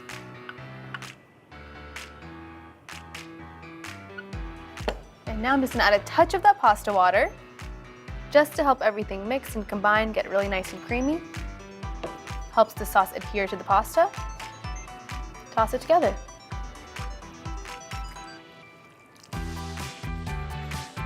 Get the sauce around every single little bit of that spaghetti. I'd be sad if we didn't. And now, time for our cashew parmesan. Ready? I'm gonna mix some in and then I'm gonna add some on top as well, just for a little bit of flavor, a little bit of aesthetics.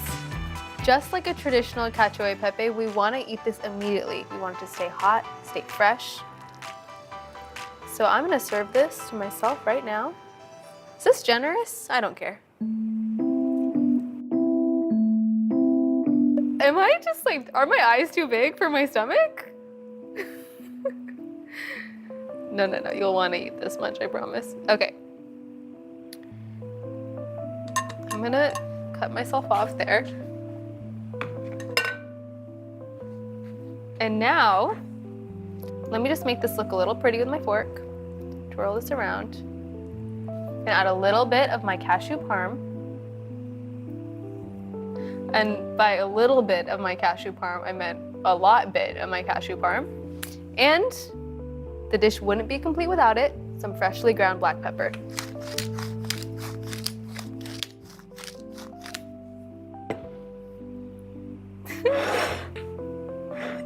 Okay, I have a vision. I have a vision for a really cute fork twirl photo. I'm gonna work on that. Actually, you know what? I'm gonna do a video. I'm gonna do a video today. That's what's happening. Okay, ready?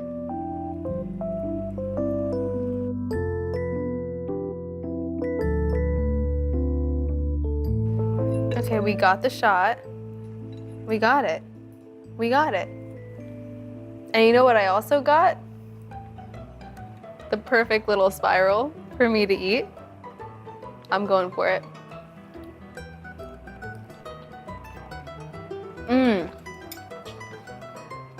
It is so creamy. Like, I want you to know, this is so creamy. It's cheesy. You've got layers of flavor, right? You've got the buttery cashews creating this really creamy sauce. The black pepper makes it peppery, woody, it's got the sharp bite. And then that salty cashew parm, which I'm just gonna add more of for fun, really ties everything together. You really won't believe there's no dairy in this, I promise.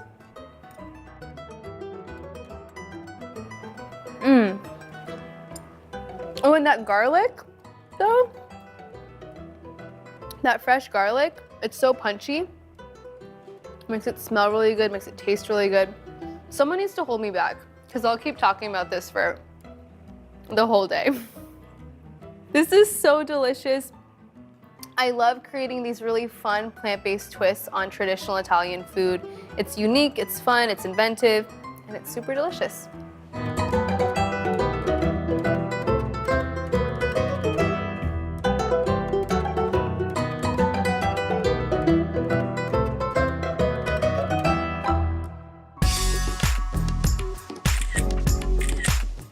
Oh, hey, I didn't see you there. But I'm so glad you're here because I have something I want to tell you. Hashtag Cooking is back with all new episodes, and I'm so excited to share my favorite recipes with you.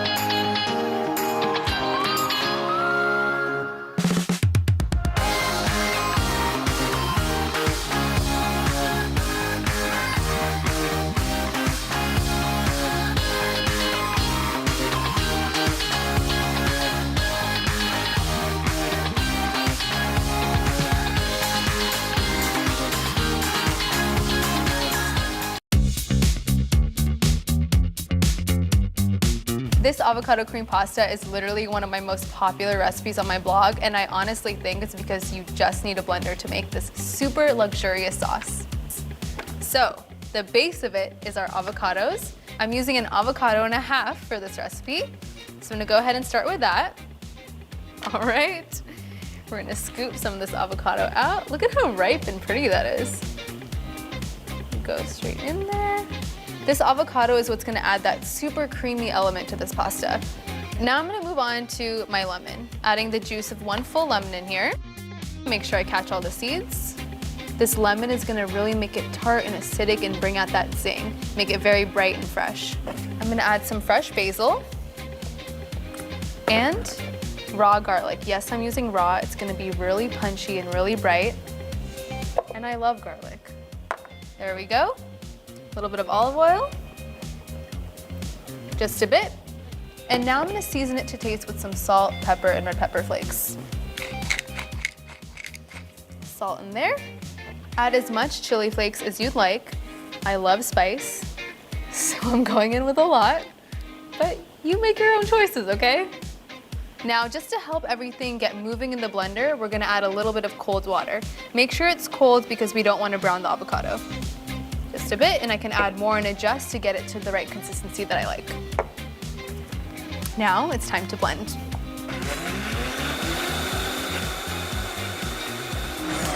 Perfect. It is so luxe, you will not even believe it. Look at that. So creamy. Before I add this creamy sauce to my pasta, I'm gonna grab one more thing. Just grab some arugula from the fridge. I love adding this to this pasta because it gives this really nice peppery bite to it. All right, time to assemble. Got my sauce, gonna add this into my pasta. You might think you put cream in this, but you didn't, I promise. I'm gonna add my tomatoes. Just a little burst of something sweet in with this avocado cream sauce. Now I'm just gonna mix in my arugula. What's great about this pasta as well is that you can eat it immediately, but you can also refrigerate it to have as a pasta salad the next day. We love a leftover, we love a meal prep situation. Is that too much? There's never too much. What is a portion? Some freshly ground black pepper and a pinch of flaky sea salt. That is it. But one last thing. Can't forget to take a photo. I didn't do all of this for nothing. I love this. I'm gonna frame this. I'm gonna put this on my wall. Okay, here I go. Gotta get some arugula, some pasta in there. Okay. I love myself. It's so creamy, you honestly would never know that there's no cream or butter in this. It's crazy.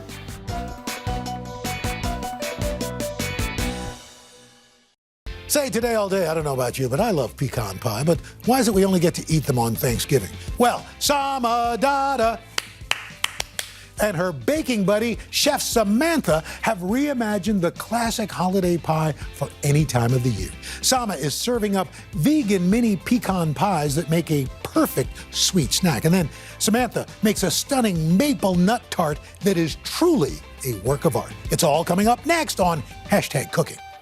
So we're just stirring. Oh gosh, cooking. Sama, it smells so good already. Doesn't it? Mm-hmm. Don't you want this in a candle? I do. Sama's gonna start making I'm candles. gonna start making pecan pie candles, baby.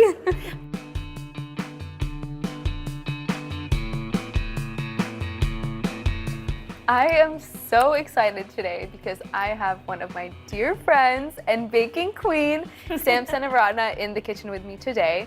We are 6 feet apart for obvious reasons, but we are still #baking buddies. Absolutely. I am so lucky because Sam food styled my first cookbook and it just looked so beautiful. We really bonded on set and I'm just so excited to have her with me today. We are going to be making our own unique takes on a pecan pie.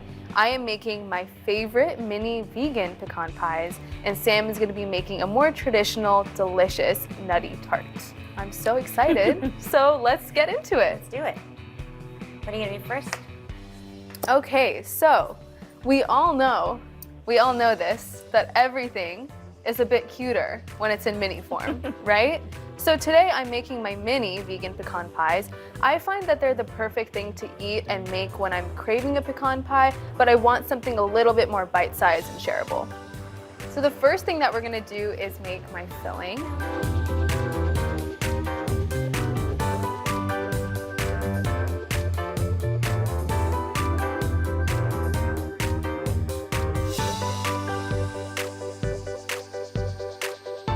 I've heated my saucepan on medium heat, and now I'm gonna start adding my filling ingredients. Sounds good. What do you got? Starting with some coconut oil.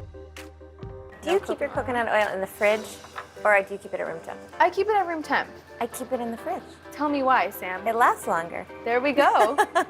Pro tips from Sam, But also, baby. I think maybe you go through coconut oil so fast that you don't need to keep it in the fridge. I go through coconut oil probably like 1 jar a week.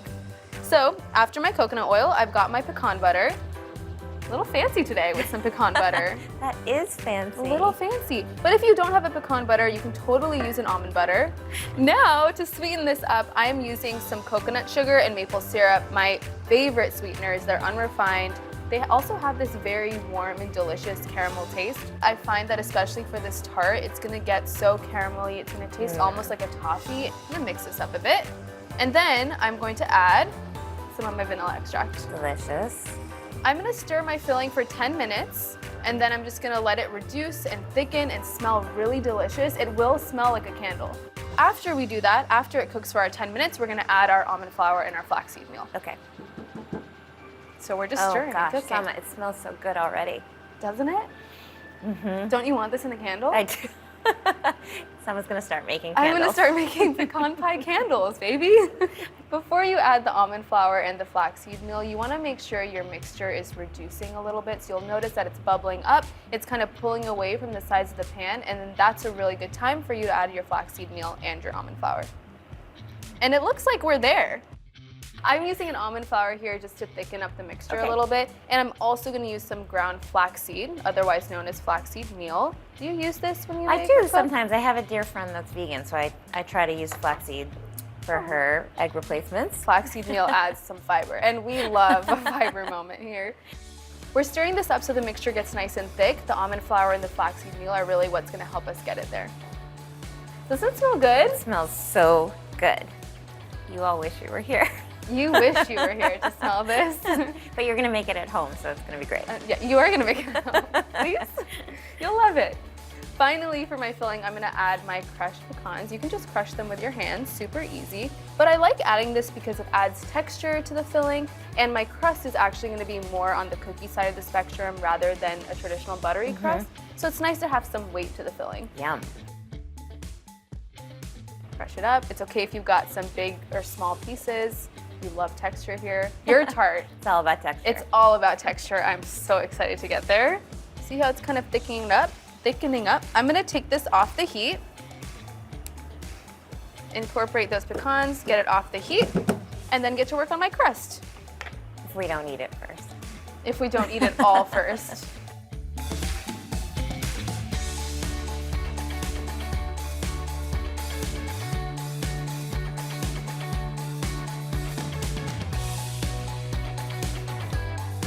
So I'm actually going to use flax eggs to help bind the crust.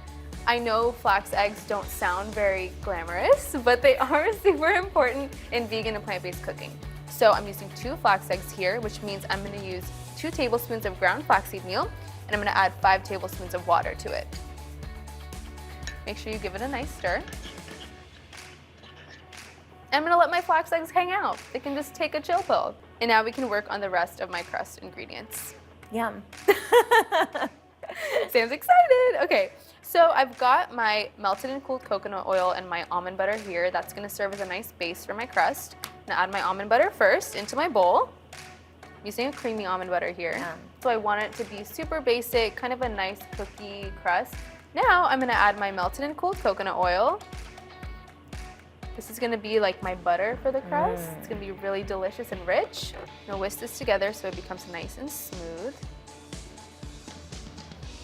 And then, to sweeten this crust up, I'm gonna add my favorite, coconut sugar. This is gonna complement the coconut sugar that's in my filling too. So good. Now I've combined my almond butter, my coconut oil, and my coconut sugar. At this point, our flax egg should be nice and thick.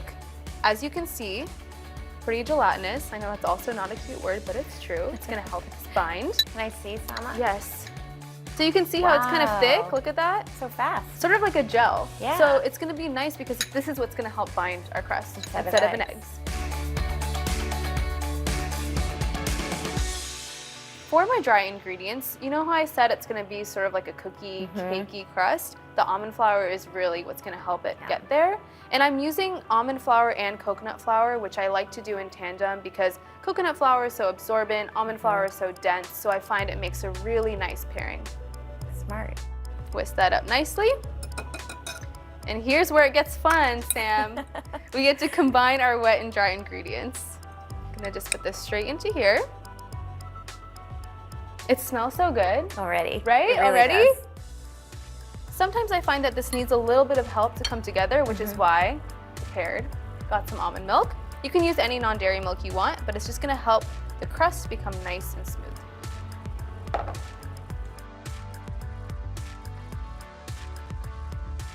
So in my crust, I would use butter, lots of butter, and flour, and granulated sugar. Yeah. As you can see, this dough can be really sticky, so make sure you're armed with a spatula to help your whisk out. You know it though, at home you'd use your fingers. At home, yeah. Yeah. I do use my fingers when I'm at home. You know what? Are we over it? I'm just gonna get in there. Just gonna get in there. They're the best tool you have. You always say when you bake to trust your body, which is what I love about you. Can you explain this to me a bit more? Is that your baking philosophy, to trust your body? That's my baking philosophy. That's why you use your hands, right? So you feel it and you smell it and you use all your senses to sort of figure out what to do next. We really are I hashtag baking know. buddies. Okay, so it looks like my crust is nice and sticky, well incorporated, which is gonna be perfect because now all we're gonna do is transfer it to my little mini muffin tin. You know why I like your dough, Sama? Tell me, Sam, why you like my You can dough? snack on them because there's no raw eggs. You know what? It's I'm a always cookie dough lover, so. It's always a bit of a question on whether or not the dough will make it to the oven for me. So now I've added my crust into my little mini muffin tin. All I'm gonna do is use my finger or my knuckle to create a little bed for my filling to sit snugly on top of, like so. And it's really easy and fun too. You just mold it to the sides of the little mini muffin tin. We're using a little mini cookie scoop to control how much dough we add into the pan so that it's nice and even. I wish I could help you. I know, I miss you so much. Oh, I forgot to mention, I did grease this pan with coconut oil, and you want to make sure you do that. Super important because you don't want the pies to stick to the pan. That would be really sad. That would be so sad. Now that all of my little cute mini crusts are done, I'm gonna add the filling. Just gonna move this bowl aside. As you can see, this filling has just gotten so thick and it's delicious and it's like a toffee. I'm gonna add it straight into my crust. And it's gonna fit nice and snug in there. Like, they're like little mini torts, I know. They're so cute. You don't wanna overfill the filling because it will bubble up in the oven when it bakes. So make sure you just level it out. But this guy definitely needs a little more. And see how nice it is that this filling is so textured. It's gonna be so delicious when it caramelizes and cooks in the oven. Finally, just for aesthetics, I'm gonna add a pecan on top of each of these, just to finish it off. Great. I can't wait for you to try this, Sam. My little cute vegan mini pecan pies are done, so now they're ready for a little journey in the oven, going in at 350 degrees for about 20 minutes.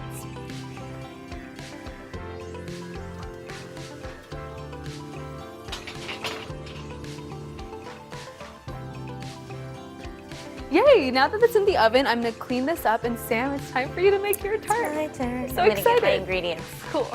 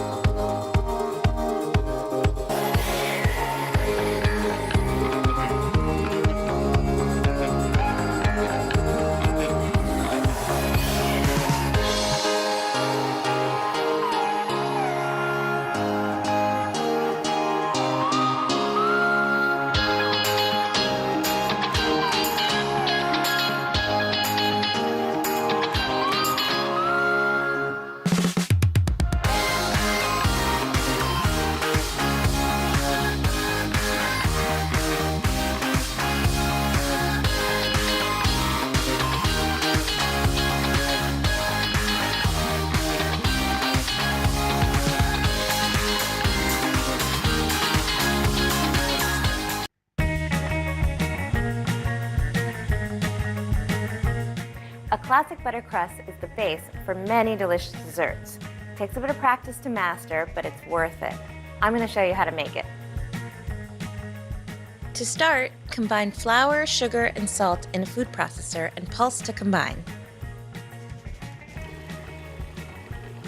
Now, add the cold butter and pulse until the mixture resembles a coarse meal.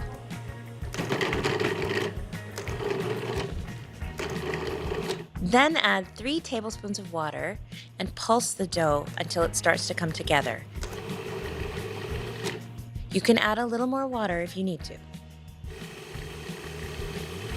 Tip the dough onto a piece of plastic wrap and then shape it into a flat disc.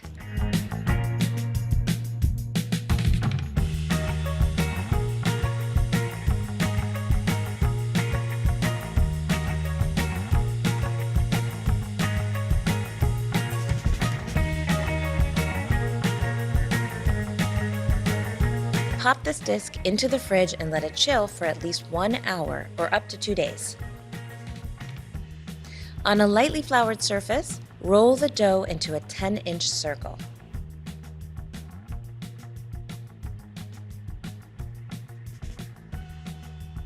Transfer the dough to a 9-inch fluted tart pan and gently press the dough into the edges. For a nifty little trick, run the rolling pin over the top to trim the edges.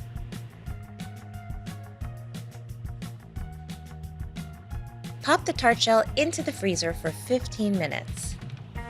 Before baking the tart, line the frozen dough with parchment paper and fill the inside with pie weights. This step will help our crust keep its gorgeous shape. Bake the shell at 375 for 15 minutes. Remove the weights from the tart shell and bake again until lightly golden, another 10 to 15 minutes. Now your beautiful crust is ready to be filled.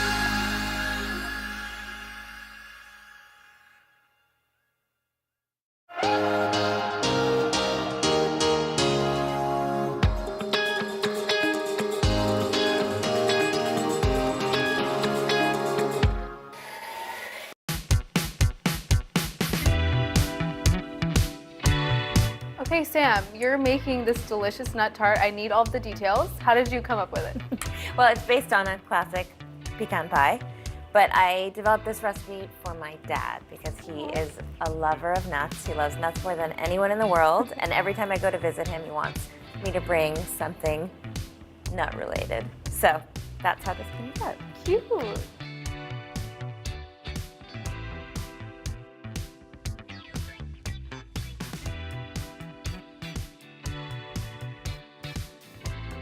What are we doing first? I think the first thing I'm going to do is chop my chocolate. So this is a bar of dark chocolate. I am not a chip girl. I know that you are. I find that you can buy better chocolate when it's in bars, and you can control the size, and it melts a little better. It's nice to have texture too, right? Totally, and I like having all different varying sizes of chocolate, so every bite's a little different. Ooh. So now that's chopped. I'm gonna set that aside, and my filling is super easy. We'll just start with 3 eggs.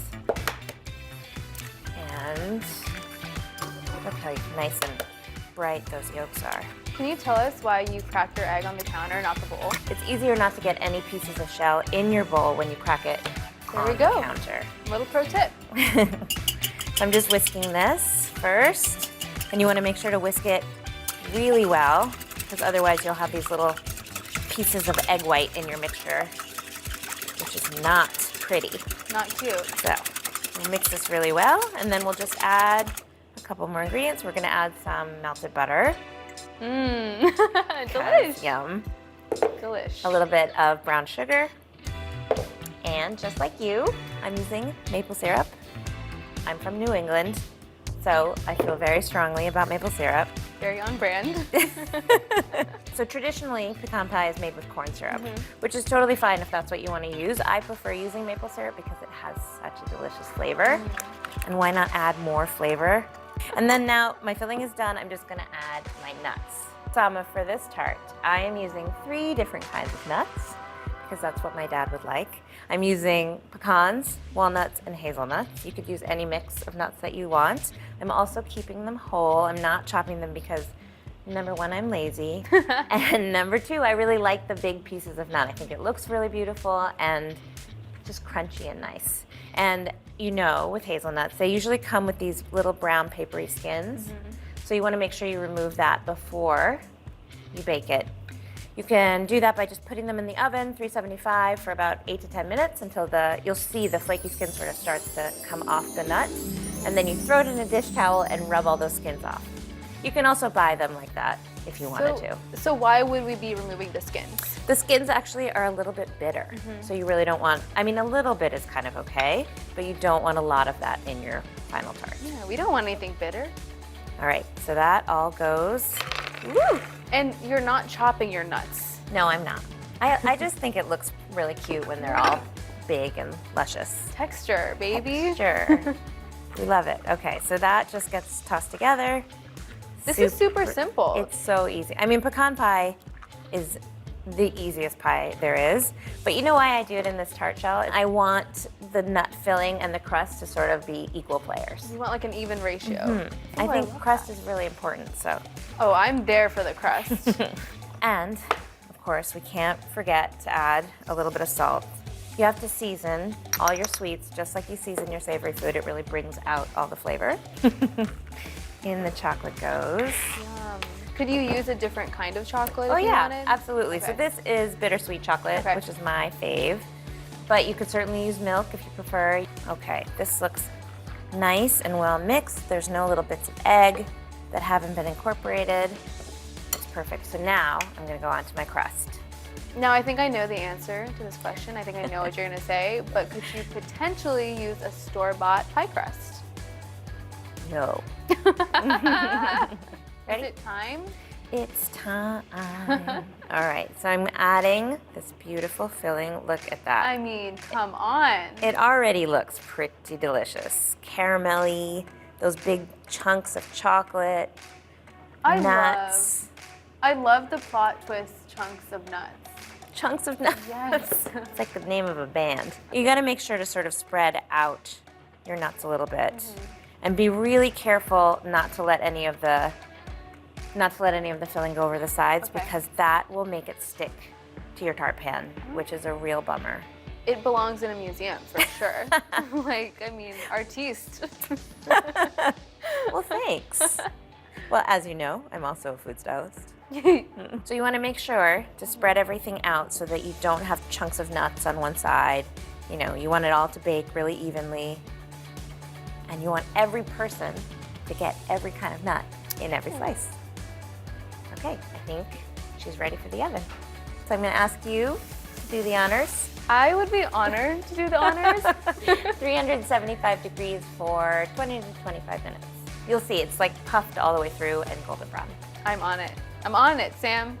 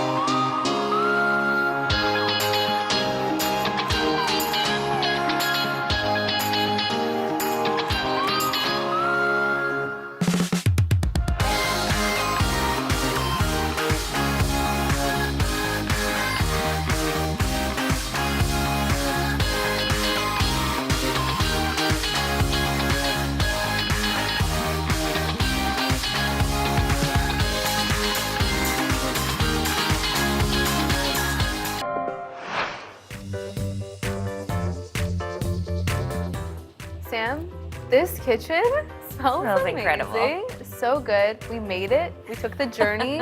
I'm so excited to try this. Tell me, how would I serve this? Right, you gotta get it out of that pan first. So I have a little trick to show you. Yay. You need a big can. Okay. And now you're gonna pick it up and put it on top of the can. And if everything works according to plan, the sides will just fall off. I'm stressed. Okay. Okay. We can do it. All right. So I'm gonna put it on top of the can. With the can in the center.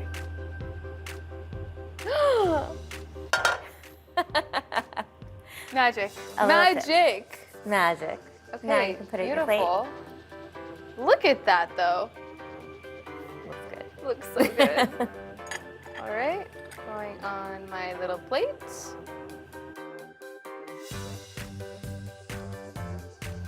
Okay. Like Moment of truth, Sam. I mean, it's kind of like a cookie now that I'm looking at it. the Met called. It wants your tart. You're cute. Delicious. See, look at all of those whole nuts. I feel like it makes it look so pretty. So cool. It's very nut forward. Nut forward. Okay. It's my turn, Sama. Yay. Oh, these look so cute. Oh, they come out so cleanly. Yay. They're so, this would be such a good little party snack. They're Look how cute mini, they are. bite size. So, you know. You know what, I'm really into this beautiful caramelized moment, as you would say. Oh, it's a caramelized moment. Okay, I'm gonna pick one that has like all that yummy. I wanna see what it looks inside. Look at that. That looks good, Sama. Thank you. Yum. I hope you like it.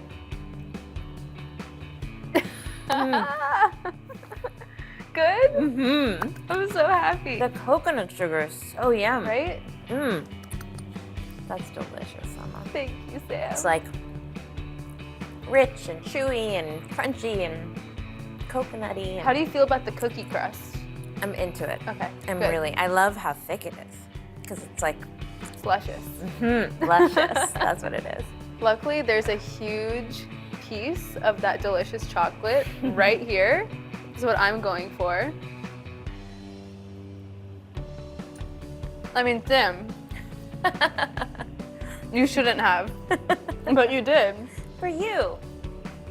I mean, the chunky nuts are like the perfect complement to the melted chocolate. And the crust? Butter. Butter is good.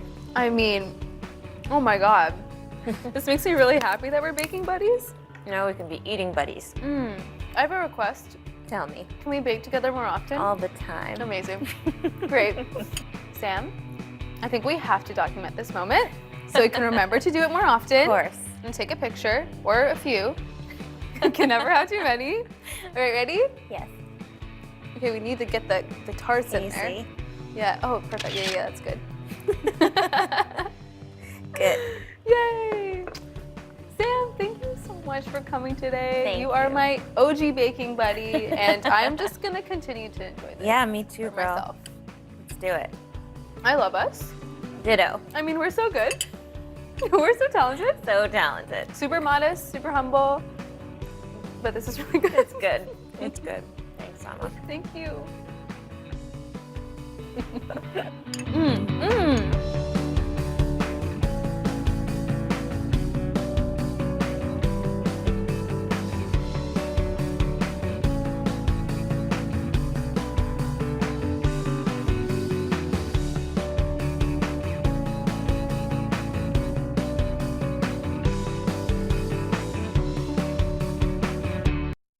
Hey, Today All Day. Up next on Hashtag Cooking, Sama Dada is sharing her favorite ways to use up any oats that you have lying around. First up, she's baking an oatmeal chocolate chip cookie that's healthy enough to eat for breakfast. Then it's homemade granola with a savory